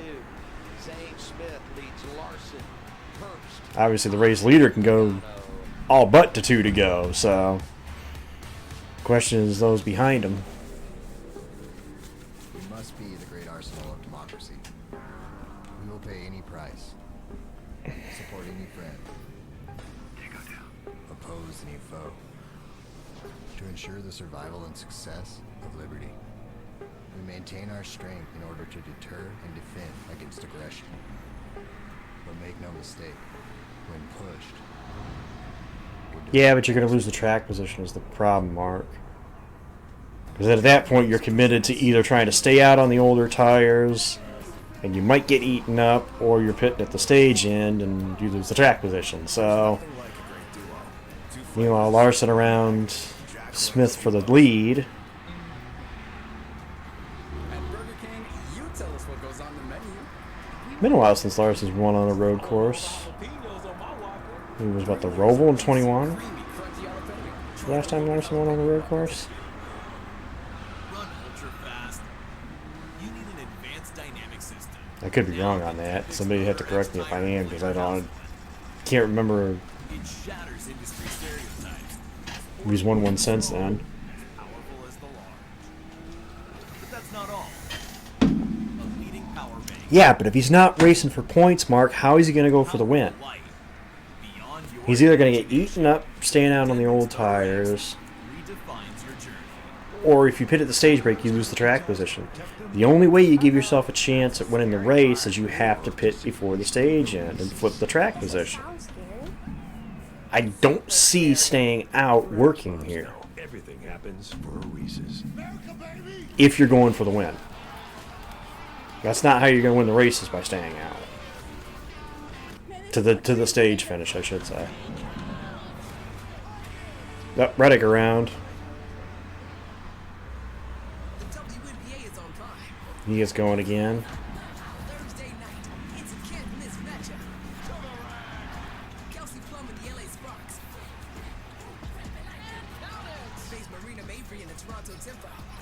Because as is, Heim is not going to hold off Priest, who has fresher tires, so...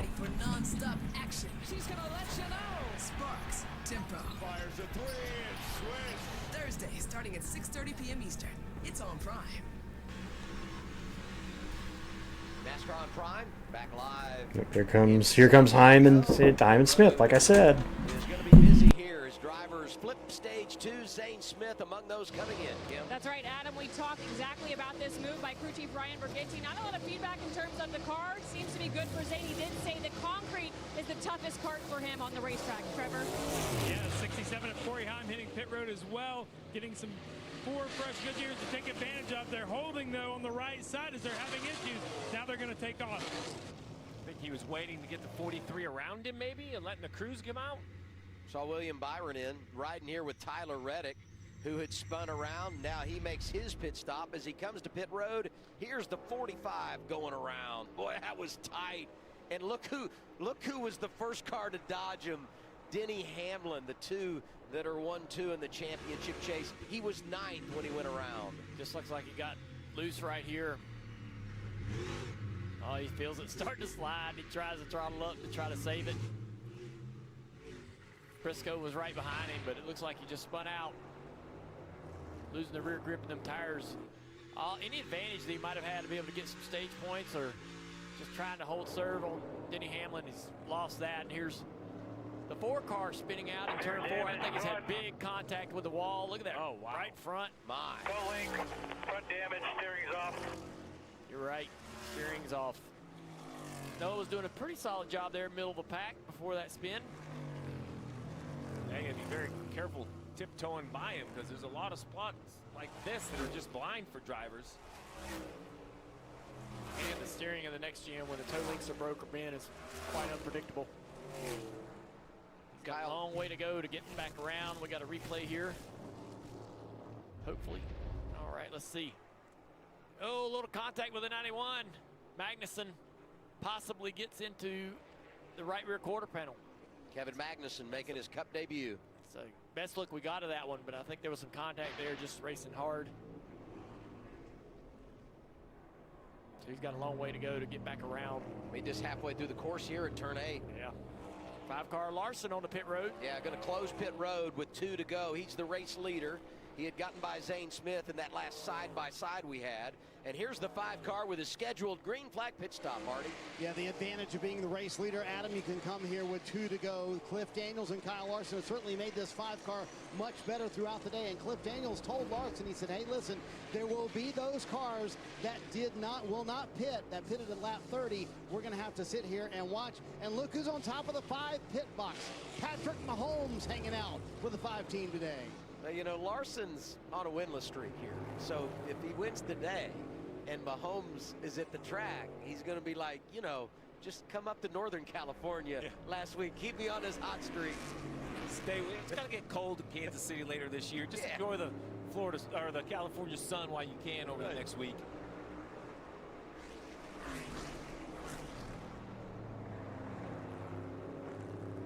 As we see all this, Ryan Preece is closed in just 2 seconds back of Riley Herbst. Herbst's done an awesome job today. Driving through the field and keeping his track position and giving himself a shot to win this race. Also, Hocevar starting on the front row, sitting there in 3rd place right now. And what a big day for Preece when you talk about stage points. 2nd in stage 1. Riding second now in stage 2, closing in on Riley Herbst. He needs points, and boy, they're putting it together, and pretty good place in regard to strategy, Steve. Yeah, huge tire advantage, 10 laps. He closed down over a 1.5 seconds on this lap alone. This is going to be nearly impossible for Herbst to hold off Priest. This might be one of those situations where as much as Herbst wants to lead, maybe let Priest go. Big gap next to the Allmendinger, who's the next car back. Here comes a 60, a big run here. He's going to get in the braking zone. Hurst smartly lets him go by. That's what you got to do there in that situation, Steve, is not kind of understand what you're racing, who you're racing. Now, if you're Priest and you want to run these tires long, you want to just stay right on the front bumper of the 35. You don't need to drive off and win the stage by a second. Final lap of the stage here. 3.4 miles around for Ryan Priest, who's looking to pick up his third career stage victory on the road. Osavar struggling just a little bit here in these final couple of laps. He lost the spot to the 17 just there. Now Blaney to the inside, who's been driving up through the field fast all day long in this 12 car. Possibly a guy who sees him. Yes, it is. Yeah, yes, it is, John. Thank you for saying that, because I didn't realize I did that. Whoops. Here in stage 2. Good points day for him. And as I said it earlier, they haven't gotten a ton of stage points, despite the fact they're top 5 in the standings. Heck, I don't know. He's not going to get him in a lap, but Blaney, possibly top 3 at the end of the stage, was going to be close here. I mean, only 0.8 of a second to Allmendinger. I don't know if he can get him in a lap, but. 8th to 13th is what you're seeing right here. So, stage points are available if you're at the front of this group. You know, Chase Elliott back behind him inside the top 15. Hasn't been a great weekend for him, but they're just hanging in, and trying to get to that final stage where maybe you can bounce. Chase's car just doesn't look happy. He missed turn 6 there off the corner of the screen. The 22, the 34 swapping spots right there. I'm sitting here chatting, Peter, like, why am I not? Nobody's commenting on the stuff I'm saying. I was like, oh, that's why.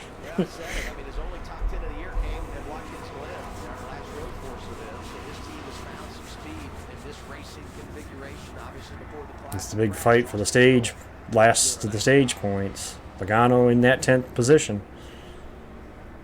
Turn 12 portion of the track over to. Meanwhile, back up front. 14 and 15 now back to the chicane for our race leader, Ryan Priest. Well, so far, the stages are going to be ruled by the blue oval today.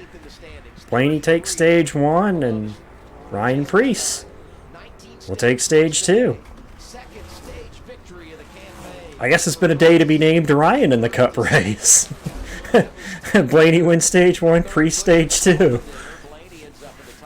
Of course, there are only 2 Ryans in the field, so you can't have a third Ryan win the race, but.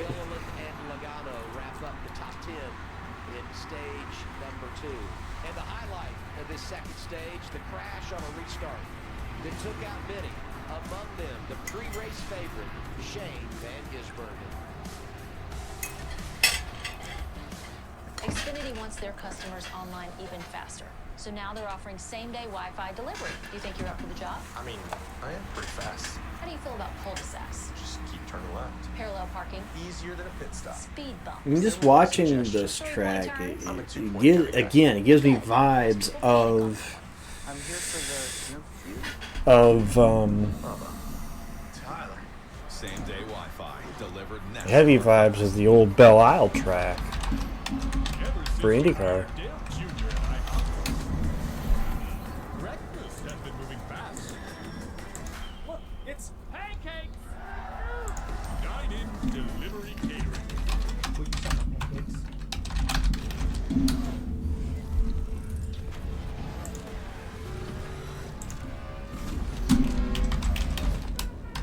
Every journey toward racing excellence begins the same way, with preparation. Practice is about consistency. The same attention to detail. Today, the gap between the garage and the living room is now Well, because mastery. Austin Hill decided to park him.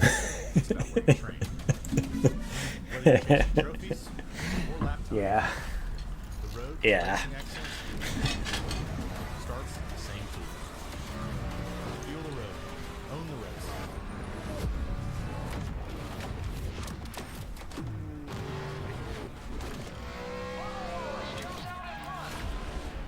electric G wheels and pedals, available now on Amazon.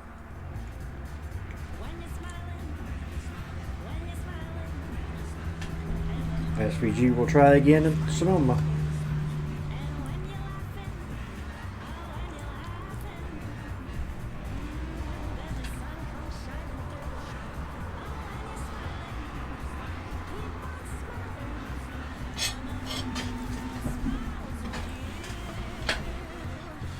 Come to the bright side in San Diego. This is the sectional you've waited 250 years for. The modular Bob, wireless charging, USB ports, storage seats. At $250 per piece on the country's 250th, it's got a patriotic price point. Nastron Prime is brought to you by Pala Casino Spa and Golf Resort.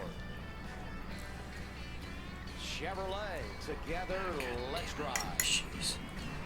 And by BuildSubmarines.com. Explore thousands of open rolls building the SVG's the way to go. Anytime we go to a road course, he's the way to go.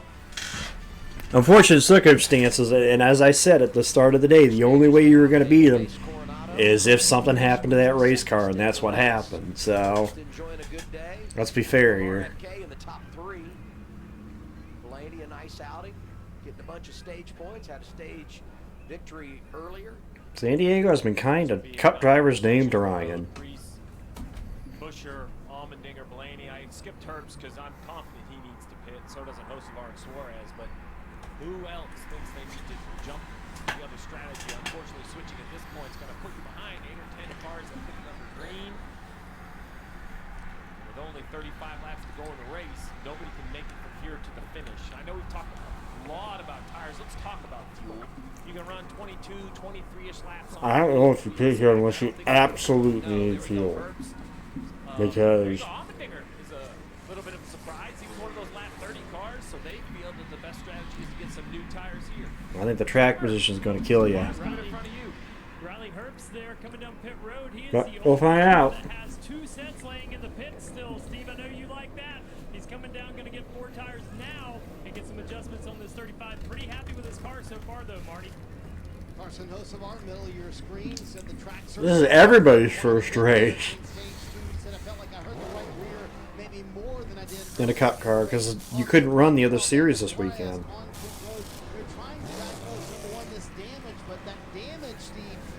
Exceptions, of course, were made. Exception was made for Brent Cruz and for Austin Hill because of extenuating circumstances. I'm assuming, with that dislodge, remember these engines are fueled by the air But, that comes in the nose and ducted up, so maybe something else is broken loose in there, starving the engine a little bit of that fresh air. The game of leapfrog continues. 23 drivers stay out, so you pit here, you lose some track position, but maybe open some doors down the road. Reese will take over the race lead. Let's go down to Danielle. Here on the flight deck, Adam of the USS Carl Vincent, Danielle Trotta, Corey LaJoie, the F-18 behind us. It was Ryan Preece with the fighting power to win Stage 2. He stays out, so he'll inherit the lead. And Corey, I feel like it's a whole new ball game now that SVG. I think the strat here was to stay out and We saw there a make the little final while stop ago. window So what do you opens. like as we enter the final stage? Well, now the rabbit's not out in front for everybody to chase anymore. Who are you pacing your tires off of? It looks like RFK. They had the work done, but the hay was in the barn by the time I got here because clearly the 16 and the 17 are strong. It looks like the 17's good, but I got to give a little bit of a look over to A.J. Allmendinger because when he sniffs the front of the road courses, he usually can take control, so it's nice to see him up front. I just can't believe we're standing here in front of this F-18 on this ship. It's so cool. All the Literally at that point, if you're gonna stop, they launched this thing, Danielle. you're gonna stop. Here and off the runway, it's only like 100 feet. It's If you were not stopping before the stage ended, you're gonna try to run it to your final window. Blaney wins Stage 1, Preece wins Stage 2. At that point. Ford is starting to become a story. Yeah. We haven't seen them win a Cup Series race. You got to go all the way back 13 races ago to Phoenix with Blaney. We'll see what happens here on the way out. It's just exactly what we all expected, Danielle, right? I mean, this is how we drew it up. We knew it would be Blaney and Preece in the front. A little bit unpredictable here today with Shane Van Gisbergen, and now it's anybody's guess where we go from here. Now we head over to pit road to see who is racing with optimism for our San Diego race spotlight. Kim? Well, Adam, it's been amazing to meet the military personnel this weekend, from sailors to members of the elite SEAL teams. But we've got a former SEAL on pit road every week, Damian Jackson, Jackman for Riley Herbst. After 6 years spent in the Navy, Jackson was a walk-on for the Nebraska Cornhuskers. Then he dipped his toe into pro football in that world for a bit, then decided to try his hand at NASCAR, despite it being a very foreign sport to him. And he took a calculated approach to learning the sport and studying it. His work ethic shaped by his time spent as a Navy SEAL. And pit crew coach John Carvin saying, you can't be around him and not raise your game. You have to in order to keep up with what he is, what he does. The level of excellence is so high with him. Yeah, it's amazing. Pit road, the transition over, it's been coming for decades, but in the last handful of years, now it's visual. You know, and the crew members, you don't need them in fire suits. When they get off the airplane, mechanic, pit crew member. I mean, these guys are obvious. They are tremendous athletes. They're just their physical stature. Look at that gentleman right there. There's just no way that guy would stand out in a crowd. Speaking of a crowd, look at the group we have up here on deck. Let's get a quick pit road sweep before we go green final stage. Start with Marty Snyder. Boy, Adam, you called it a critical 19 stage points for Ryan Preece and Derek Finley, his crew chief. Checked in with both the RFK cars, running 1-2 right now. Top 4 running positions. Again, I said it already once. They've won both stages. Top 4 positions right now are blue ovals. They came to play today, I guess. Not sure they can stretch it, but they could pit from 25 to go and make it to the end, they think. Marty, one of those cars that was challenging SVG early on and went up and took the lead, set the pace with Ryan Blaney in that 12 Ford. He was super strong, disappeared for a little while on differing strategy from others, but now he finds We're going to have 33 to go as we get the green here. It's pretty much down to pretty much everybody can make this race on one more stop. It's just a matter of when your window opens and can you have a clean stop, and do we see a yellow in the middle of that sequence? A bit of an uptick over last year. Team Penske down 50 laps comparable to last year in laps led. And we've wondered, we talked about the Toyotas having the advantage and the Chevrolets catching them. We haven't talked about the Fords. We haven't had Johnson with the crash damage from earlier is running 18th. away with a victory in a big, huge event. We saw that big accident. That was in stage 2 in this final stage. There we go, 33 to go. Just going to be contested more and more in these starts. Pretty much a race to that final window. An eventful stage 1 and stage 2. And now the final run of the day. RFK on the front row. We go green. Preece and Busher front row at Naval Base Coronado. There'll be some give and take out of the teammates here into the first corner. It might have been a little bit there. Larson going to make it 3 back there.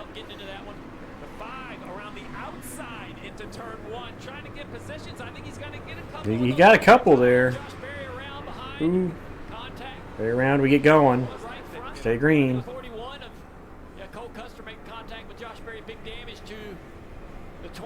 Oh yeah, a lot of damage to the nose of the 21. This week, Jesse Love, reigning champ in the O'Reilly Series, will go in that car full time next year. There's Bubba again trying to recover after being 2 laps down in this race. Going to Blaney battle there for position.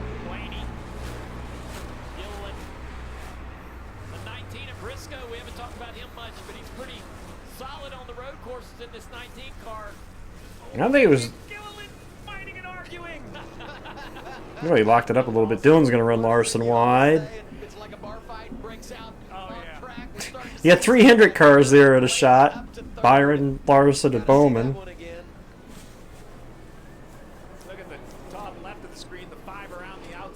Watching Barry back there.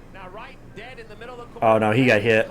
Custer into the back of Barry, and then Barry hit the side of Custer. Oh, this would be a good look. 21 straight ahead. White tail. Johnson had a little help there too. It looks like he got knocked. Oh yeah, he got knocked in the air by Reddick.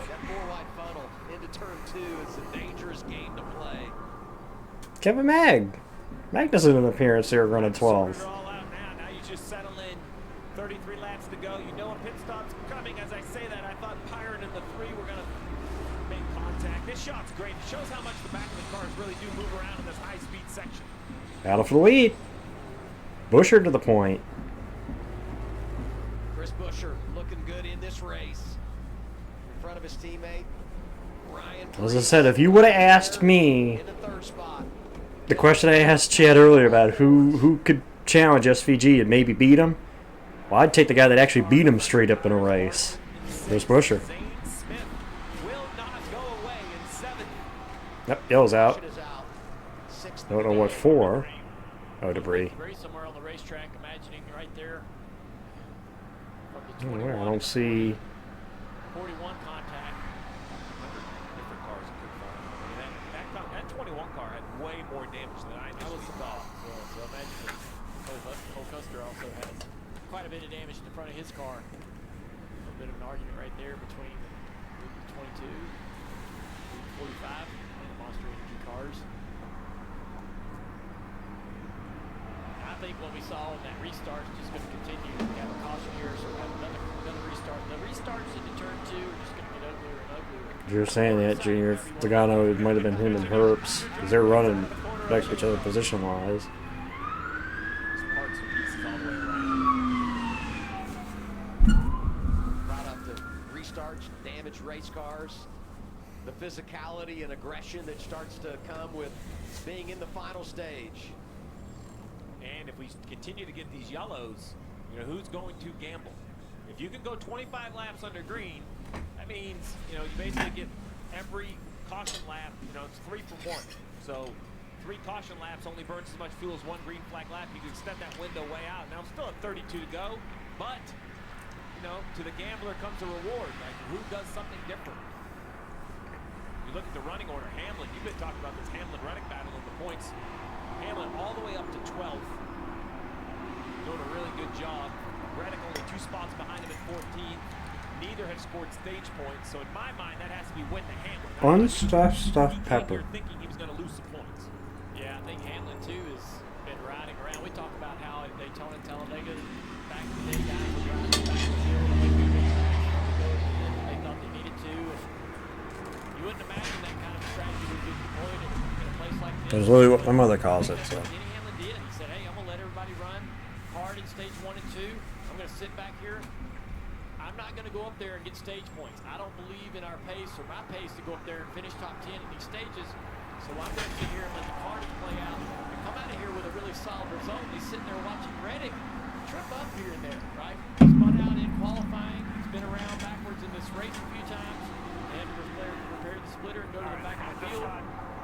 So Yep, somebody's pitting. this is panning out to be a pretty solid play by Denny Hamlin. So I just heard somebody's radio there.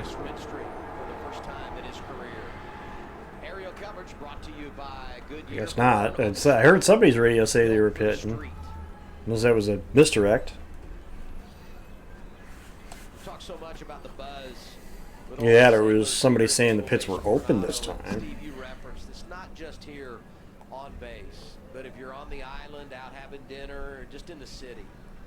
The buzz universally for NASCAR in Southern California right now, the city, the island, it has just been amazing to watch the fan interaction, participation, and the embracement of this event. Yeah, I mean, the sailors have been amazing. The fans, I wish I was in San Diego. The fan zone yesterday was packed. There was a line around the merchandise building, around the corner, selling out of merchandise each and every day. It's really been shocking. I think we all knew it was going to be special. I don't think our dreams could have been this high. I think the atmosphere is what the support, the fans that have come out, the military personnel. It's rare that you get to take part in something where everyone is just happy. And NASCAR is excited and happy to be here. I've yet to meet a sailor who's not just ecstatic that there's an event on their base, showcasing their base. And I'm proud of the drivers, what we've seen so far. They have put in a really impressive race on a very difficult 3.4-mile circuit. Think about all the hardcore NASCAR fans that have been fans of this sport for decades. They'll see it coming to the West Coast. A lot of joy being felt here this weekend. And why not? It's Father's Day. The caution is out for debris mark. That's what it's listed as. In a gorgeous location. NASCAR back in Southern California this weekend, racing in Naval Base Coronado. We're happy you're along for the ride. It's NASCAR on Prime.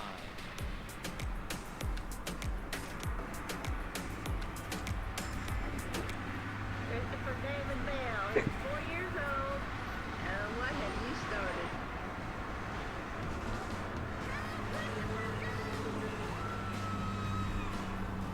Oh, Christopher Bell is taking the lead. What a finish! He's done it again. Bell has driven to victory again. How about that? That check is for $1 million.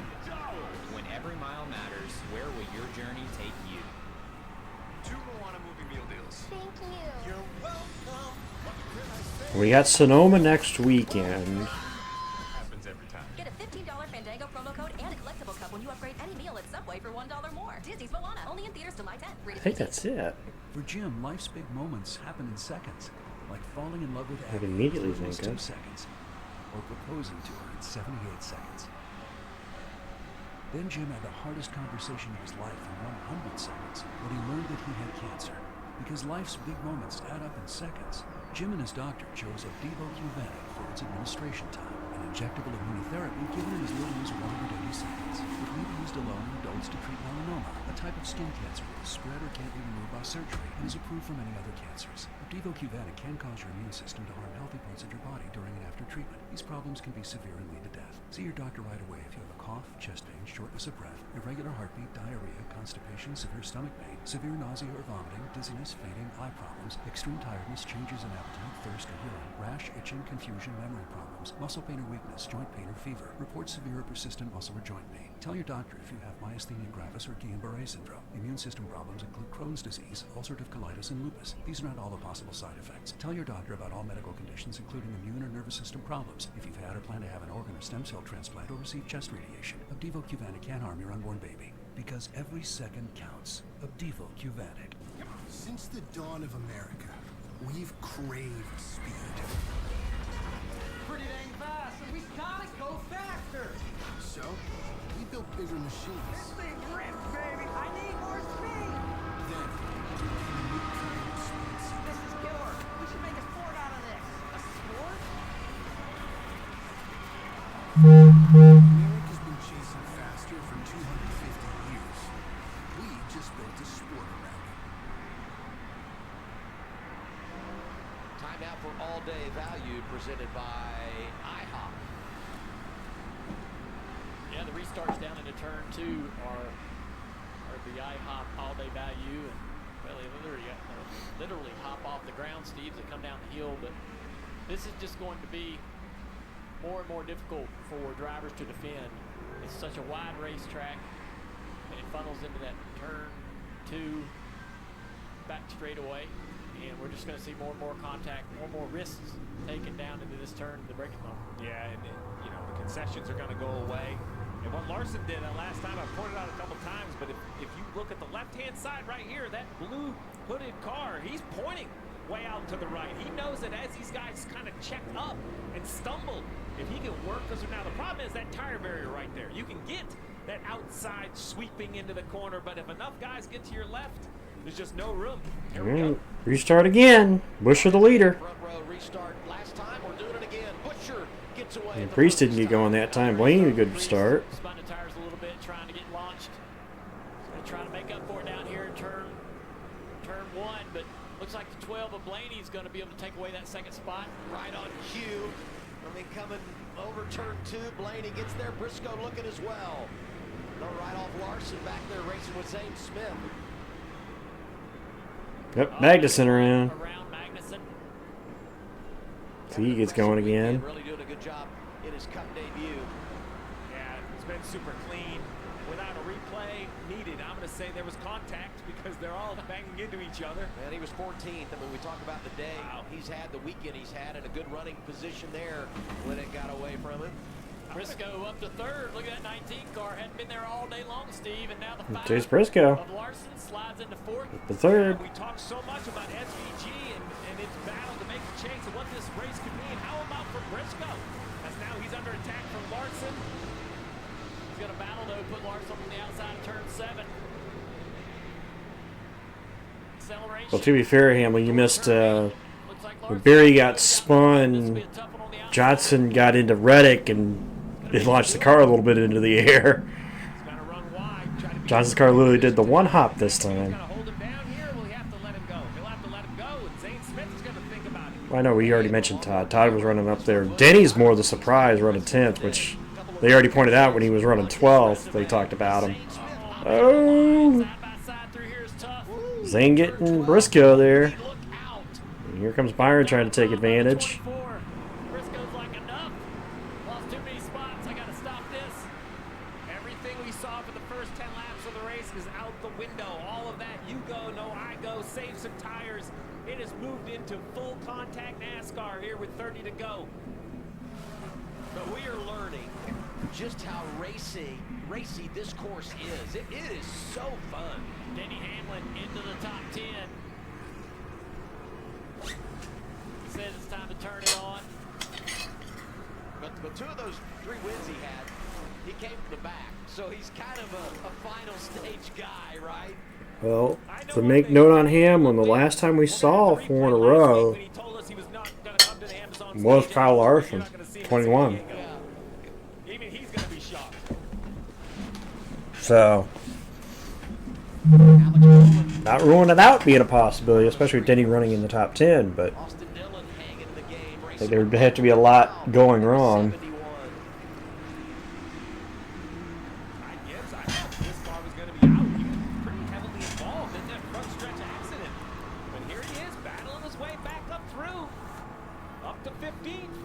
Said it so many times.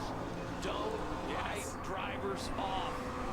Denny looking to the inside here, not going to make the pass. Don't write a driver off unless they're actually out of the race. Priest is falling back to 9th after having a lot of pace early in the race. Denny back to the inside here. Yeah, Priest fading now. Get down the straightaway for whatever Those are going to try to take that spot. 60 car has older tires than all of these guys. They pitted a lap 30. These guys came a few laps later, Dale. I just wonder if those rear tires, he has to be more patient on the throttle. He's under Blaney, I think, is closing the gap to Busher. There you go, just a tire situation. So if I'm hearing that, what do I do different? How do I give my driver an advantage? And if you look at our pylon, top 8 drivers, only one of them has been to victory lane. It's this guy, Ryan Blaney. Everybody else chasing that first checkered flag of 2026. I'm here for this duel right here between Busher and Blaney. Blaney's had a lot of speed right out of the gate, took the lead of the race, drove away, didn't care about tire wear, none of that stuff. His demeanor just fits this track, too. That cool customer, I'm just gonna roll with the punches, make it happen. But when it's time to get aggressive, he'll fight, he'll get aggressive. Busher's a fighter too, man. He's been backwards today. What's interesting about Blaney is he was the one that kind of organized it, drivers versus the Navy thing. He was kind of pictured as the head of it. Oh, wonder if he's going to get it up today. 28 to go. Next gen races, this 12 team just hasn't had the pace or the results to match what he was able to do in previous years. So he showed up today, though. Byron's in. Uh-oh. Going under the hood. So that is why he is on pit road. This is obviously not a scheduled stop. The team checking it right now to see what exactly the issue is. Out for the lead. Ryan Blaney.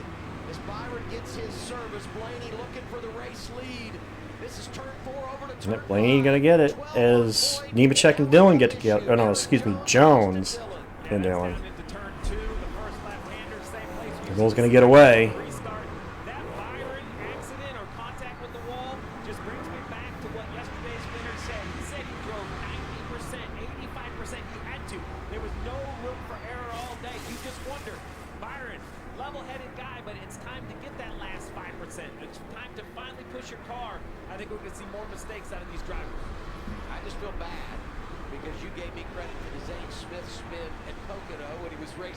with Denny Hamlin. We were celebrating him.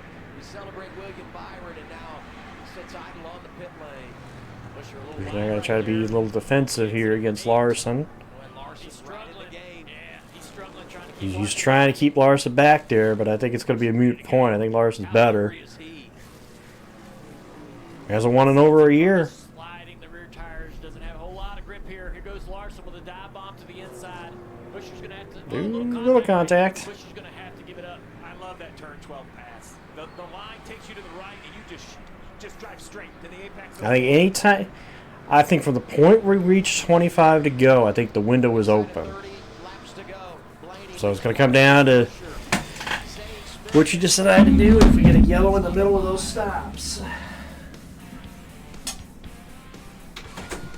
Ever since we hired Dale Jr. at IHOP, breakfast has been moving fast.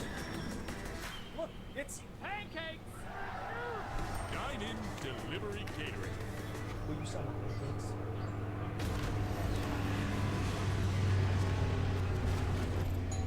Every journey toward racing excellence begins the same way.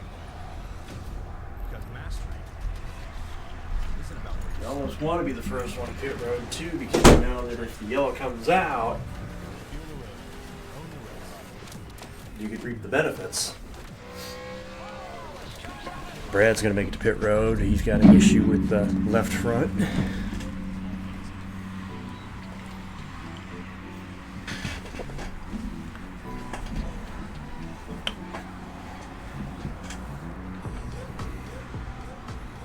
My name is Daniel. I've been a barista for 8 years, but I wanted to bring my take on real coffee to the community, and my Toyota BZ helped me get there. Ooh, Cindric got into Chase Elliott. Spins it back around, and oh, that did. Have to Keselowski then. And to the next corner. Ooh, Stenhouse. With 100% Angus steak and melty Cooper cheese. It's the best cheese. It's the best meat. It's only available at Arby's. We have the meat. Whether you're a professional technician or simply take pride in maintaining your own cars, Harbor Freight offers quality auto tools to meet your every need at prices that can't be beat. So my top two current favorite Cup drivers run 1 and 2. So far at this point. We've got it. Whatever you do it for less. Harbor Freight, your automotive destination. Ace I'd say right now, probably. Brad going backwards down pit road. I'm assuming to try to make it to the garage. Yes, that is in fact what he is trying to do. Oh, might we see a yellow here though, because of where he is on pit road.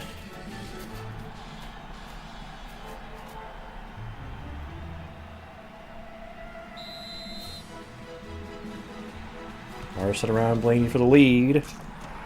Brad's car still sitting on pit road. Right to the garage entrance. 26 to go. I can tell you what the burn bar is telling you now. That is full go. Is for at least as much as you have rear tires. We expected this range to be around 4, just under 4. Look at these guys are in the mid 3s. We have wondered how fast they could go all day. Well, it is time to go, and for that, Climb around Busher. Here out in San Diego. Busher right there losing a spot behind. Corey Heim showing some good speed here. All the 2311 cars just look fantastic today. Yeah, and I'm thinking about young drivers, and we've said it a lot, but Zane Smith and Corey Heim, I mean, good gracious, they've been outstanding today. Hocevar still in the thick of it there in 6th. Yeah, I mean, you celebrate young drivers, you put him on the list. At the 9 car, Chase Elliott gets spun out off the nose of the 2 of Cindric. During the replay we just saw. That's into turn 12. Chase has had struggled all day long with the pace of the 9 car. And Brad Keselowski trying to get through.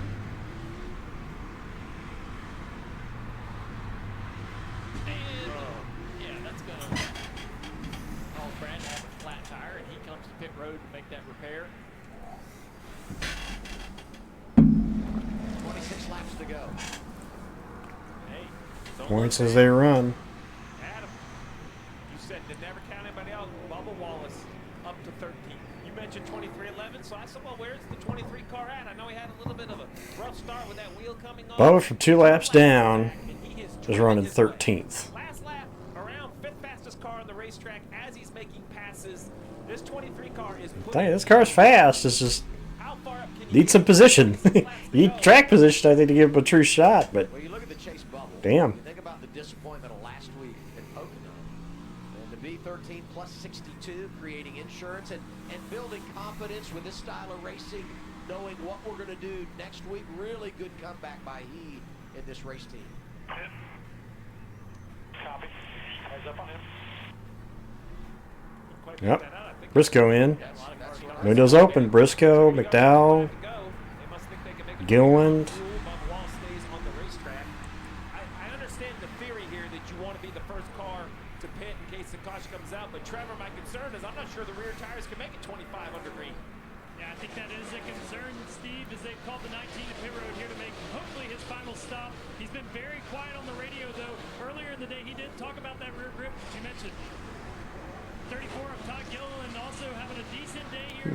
Good race coming off there between Briscoe and McDowell. Success on this road course, but right now they're having issues on the left side of this stop that's really going to hurt their time on pit road, Steve. Yeah, that is unfortunate for the 34 who was doing such a nice job. He had to come around the 19. And He overshot the stall. Great work by that front tire changer. If he takes that lug nut off, that is a penalty, a much bigger penalty. So he knows it's his job. He looked left. The splitter was over the line, waving his left hand, set the car down. It was a mistake, but don't compound it with a bigger issue. There's no way anybody else can see that. So he sees it, he calls everybody off, and as you said, you minimize the damage. And to defend Todd a little bit, coming around a car, once again, backwards, driver on the left. You know, so he's trying to judge where that right front fender is. Normally, it's the left front fender, and they can get very close to the car that coming around. Todd being a little too cautious, and for that reason, getting along with his car.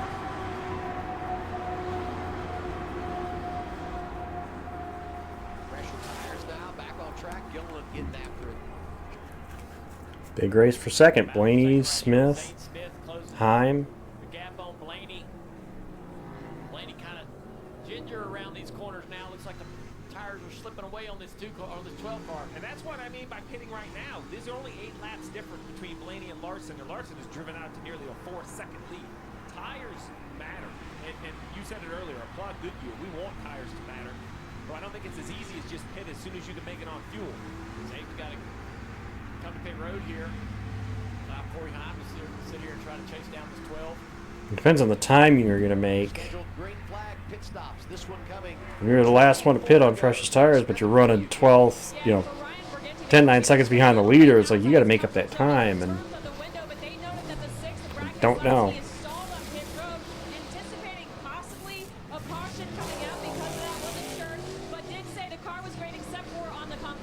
Busher in. Kim, to Steve's point, the strategy worked for the RFK cars to connect it to that one final stop. This is that stop, and man, tires just way too important. Busher lost all rear grip. He was able to hang in the top 5, but his teammate Ryan Priest dropped. Hill locked him up, getting into the first corner, carried Zilich to the fence or over to the wall, and stacked him up.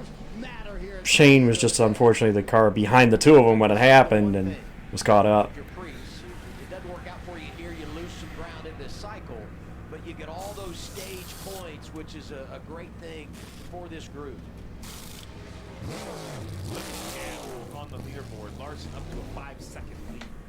That's allowing him, taking the pressure off. Like, use these tires while you have them, gap that, and he's running a second faster, basically, than everyone in the field right now. He's 1 second faster than the cars behind him. And just think about the options that then creates on the pit box for Cliff Daniels, right? Because you have that lead, you can watch how everybody else. But I don't know. The issue is you can't wait that late either, because the caution comes out. Those guys that pitted are going to be ahead of you, and you're going to have to, That's the risk versus the reward. The final window is open to make it on gas. It's just a matter of what these guys are going to do on tires. More and more, and you see it in the results. Haven't won, but the stage performance is there. The overall performance is there, and we are seeing what they. It was over a year ago. 40 race winning streak. It's the longest Larson has had in his career the longest since joining Hendrick. Well, actually, yeah, as long as since joining Hendrick. Racetracks and all the ovals, and they have made some gains there, but they come to a racetrack where that's not quite as critical. And he's told us that they just got to execute, got to get everything right. That's what Reddick did at the start of the year. That's what the 11 of Denny Hamlin and his team have been able to do over the last several weeks. Is just execute perfectly with fast race cars. The 5 team trying to do that today. So far, so good. And the pace in this car right now, like to your point, Steve, is really going to assist them in their strategy going forward. That battle for the regular season title. Hello, Reddick. Hello, Denny. Running 9th to 10th. And Bubba's up to 7th, by the way. Had to be 2 laps down. Runs P7. They're stretching it out where they need to be. Marty, what do you hear from Kyle Larson in 5 car? Not a word about hitting yet from Cliff Daniels as the crew is ready if they do need to come down pit road. But to Junior's point, not only learning this Chevy body, but as Kyle Larson told me earlier this week, we have struggled with this brand new tire the last couple of years at road courses. Remember how good they've been the last few years, Junior, at road courses. Bumble, you say that as you're older than me, okay? So you're calling yourself a grandma if you're calling me a grandpa.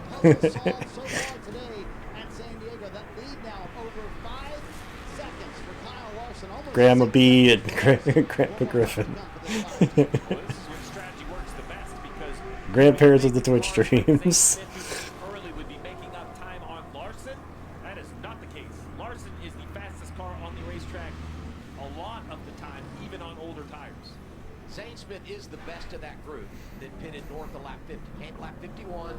He's rejoined the pack now riding 17. Just for perspective as you start to think about where everybody fits into the equation.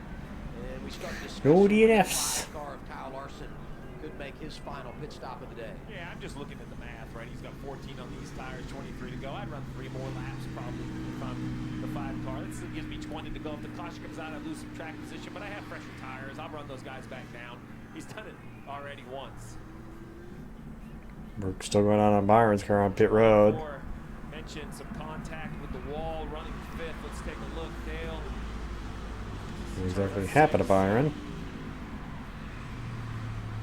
Oh yeah. Oh man, I think we saw SVG or someone do that in practice qualifying, and that's exactly how we had that nasty crash yesterday in the O'Reilly race. Sam Mayer making I told you, Port, the year you were born is the year I graduated high school, so. But it's a driver mistake, and you hate, you feel terrible making such a simple mistake. Definitely a stretch. All these laps. Look at that chase bubble. Byron is still in a good spot when you look at his advantage over the cut line.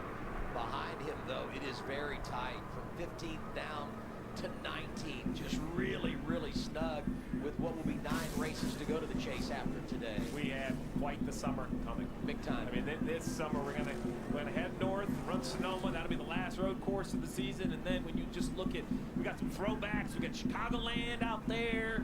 Wilkesboro's out there. Races in the draft. I mean, Atlanta, Echo Park Speedway, Daytona. There's a whole lot going on between now and we're running for a championship. Oh my. Okay, when we were on board with the 54, and I thought he was making some ground. I knew he had some damage. I didn't realize it was that much damage. I mean, the right front tire is going to be chilly. Look at that thing, a whole fender missing for the right front of Ty Gibbs as we see the 16 come by. And AJ sliding through. I mean, waiting those final pit stops for the leaders.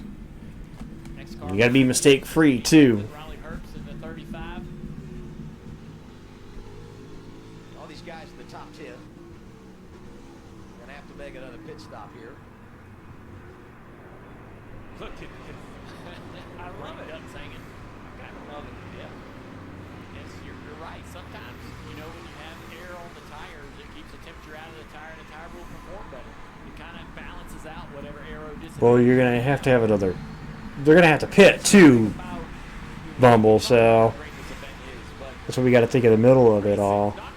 Racing around the world has become an aerodynamic battle. From the sprint cars on dirt to Formula One, it doesn't matter. That's a 9th place car, by the way. With all that damage.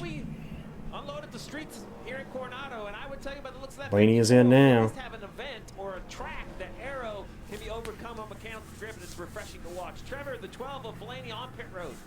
That was the longest run on tires yet for the 12 of Ryan Blaney, being 24 laps. Before that, 10 laps was the longest.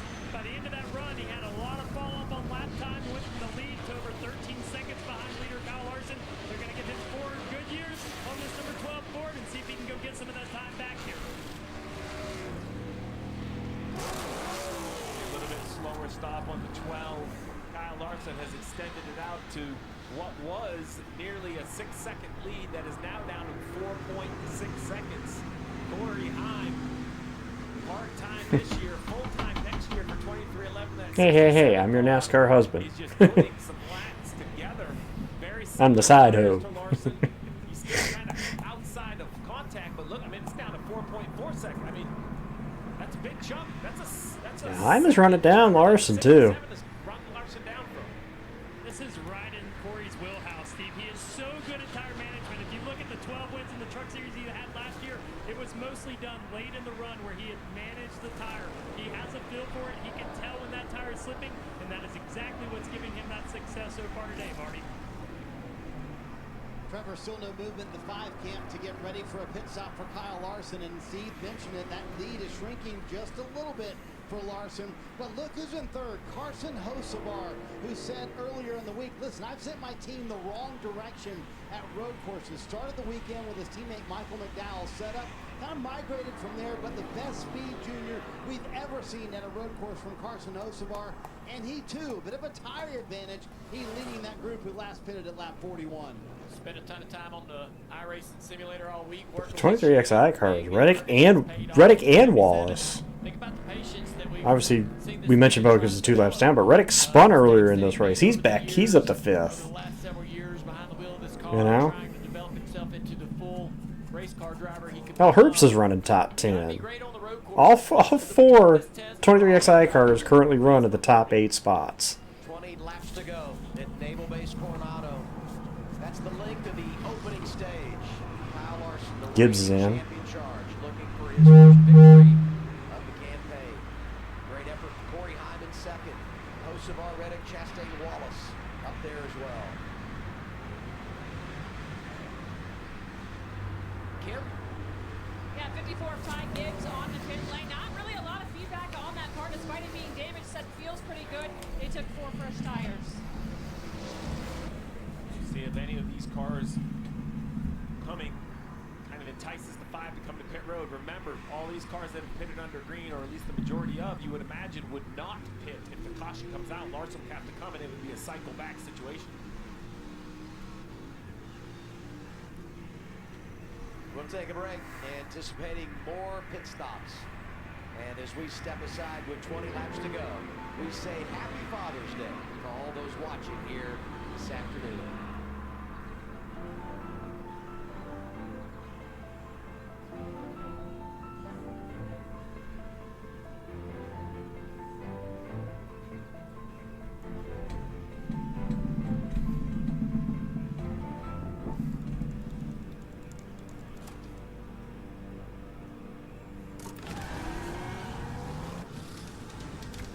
Suddenly realized that I was no longer driving conscious, and I was in a different dimension. Just going.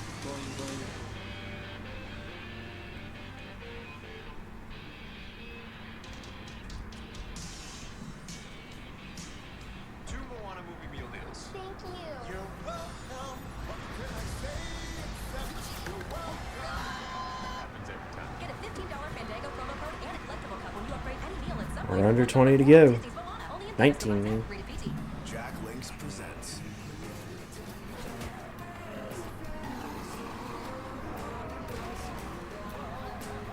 There's nothing like a great duo. 2 flavors, 1 bag. Jack Links Duos. You play by the rules. Then things happen. Prices keep climbing.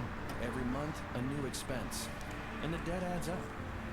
So how do you face it? It starts with a call, then a plan. At National Debt Relief, we'll negotiate with your creditors so you pay less than you owe. And just like that, you're back on track. When debt happens, we're here to help you take action. And this is where your new chapter begins. Call or visit nationaldebtrelief.com to get started.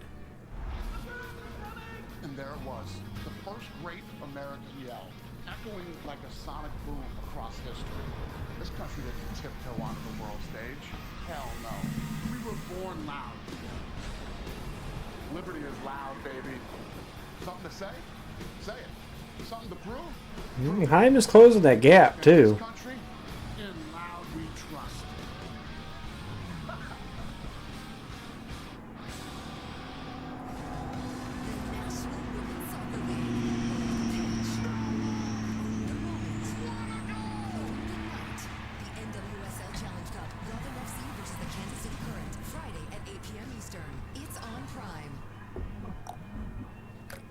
That's just the way you make me feel. That's just the way you make me feel. Get that big deal feeling this Prime Day, June 23rd through the 26th. Coming to 18 laps to go. The Anduril 250 here at Naval Base. Heim is cutting that gap down too. He's knocked it under 3 seconds now. Wallace up there in the top 5. They've got to make pit stops. Of those that have already pitted, best of the bunch, Zane Smith in 11th, Chris Buescher in 12th. They pitted at lap 51. They're 35 seconds back of race leader Kyle Larson. The big thing for me is this Corey Heim conversation. It is real. There he is. He is in the picture now. We didn't have a straightaway long enough to put him in the same straightaway 4 laps ago. Corey Heim, look at the lap line. He's taking lap times quicker too. Tracking quicker. 2 seconds. Corey Heim has run down Kyle Larson. He has entered the chat. He has entered. Sure. Yes. And now we do our credit one bank ones to watch. How about the race leader, Steve Letarte? Well, listen, it's hard to pick Kyle Larson leading the race. How is he not the pick to have? Well, he's on a 40-race winless streak 6 times, though. He has won at the road courses the last time back in 24 at the Roval. 24 at the Roval was last time. Zane Smith, he's back in 10th place, but I'm wondering how the strategy is going to play out for this number 38 Ford. Zane has top 10s in 2 of the last 4 races. He's got 2 truck wins on the road courses. Could be another win for this team today. Steve, I'm going to take your 40-race winless streak, and I'm going to up you. It's been 60 races since Chris Buescher has found his way to victory lane. Got it done on a road course, Watkins Glen, a couple of years ago. Been in the game all day here today. I mentioned the fact he's one of those drivers that's already made a pit stop, cycled up to 11th. Keep your eye on driver 17, who this week inked a new contract with RFK. So he's staying committed to his group and having a great run here in Southern California. Time gets that down to 2 seconds. Yeah, he's nipping at it. You have to remember, it was Heim that missed the Chicago street course. Remember? Right? Yeah, he had the issue, and it was dramatic to see who was going to qualify in on time. I say that because this is his first Cup road course race, but not his first attempt. I mean, he missed the street course at Chicago, and here he is putting down some of the best laps in Coronado. Yeah. Got to give credit, too, to Booty Barker. He's there. Booty's been a long-time crew chief, but he's managed this team when Heim comes over and runs the 4th. If I'm Cliff Daniels, if I know Heim is catching me like that, I'd be thinking about pitting Larson here. Why you're still the leader. Obviously had the right approach here. When you look at Heim, 2nd, Bubba Wallace, 5th, Herbst, 8th, Reddick, 4th. I skipped right over Reddick. I see him so much in the top 5, I didn't even give him credit. So all 4 23-11 cars. There we go, pitting this time. Well, let's see what's going to happen. He's close enough now that these backwards pit stops that are awkward, he could jump Larson. This could be a Yeah, it sounds like Heim's going to maybe stop this time. be determined by the pictures. I'm running out of time. Hey, man. Man, what a cool disposition for this kid. And running 2nd.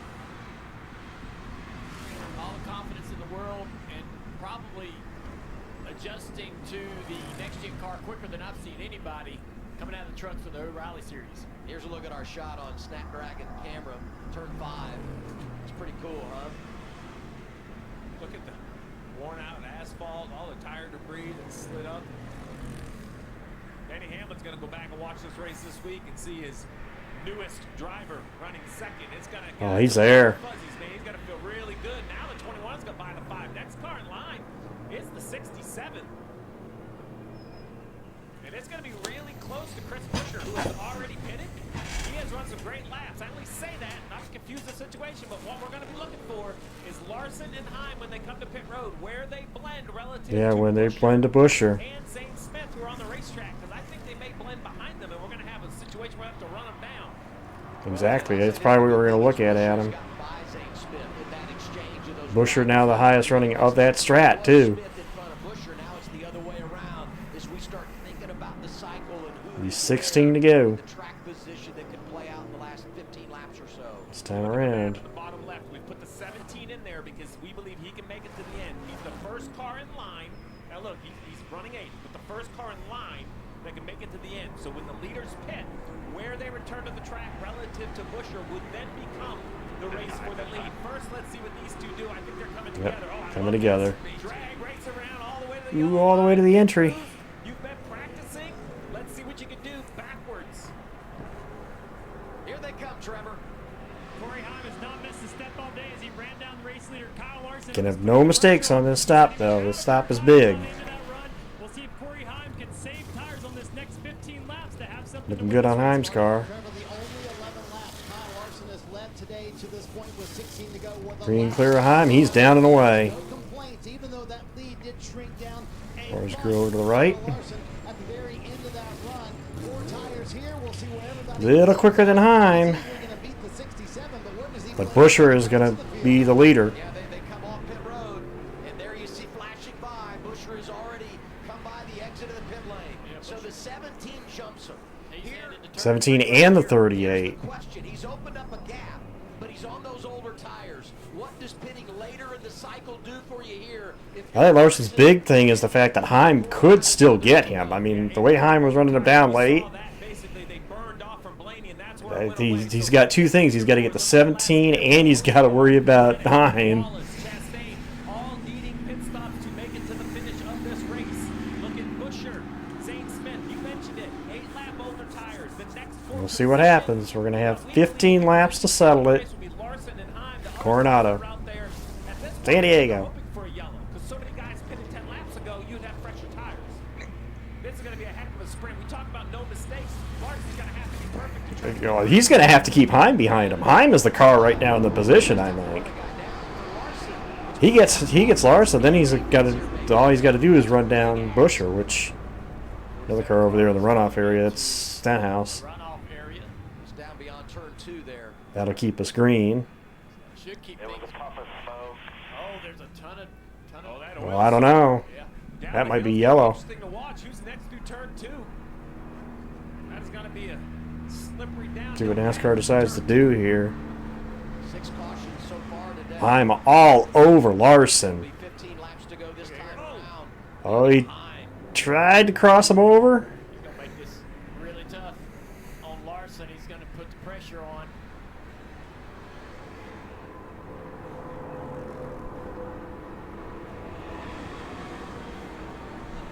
Marty, what you got?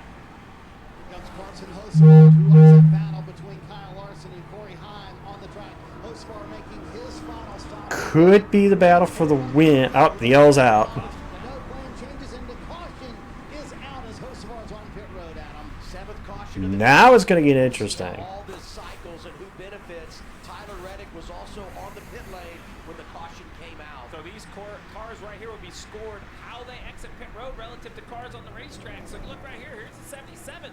Where is he going to be scored? Because there goes the 5 by right here. I don't know about that one. That's going to be close. They're going to have to look at that one because I wonder if, I don't know, did Hocevar beat Larson out? Has to slow down on board with the 47 of Stenhouse. He's through turn 1. Oh yeah, just hit the wall. And he blows up. Look at all the smoke coming out. Yeah. Look at the car. It's interesting. This is on board the 84 of Jimmy Johnson. Coming right in front of Jimmy Johnson. Fluid coming out of the 47. We saw the fluid beyond turn 2 from the Arby's onboard camera. I wonder if when he hit the wall, if it knocked an oil line off. It obviously happened on back up the hill, and if you're NASCAR, you got to throw the caution Get that all cleaned up before you have a bigger accident. Yeah, you see this, you see that big streak of fluid. You just can't allow those guys to race down in turn 2. This is going to be an interesting lineup. NASCAR will let us know what it all is once they get it figured out. Basically, the rule is that you are scored to either the start-finish line or pit out, depending on where you are pitting. Where those guys mostly were pitting, it would be the pit out line. So, no doubt that Busch is the leader. I don't think that's in question. The real question is the 77 scored correctly? And if so, he's right behind the 5 of Larson. He also races the lead pressure Zane Smith had on the 5 of Larson and all those cars that had new tires. They have maybe a 9 or an 8 lap advantage on tire. And then they're behind Busch and Smith, and now they're right on their doorstep. Decent amount to sort through here, and we'll do it when we return. 15 laps to go. Naval Base, Coronado. The caution is out, and a huge restart will come next.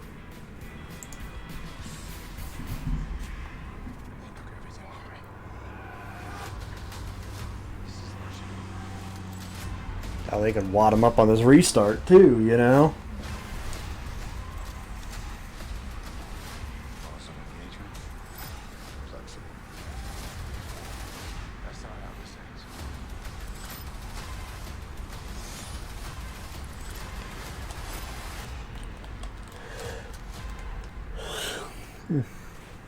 Since the dawn of America, we've craved speed.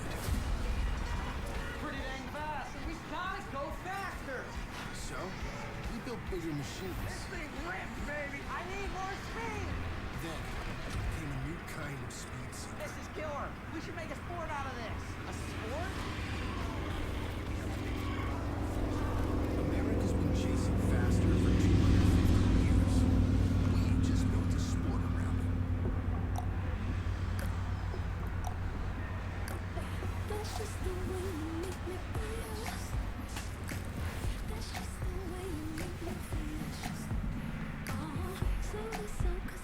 So real. Could get dicey on his. Like I said, it could get dicey on his restart.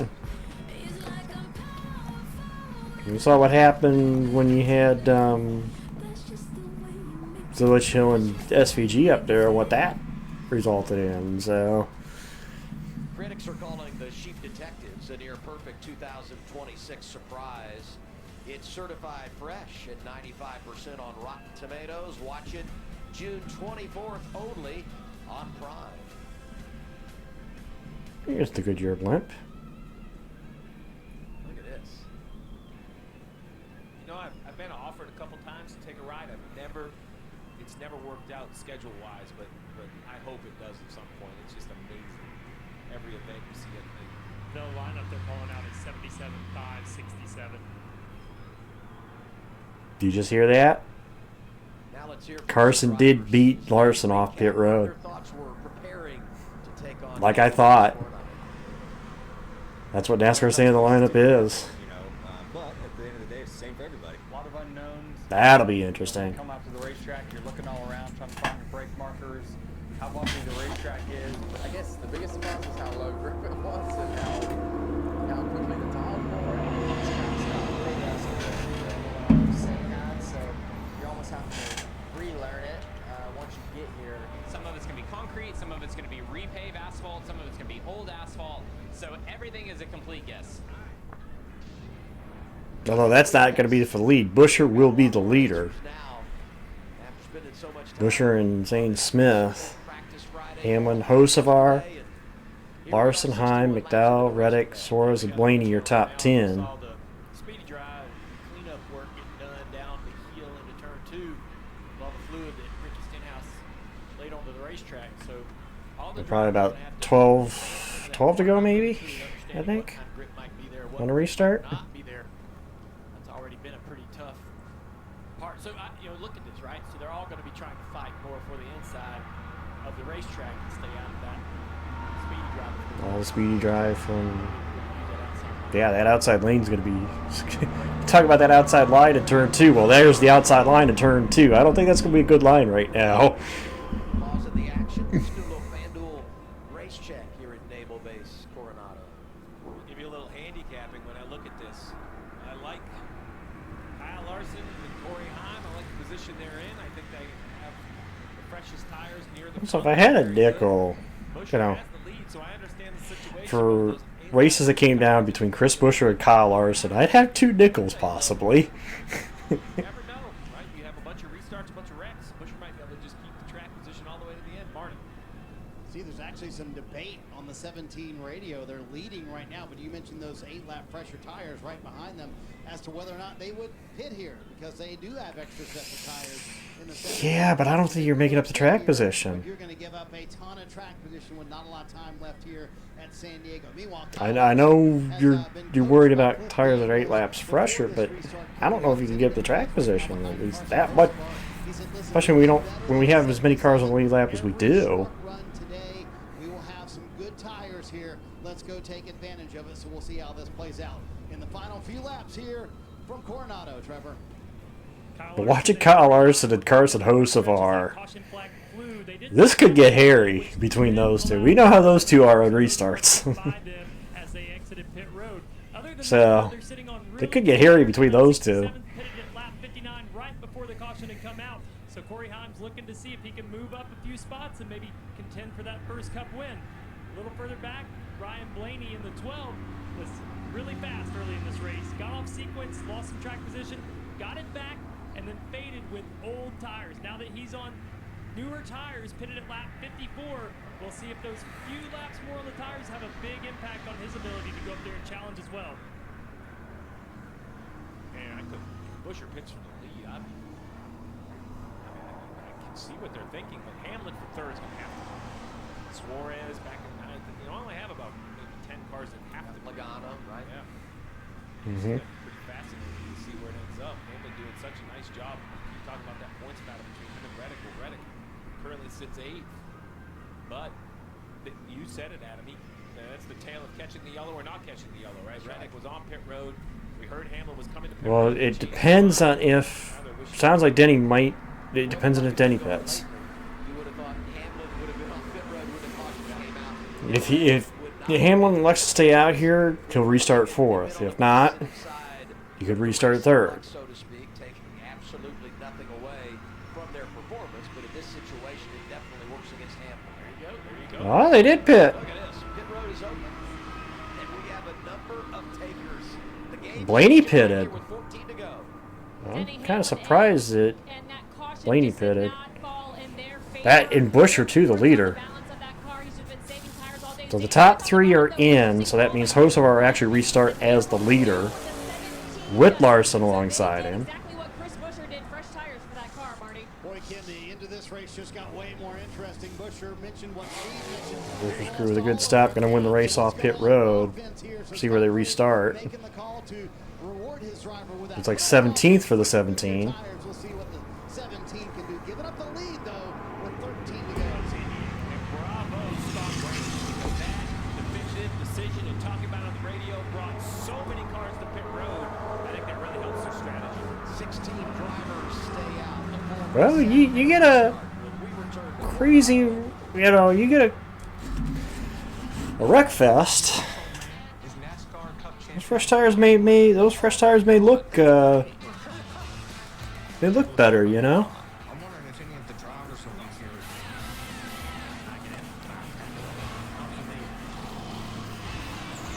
But we'll see. It's down to the thick of it, so. This is the Undercovers. You can turn my runway into a racetrack. Your best guys against mine. Anything for him?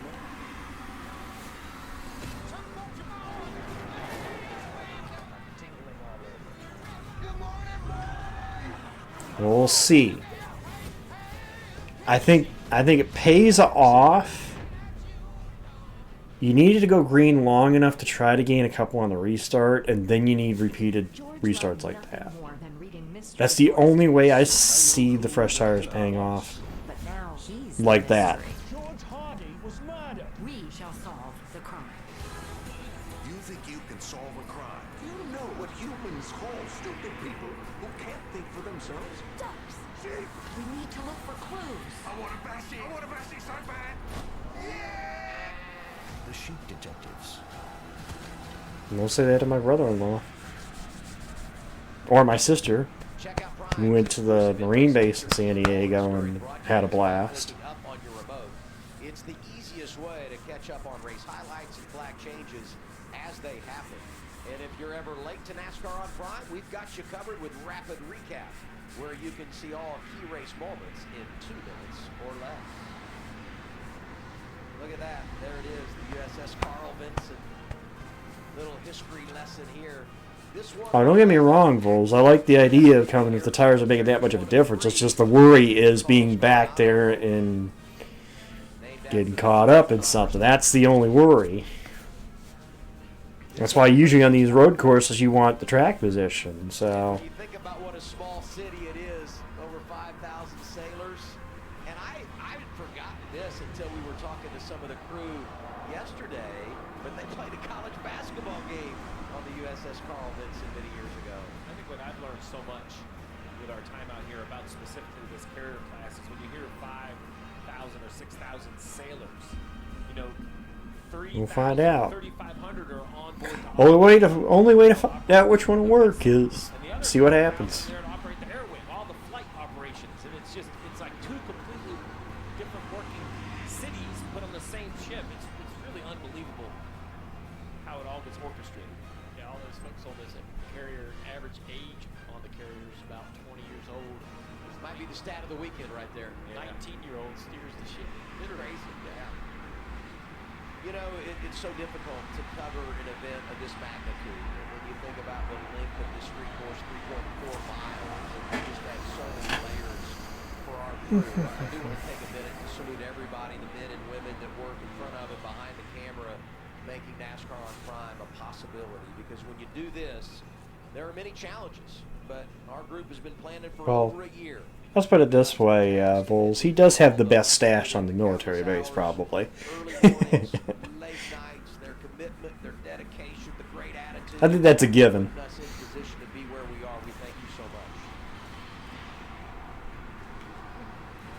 Camera showing off. All right. Hocevar, Larson, Reddick, Heim, Gibbs, Wallace, Bowman. Bowman up to P7. Chastain, Magnuson, and Herbst. 12 laps to go in San Diego. That's assuming we don't get overtime, which we might. Here we go. Watch those front two. You know they're going to race hard. Hocevar, oh, he slid it. Reddick was peeking. What's going to happen in this first corner? Hocevar. Reddick's right there.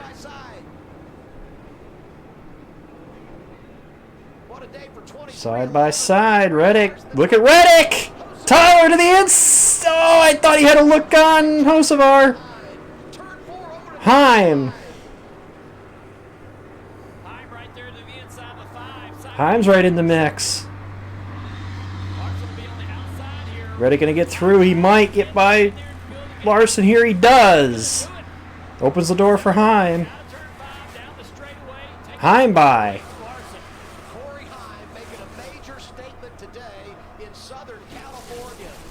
Keep an eye on Chris Buescher. He's in 14th right now on those fresh tires. Bubba trying to get another one here. What a recovery for Bubba from 2 laps down. Trying to take that 4th position. Oh, and here comes Reddick. Could Reddick pull a spin and win? Remember, he spun earlier in this race. And he is all over Hocevar. Oh, he is all over him. To the end, to the right, to the left. Got him. Reddick to the lead. Oh, and Hocevar locks him up getting into that corner. Sideways. Trying to recover, trying to get And look at Heim all over Hocevar. Heim's in the mix. I might get them both. Oh, Hocevar sideways, he's around. Oh, Chastain. Not teammates to Dale. That's Spire and Trackhouse. And there goes Hocevar. I can see it.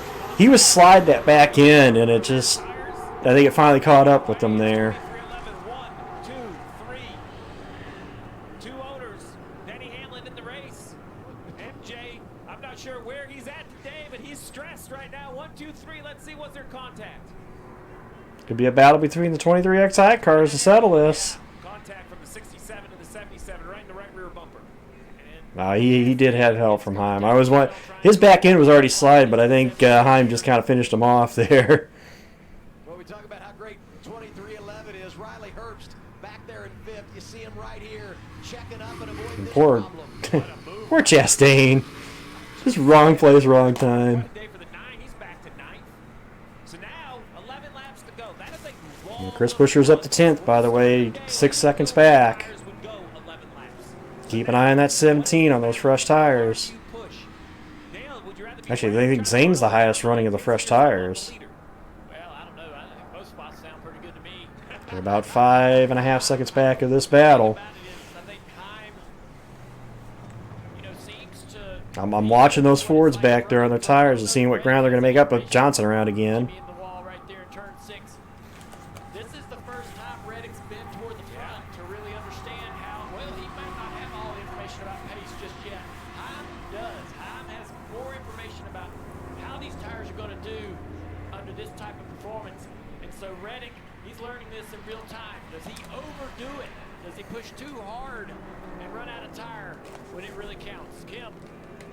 Keep in mind, I've been listening to this team all day. His rears have been giving up about the middle of every single run, so they just came on the radio, said 11 more to go.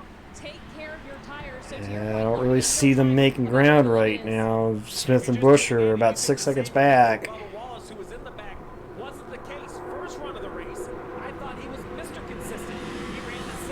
AJ Allmendinger, P6. Got to shout out AJ.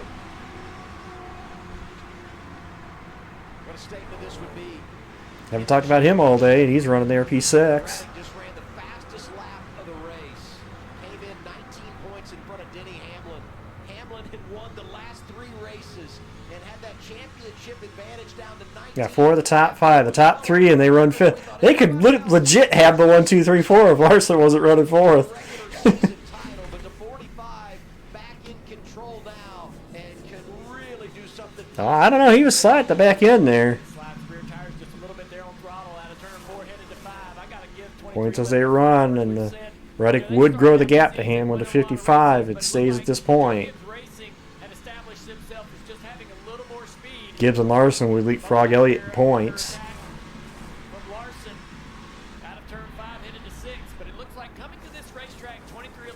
They got it right now, you know.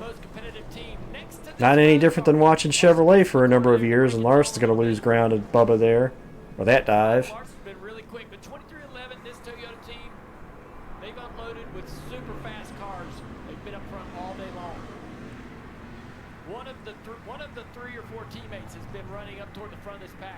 Yeah, Zane's loses ground. He's now 7 seconds back at the lead. Still the highest running of those that pitted. He's up to 7th. Well, Adam, I want to talk a little bit about both of these 2311 cars. You mentioned, Dale, about Tyler. They're just I think they're going to need a yellow to be able to work that. They're just not. They're not gaining time on the tires. I'm telling you, Bubba Wallace, I think, is the pace setter here. I think his strategy is to allow the 45 and the 67 to burn each other's stuff up. We'll find out if that's what's happening, Steve. We got 10 to go. He wants to be the next guy in line. He's thinking to himself, you guys burn your stuff up. About 3 to go. I'm going to show up on the scene ready to use what tire I have left.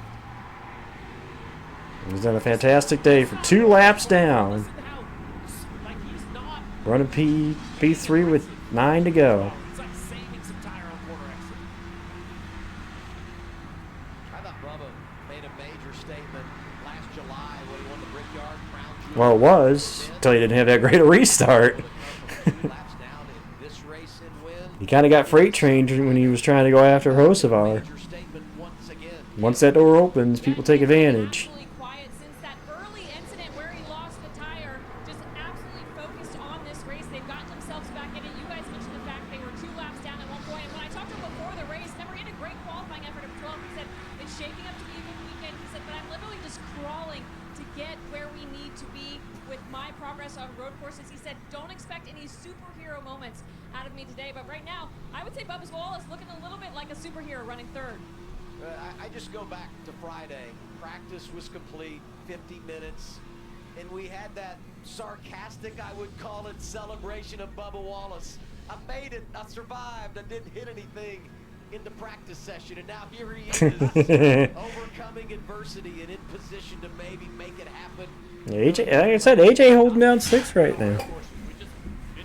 You might lose that spot to Zane and Busher because Zane only about 4/10 to half a second behind him. So. Right here in front of him, right in sight. And if he is, to your point, Steve, managing these tires better than the 2 out front and maybe pushing harder, we saw in that first stage how he was able to run people down and make positions. Well, Prop's not letting that incident get to him either. You know, we've seen before the emotion out of Bubba and how it seems to get to him.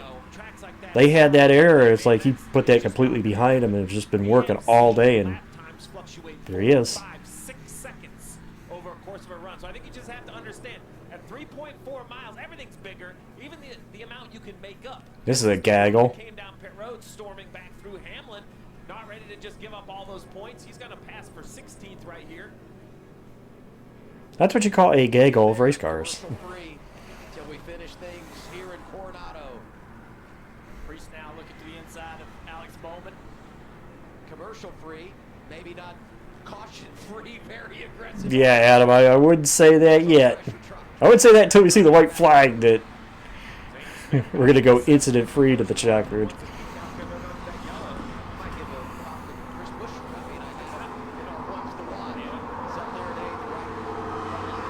The problem for them is the interval. They're 8 seconds back of the lead, and you'd have to be making up time, big time, and they're just not making up the time. Well clear by about a second of Bubba Wallace's lap time. Only 2 cars in the field at the 133. Also, shout out Eric Jones after his incident. Just had a run-in with Austin Dillon. He's back to 18th. So Scott Graves wanted to put his driver on offense. Steve mentioned Zane Smith leading that strategy of those who hit it at lap 62. But Busher making time through the field and has consistently been one of the top 5 fastest cars on the racetrack. They're gonna need a caution to bunch the field back together, though. They wouldn't mind one in the 17 camp to bunch this field back up with those fresher tires for Chris Busher, who has driven from 16th to 8th. That has yet to be determined. And we're really just now, I think, seeing the magic of this course. Honestly, I'd like to see it back just for what we're seeing right now, but The drivers are no longer learning it. Right now they're racing. Now they have confidence. They know the weaknesses of cars, the weaknesses of corners. It's got a great flow to it. 2 completely different. What do you call it, Dale? It's like a front 9 and a back 9. The first half of the racetrack and the second half almost feel like they were 2 different designers. Yeah, a lot of 90-degree turns and pretty typical road course turns on the first half of the course. Then the backside is all big, long, swaying, laterally loaded, really fast, high-speed corners that really might still have a race here. I'm keeping it close. It's within a second. We're gonna have 7 to go. Bubba Wallace is understanding that, man, I'm going to burn my car up trying to keep pace with these guys, but he's backing up to Larson. 7 laps to go. Talk about Wallace and how he manages the end of the race. Here's another thing to think about. And Heim, what points? Just ran the fastest lap of the race, too. He's up to 11. Corey Heim, you see the stopwatch on the leaderboard. It has moved from Reddick to Heim. That last lap from Heim, the fastest lap of the race today. Car number has never won a cup race. Just a big moment. Heim is driving. And here we are in a big moment for the sport of NASCAR. I will not say the number because I think that meme is probably one of the dumbest things I've ever seen. No wonder it's children that are doing it. Or why it's popular among children. Thank you. I want to lose Prime. Come on. But then you get to a moment in a race like this, and there's a reason the driver of the stars. I was fortunate enough to crew chief for both Jeff Gordon and the guy sitting next to me, Dale Jr. They became stars because in these moments they found that next spot, right? So Reddick, talk about a star. This guy's been nearly untouchable to start the year. I mean, Corey Heim in just such a short career so far. He's running both trucks, O'Reilly and Cup, and Billy Scott, Reddick's crew chief. Looking for what, their 7th win this season? I just gotta wonder though, is 6 to go. laps to go. We've got these two guys here, Reddick and Heim, who drove away from the field by 5 seconds. Wallace, Larson, Herbst, Allmendinger, all those guys are within about a second of each other in those other spots. Are they back there? Have they cooked their tires? Is there anything left? Are they waiting with only one hope of Now keep in mind, we've had 2 road course races this season already. Coda and Watkins Glen. SVG obviously won Watkins Glen. Who won the other one? Guy leading the race. I mean...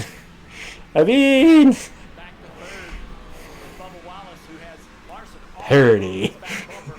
Parody.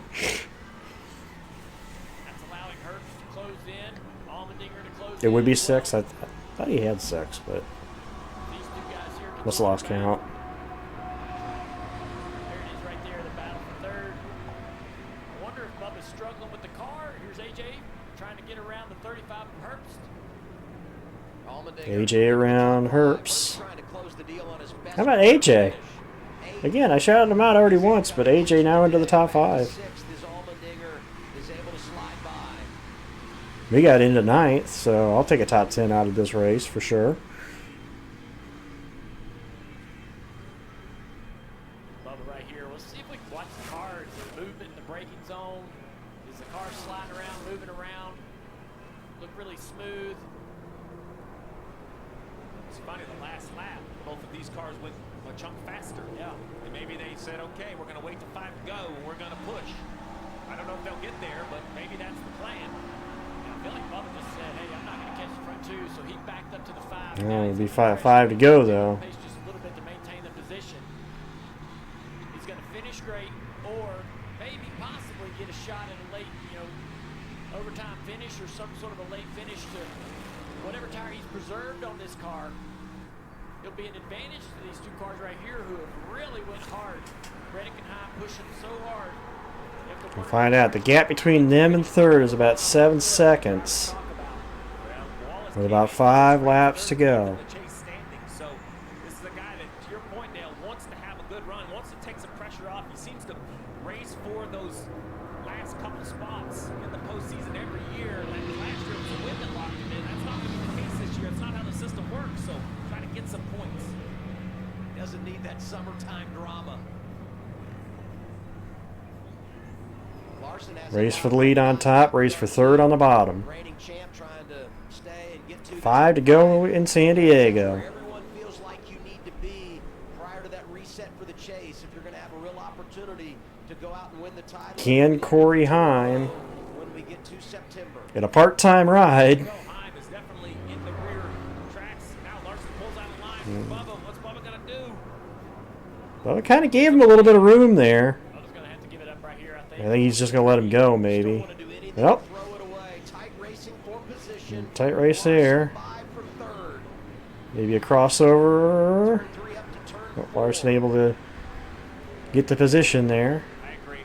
I think that was a very mature move by Bubba. Don't get caught up in the moment. Don't throw away the hard work and the recovery of this team. Still a great run for Bubba to recover from 2 laps down.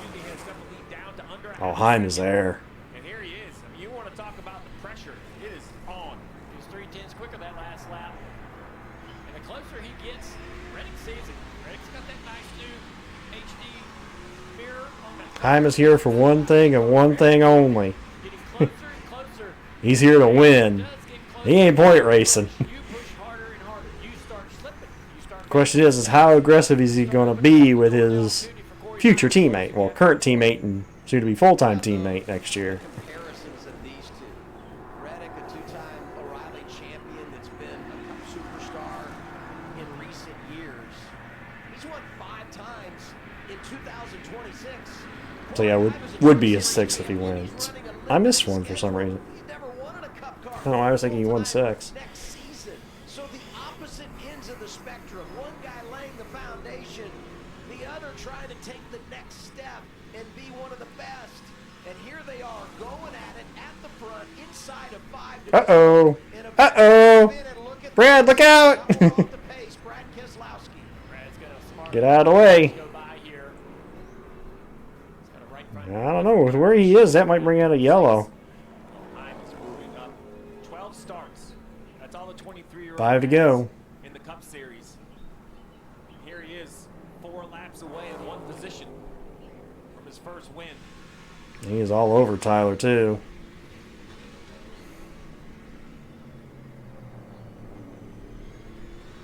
Allmendinger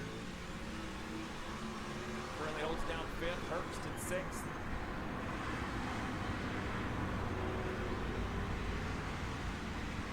They were a little over second, 2/10 faster than third place Larson and the rest of the field. Everybody else, Yep. 135. They're just so much faster. Speed is there. Running 133s. They've been running 133 seconds for laps. Zane Smith, Chris Buescher, 7th and 8th. Made that pit stop on those pressure tires. That's half a lap. Reddick's been able to stretch it back out just a little bit, only a few tenths, but he looks at it again. He sees that in the mirror and he goes, hey, all right, what I'm doing is working. I gotta keep doing that. I gotta Well, we stay green so far. want to overdrive it. Don't try to push to get more. Just make good exits. Get in the braking zone cleanly. He's not an overreactor. No. And you do wonder what experience means in these situations. In that regard, there is no doubt an advantage Tyler Reddick. What a year he's having. Another 10th right there. Reddick built onto the lead.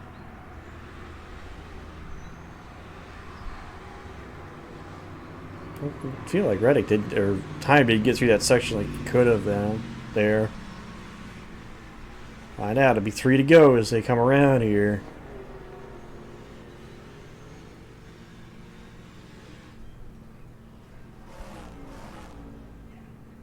Heim is doing everything to keep the pressure, trying to get 45 to make a mistake. Yeah, you're right. Not sure if Reddick's going to make that easy. I think Heim's going to have to. Again, battle for lead up top, battle for 3rd on the bottom. I think Heim just needs to get a little closer. He's cut into it. Larson not able to pull away from Bubba. Just got a little bit closer to try to put the pressure on. Be close enough to truly worry Reddick in the braking zone. 3 to go.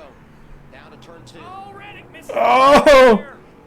He's there, but he slid it. Oh, he's there, but he slid it. Oh, you might still have a shot at him.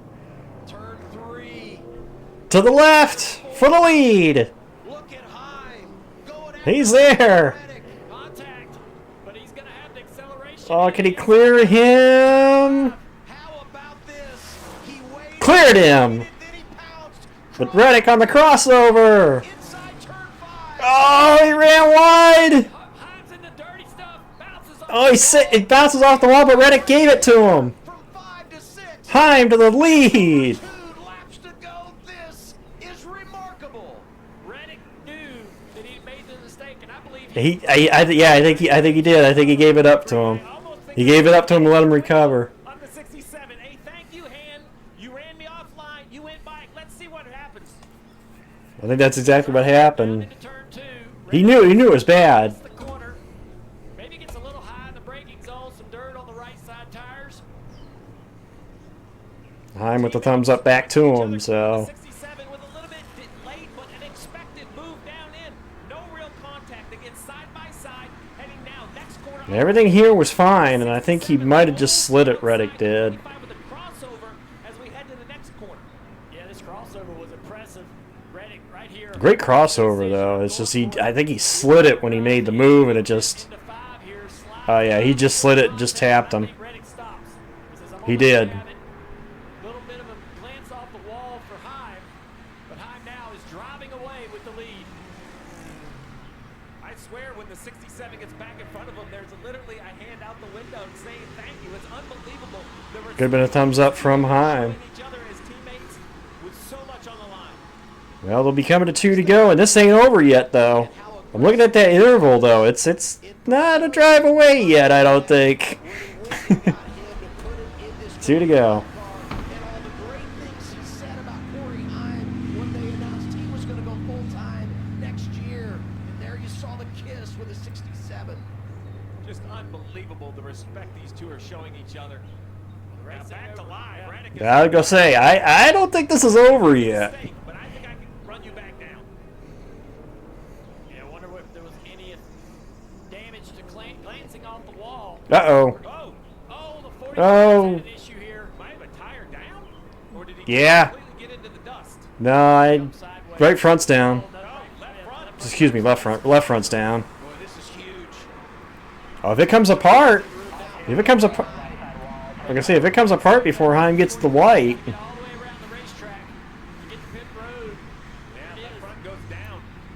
mean, he's leading the race. The advantage is back over 50 points.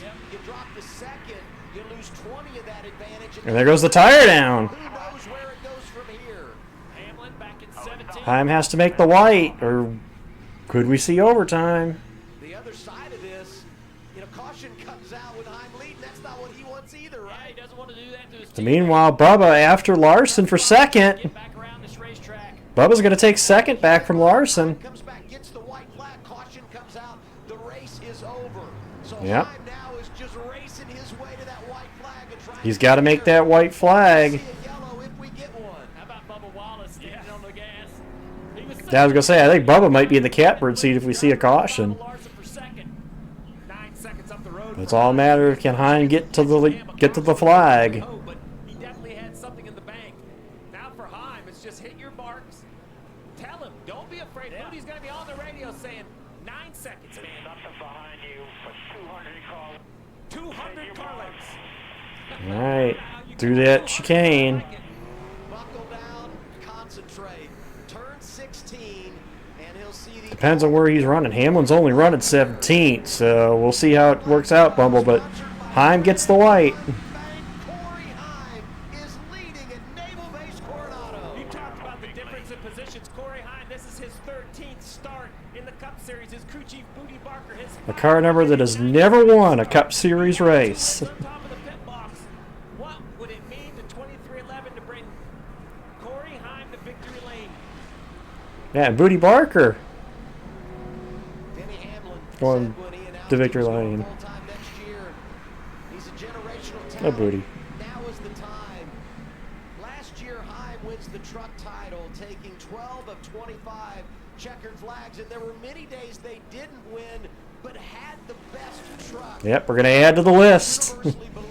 As long as he can bring it back here smooth, we're going to add to the list. Say, ahead of schedule, coming out, part-time ride, and doing this.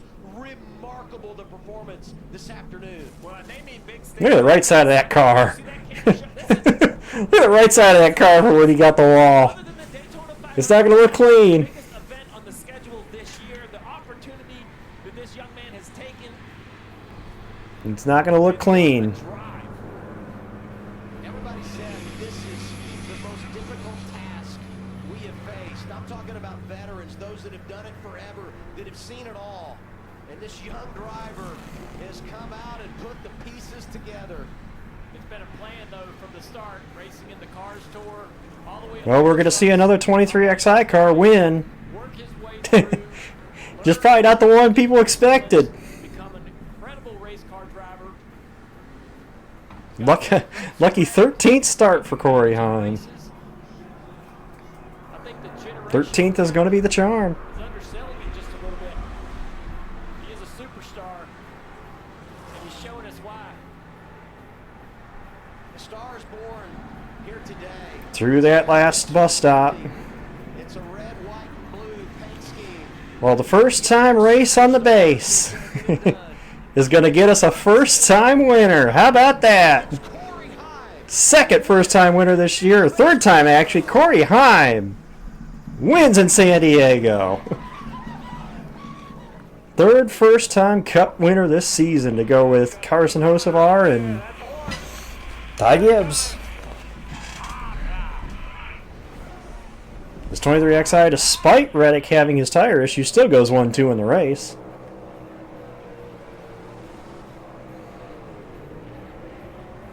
Tires made it to 4th. Zane ended up 4th.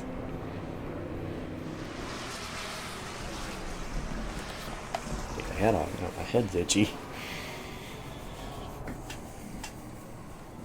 Look at this. Yeah, Bubba Wallace come from 2 laps down.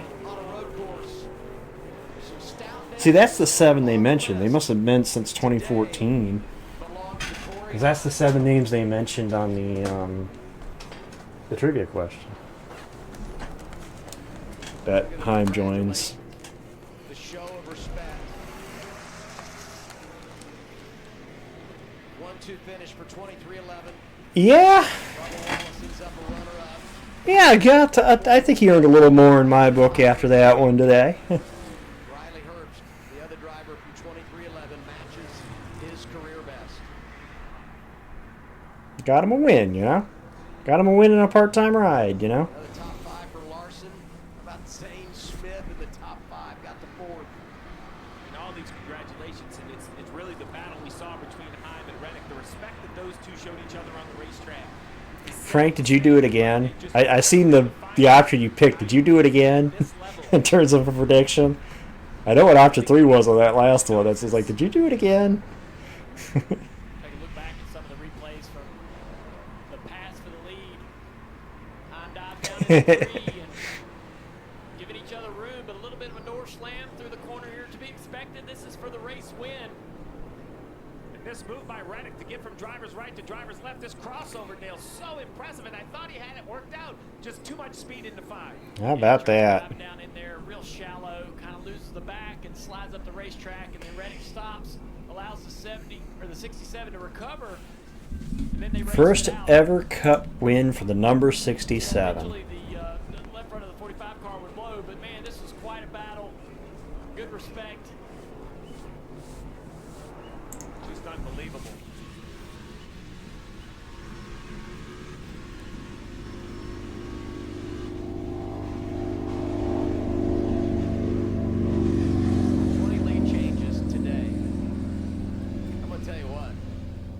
Just an incredible circuit. And how good is Denny feeling now? Man, goes and taps Heim on the shoulder. Says, come drive one of my race cars. I mean, this is really, really cool. By the way, Hamlin finishes 14th. He's only 8 points back after the way that race 8 points is the difference now.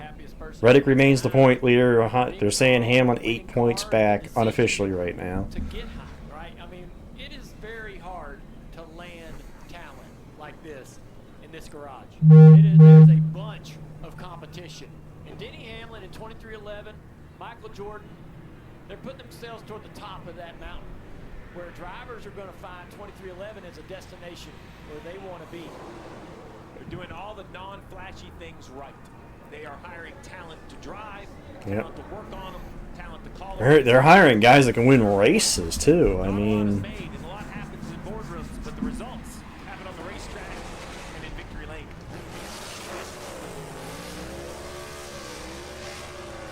burn it down, Corey.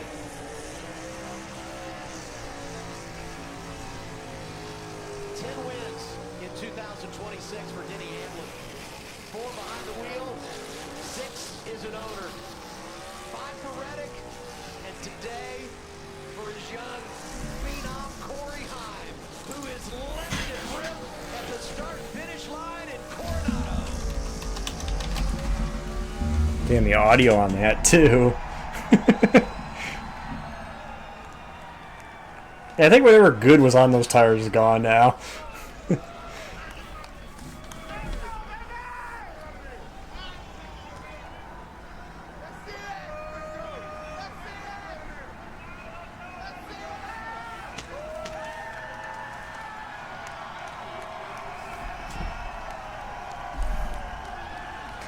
It's time. Time.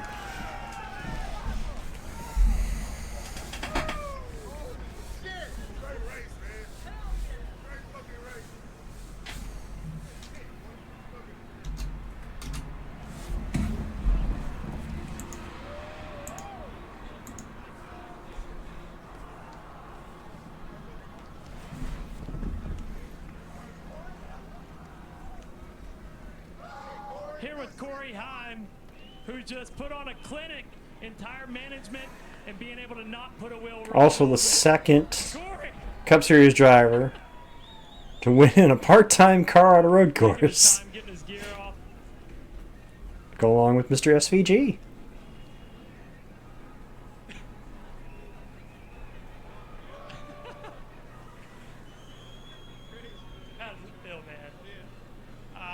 I'm speechless. I mean, we started the race. I mean, I think we started 13th. We fell straight back to like 20th. Then put on our scuffs from qualifying and struggled just as bad. I don't know if we made any adjustments, but Buddha kept telling me that these were our worst two sets of tires, and you know, we were going to be just fine, you know. And he was right. I mean, I couldn't believe it. We strapped another set of tires on, and we were just fine. Hit the wall a couple times, maybe knocked some good into the car. I have no idea. Just after stage 2, I just kind of took a deep breath and was like, you know, I had really high expectations coming into this race. It's an even playing field for me. I don't see that every day for a young driver like myself. And yeah, I just kind of took a deep breath and reset and went after it. So caught a couple breaks with, you know, some of the good guys wrecking out, but they don't ask how, just how many. Corey, I had cold chills watching you, man, because I know how hard and how much work you put in over these last 3-4 years in the Toyota program to have this opportunity. And I watched you run down one of the best, Tyler Reddick, and be able to go up and contend. Take me through that battle with him as you were pacing yourself not to wear out your tires, and then the pass and the moment where you got in the marbles there.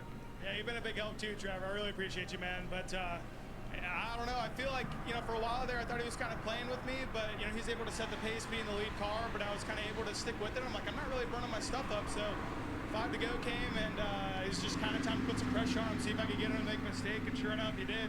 I guess he ended up braking or something. I don't know what happened to him, but a lot of respect for him, though. He adored me down there at 5, I think, and gave it back to me.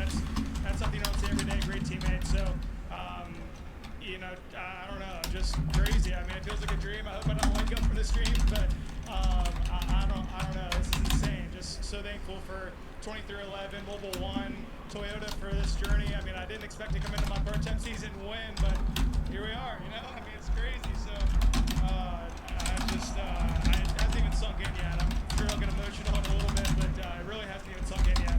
Take this in, Corey. It's a big one. One of the biggest ones that he could win here at Coronado at the Naval Base. What a great race for this 67 Toyota team, Adam. Win number 1 in his 13th start for perspective. Dale, you won in your 12th start. Jimmy Johnson won in his 13th start. Pretty cool stuff here for Heim. A coming out party in Coronado for Corey Heim. Let's get a preview of what's coming up. NASCAR Live post-race, Danielle. We're watching dreams come true here atop the USS Carl Vinson. Danielle Trotta, Corey LaJoy, and when we just watched Corey Heim beat one of the greatest, as Trevor Bain said, Tyler Reddick, Corey looked over and said, that is incredible. It's incredible. I mean, the kid's special, and those guys were talking about it towards the end of the race there. He's a generational talent. And let's go back to some of the texts that we got to see from the whole lawsuit, you know, a couple months ago, and I just go back to MJ saying, lock them up. And that was exactly the reason why you saw that today, because what Corey Heim did today, guys, is an exceptional job. He didn't put a wheel wrong all day, but the maturity that 23, almost 24-year-old from Marietta, Georgia showed today was the mentality of a true vet. We are lucky to be here on the Naval Base Coronado. Sailors behind us, I hope you realize you witnessed something special today. A third first-time winner in the NASCAR Cup Series, and we're only halfway through 2026. A lot more still to come on the post-race show, starting in just a few minutes. Stay Just here live on trying to take care of some things, guys, so that's why you're hearing the typing. We're looking forward to the post-race show coming up on time. Stick around. What a day in Coronado. This copyrighted telecast may not be reproduced, retransmitted, or used in any form without the authorized written consent of NASCAR Broadcasting. NASCAR would like to thank all of our fans for your support, and we hope you enjoy today's broadcast. You may think the show only turns left, but you miss what all this is. 3, 2, 1. A show wherever our cars run. In small towns and big cities, short tracks, super speedways, road courses, naval bases. Build a track, we'll race it. Make it difficult, we'll find a way.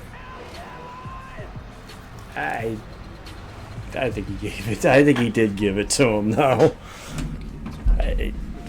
Just the way it looks. Not saying that couldn't have been what happened. It's just the way it looks makes it look like that he did.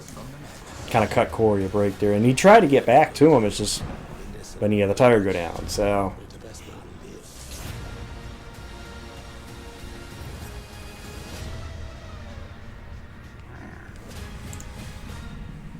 We don't know if he could have gotten something back out of it. It's just. Welcome to NASCAR Live from Victory Lane, presented by Mobile One. I agree with Adam. We don't want the day to end. It's been perfect. And for Corey Heim, a day that he'll never forget, alongside all of us here on Prime, for the first time ever broadcasting a NASCAR race from a naval base. And what a race it was. Danielle Trotta alongside Corey LaJoie. We got Steve Letarte, Dylan Hart Jr. coming down to the desk for winner. Corey Heim is going to stop by. AJ Allmendinger will be here over the course of the next hour, wrapping up just an incredible day, Corey. Where does your mind start breaking down something we've never seen before? Well, clearly Corey Heim is the man of the I don't know, but being a part-time schedule, it's so hard to also take an open card, a part-time team. Shout out to veteran Booty Barker. He's my neighbor for getting the win. Super cool for Booty. He's one of the all-timers in the garage, so it's great to see him get the job done. But I just look at the rundown here. I'm looking at Zane Smith, man. Incredible job at that 38. Finally, they've been able to put the finish on the board of what those guys have been running. Another top 5 for Zane Smith, but AJ Allmendinger as well. Another solid top 5 for AJ. Zane, once again, the top Ford finisher. I feel like that's been a theme here over the course of the Prime races, so shout out to the young driver. Felt like it could have been Larson's day. The first 1-2 finish for 2311 in their history. Denny Hamlin with a 14th place finish. Given his road course resume, that's a pretty solid way to walk out, considering the damage that Tyler Reddick found at the end of the day. Absolutely. I mean, that's just staying in the fight all day long, and it certainly came back his way. Don't look now, guys, but he's only 8 points back of the 45 for the championship lead. And I can't even, I feel so bad for Connor Zilic. Another finish outside the top 30. A turning point in this race. DNF for he and the heavy favorite coming in. Major damage for SVG. It was a tough corner for both the Red Bull cars here. I'm sure there was some dejection over there at the Red Bull Hospitality. That certainly changed the complexity of the race there, taking out the rapid everybody was chasing, because SVG, as we all expected, was pretty strong, and he was going to certainly be in contention to win this thing, if not drive away, but it opened the race and an opportunity for everybody else. The former Formula One driver, Kevin Magnussen, had the Xfinity fastest lap and will earn a point in the NASCAR Cup Series driver standings. So congratulations to the Project 91 car there. Over 2 seconds faster than the qualifying speed. So that just showed how much rubber this track took, how much more acclimated to the racetrack that these guys got. They went over 2 seconds faster on older tires. So that's how the street course progresses over the course of the day. And as we all expected, an elite driver in Kevin Magnussen. It is pretty wild that he set the fastest lap, so it's cool that he had some fun with us today. Yeah, I love that he came over for his first ever Cup start after his father did so many years ago at Sonoma. Walks away with something to be proud of. Tyler Reddick probably not feeling as optimistic after cutting a tire in the closing laps while leading the race. A nice battle there with his teammate Corey Heim. He spoke with Kim Kuhn moments ago.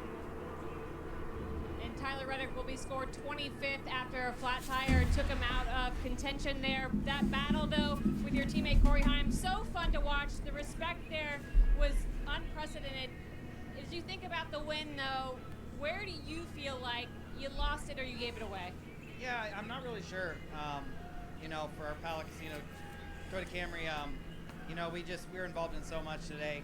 To even have a shot at it the end was really nice. But yeah, man, I don't know. I thought I was gonna be able to hold them off there, and yeah, we kind of just struggled with rear tire life all weekend long, and yeah, I got beat by our own stuff. So yeah, we'll try and figure this out. It definitely stings, but yeah, first and foremost, congratulations to Corey. I tried to battle back and overdid it. I really did. I ran him straight in the wall, and that wasn't right. So I wasn't going to pass him for the win that way. That's for sure, especially a teammee. And yeah, it's a real shame. I don't know if I cut the tire. What do you think, you know, Rancor? during, before, or after, I'm not really sure, but I think he gave it to him because he was going to try to get him back clean. So, I think that's exactly what he did. Just hearing that interview makes me think that that's what he did. He gave it back to him because he thought he could get him back, and he just couldn't get him back. Well, I want to talk to Riley Herbst about his top 10 finish here in 8th, but I first want to ask you about how in the world, sitting in 4th, you were able to miss that big wreck going into 1. I don't know. It's so tricky over there, Marty. This corner is so difficult. This asphalt is just so slick, and we're all just. I think that was the restart where everybody kind of had some confidence, and we just wanted to pick it up a little bit. And the front two, the 88, 97, I think the 33, they just kind of kept bluffing each other into turn 1, and then the marbles caught it, and I was just lucky enough to miss it there on the bottom. But yeah, all in all. I mean, yeah, I'd not say he didn't want to win. I mean, he probably wanted to win, like anybody else would. So finished 8th, but we'll take it. Not saying he didn't. At 23:11, though, your teammate Corey Heim winning today, and all 4 of you were in that top 6 there at the very end. Yeah, it's good. It's good. I'm happy for them and everybody at Airspeed, and yeah, so hopefully we can keep running better for the 35. Riley Herbst winds up 8th today.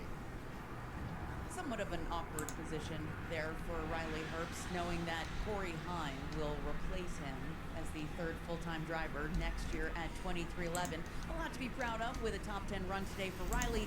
But Corey, does it sting us a little bit knowing this young kid just came in, won a cup race in his 13th start ever, and he'll be in your seat next season? Of course, but back to Riley.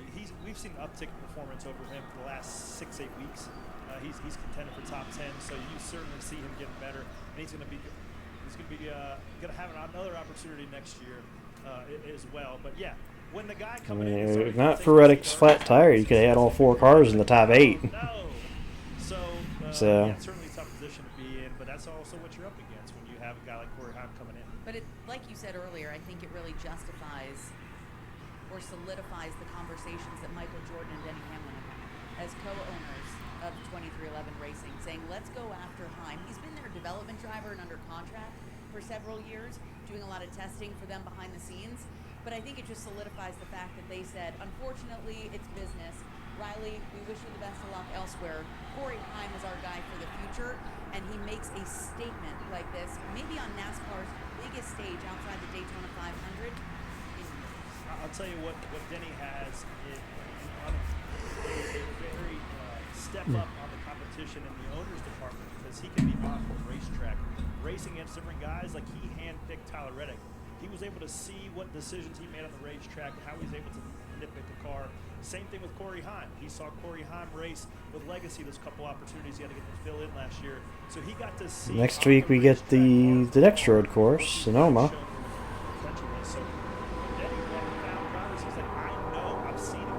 And we switch networks to TNT. These other owners, they don't, you kind of see, you kind of know, but until you're racing door to door with somebody, you're like, oh, okay, that guy's got it. Okay, I see what that guy's doing. So that's now 2 for 2 on Denny's picks that he's gotten. I'd say he got him right. Yeah, is there a better way to scout than being on the racetrack with these guys each and every week? There is something to 2311 Racing's formula for sure. It's time now for Jack Link's duo here at San Diego. And that honor goes to Ryan Preece this week and Chris Buescher, both from RFK Racing, turned in very strong performances, and Preece spoke to Marty Snyder. What an inspired final drive of the race for Chris Buescher from 16th to 6th. What do you think about the call from Scott Grave to take you out of the lead, but put you on offense at the end of the run there? Yeah, I mean, that was the call, right? That would have been starting on the front row with no buffer of old tires anywhere, and we had run pretty hard that run. So worked out on that side of things. The caution following when it did just didn't. So not what we needed from that side, but really proud of everybody. I mean, that was just it was so much fun to drive. We got so much faster through the day.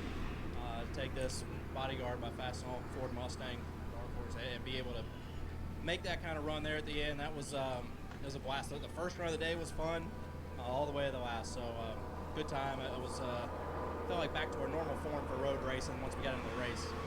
Didn't hit it right in practice and qualifying. So I just didn't come up to speed fast enough, but that was a good time. Good day for Chris Buescher, and they had some splitter damage on the front as well to wind up 6th. Marty, thank you. The Sailors having a great time here on the flight deck with us, but let's be honest, the guy they really wanted to see all afternoon grabbing selfies and autographs with, Dale Earnhardt Jr. and crew chief Steve Letarte joining us here at the Prime Desk. It wasn't that long ago, guys. We saw the RFK guys trending in the chase standings wrong direction. 3 DNFs for the 3 RFK cars in the Prime stretch. Nice to see 2 of them rebounding here with top 11 finishes, Dale. Yeah, I was pretty impressed by Priest's pace early in the race. We know Buescher can get it done on the road courses. Brad had a lot of trouble out there on the racetrack today, but yeah, Priest was pretty impressive to me. I think once he figures out how to put a complete race together on the road courses, he's going to be up there with Buescher every week. I think that's easy. You know, it's easy to pick up the results. How did you get them? Everybody will take good results, so you don't want to knock them. But when you have good results with good race cars, that's a true building block. And now, where do you go that RFK isn't one of the best Fords, if not the best Ford? They're really trying to separate themselves from all of their manufacturer teammates. They're doing a great job. Well, this was, I think Corey Heim said it in his post-race interview there on Victory Lane. It was an even playing field in terms of notes and variables at the racetrack. So we saw RFK come out of the box sharp. A lot of pace out of the RFK team. So I would say that those engineers really hit the bullseye when it came to rear geometry and braking stability. We saw the contrary. Jimmy was talking about pre-race how they missed the rear geometry and their braking stability in those cars. So obviously RFK really did their homework and they came here with a good package and show. Hey, a Chevrolet driver, SVG, sat on the pole. 2 Ford drivers swept the stages, and a Toyota wound up in victory lane. So all of the OEMs walk away with something to be proud of. Thank you to all the Sailors here for hosting us. We are proud and honored to be a part of this historic weekend in San Diego, and it'll be a day that this young man from Marietta, Georgia will never forget. Corey Heim can now say for the first time he's a NASCAR Cup Series winner.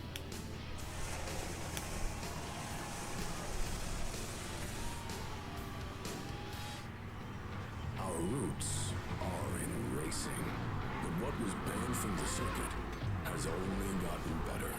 Airlift Load Lifter air suspension kits provide up to 7,500 pounds of load leveling capacity, and our onboard compressor systems make adjustments easy, giving you the edge when towing and hauling. Shop Airlift suspension kits on race day for your car, truck, or SUV, and level up with Airlift. America, put down the burgers and pick up Arby's cheesesteak with 100% Angus steak and melty Cooper cheese. It's the best cheese. It's the best meat. It's only available at Arby's. We have the meat. We're here for those who build America. Those who believe that giving everything we've got today will pay off tomorrow. Who will drive America forward for 250 years to come.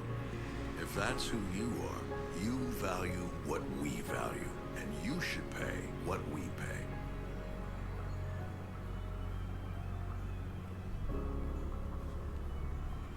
America, baby!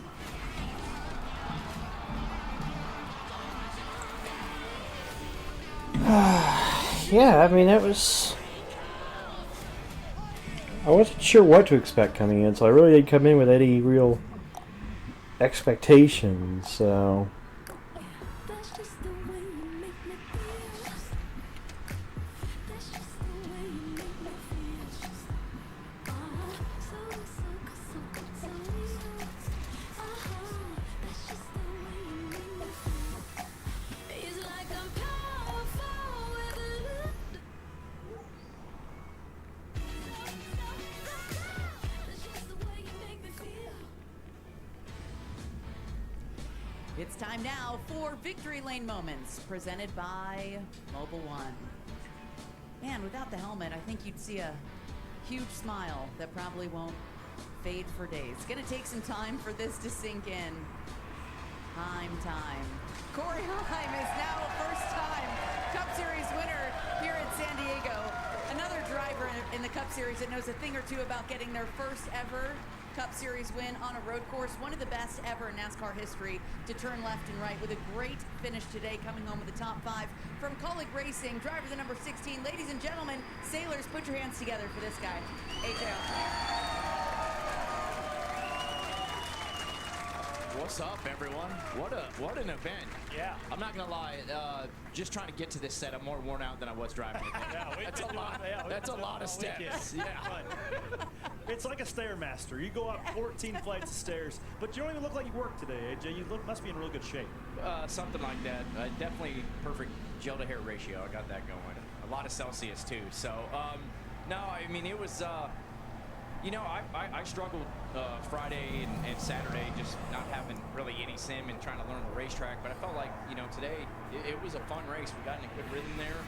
The track kind of gripped up in some certain sections that really could attack it, and there was other sections that you definitely had to be real easy with it. But overall, yeah, I mean, just a really good day for us. How did the track change? We talked about tire wear in practice, and at the start of the race, guys were screaming about the rear tires going away quickly. How did the track change throughout the race? Yeah, I mean, it really gripped up in certain sections of the racetrack. I mean, just looking at the lap times on the dash, if they were real, I mean, it was 8 seconds difference from the first run to the last run. I mean, I was 2 seconds faster today than I was qualifying yesterday, so it definitely got gripped up in some sections. Like turns 3 and 4 where there's that new pavement. I felt like once it got rubbered in, you could really attack that section of the racetrack. But there were still sections like 2 and 5, and it was so easy to make a mistake. There's so many marbles, but yeah, it was fun because you could start attacking the racetrack at the end of the race, but you still had to be easy as you could on the rear tires. Well, I will tell you, you and all of your competitors put the display on. I was thankful to see what a show you guys put on. It proved once again why you are the best stock car drivers in the world. Great day, top 5, but how about the event? You joke about the stairs to come up here, but the setting is unbelievable. How has your overall weekend been? I know the track was fun, it gripped up, but just everything that's gone on for the last 4 days out here in Coronado. I've been very fortunate in my life between Champ Car and IndyCar to do a lot of street course racing and go to some cool cities, different events, and this might be the top one.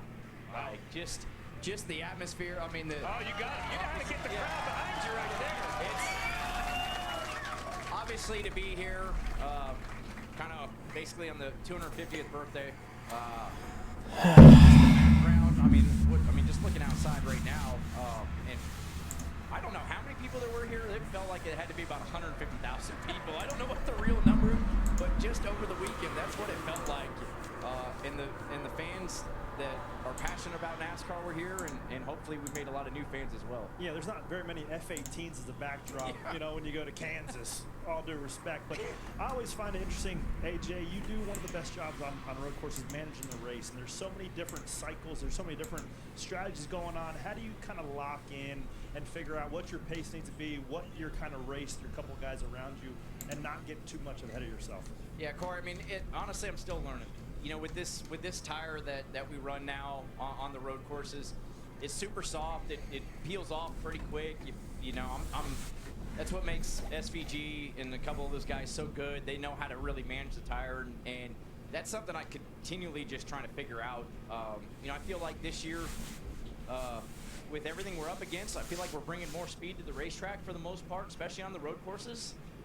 But me trying to manage that tire, that's something I'm still kind of figuring out what the best thing is for our race car. But once I kind of got into the race, you just got to pace yourself.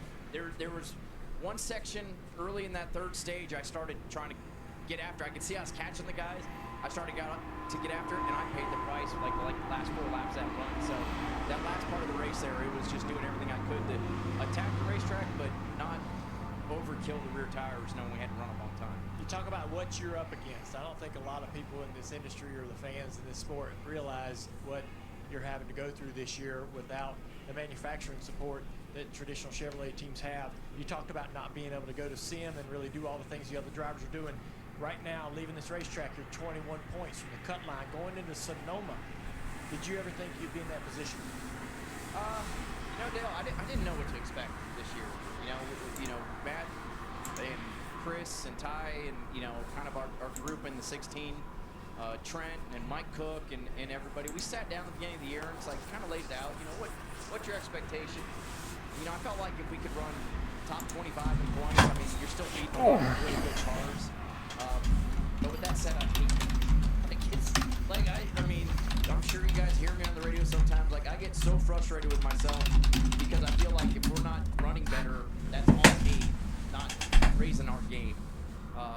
So I'm also trying to learn how to be better at that, be better for our race team. But to know we're 21 points out, I don't try to look at the points that much, but we know we can go to Sonoma and you know, do we have the speed to win? You need a few things like today, maybe, you know, SVG not being in the race at the end of to have a chance, but we can still go there and run top 5, top 6 like we did today and make another good point score. Hey, you have a lot to be proud of today, AJ. You gained 33 points to the cut line, finished top 5 in both stages, and come away with a top 5. You want to be pumped up, the Sailors will help you. Come on, guys, make him feel good. Don't let him get too down on himself. Proud of you, buddy. Thank you. Thank you, guys. Thanks for having me. Good job, AJ. Speaking of another Cup Series driver, pretty good on the road courses, Trevor Bayne is standing by now with the man who finished 10th, Michael McDowell. Michael McDowell with a top 10 here on the naval base. Michael, what you think about your day? When did you think you'd have a top 10 out of this thing? Yeah, you know, when that wreck happened up front with SVG and Connor, we got into that and got a lot of damage on our defense unicorn Chevrolet.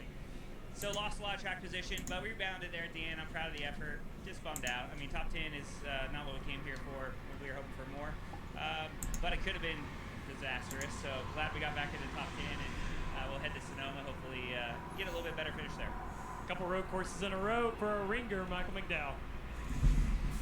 Winds up being a third place for Kyle Larson. Fun battle with Bubba Wallace there at the end of the race, but leading those laps late like you did, Kyle. Were you thinking in your mind, hey, this might be our day? I was, yeah, and then started to kind of die at the end of that run, and the 67 was coming, but yeah, we pitted on the same lap, and then you just never know how it's going to play out from there. I was hoping to, you know, do what I could to manage, but again, you just don't know how it plays out. He obviously did a really good job managing his stuff. I'm out of here, guys. Enough to get by him there, so awesome job by Corey Hahn. Take it easy. He's a super talented racer. See you for Sonoma. Neat Peace to see out. somebody get their first win, especially at a challenging track like this. So, yeah, all in all, though, good day for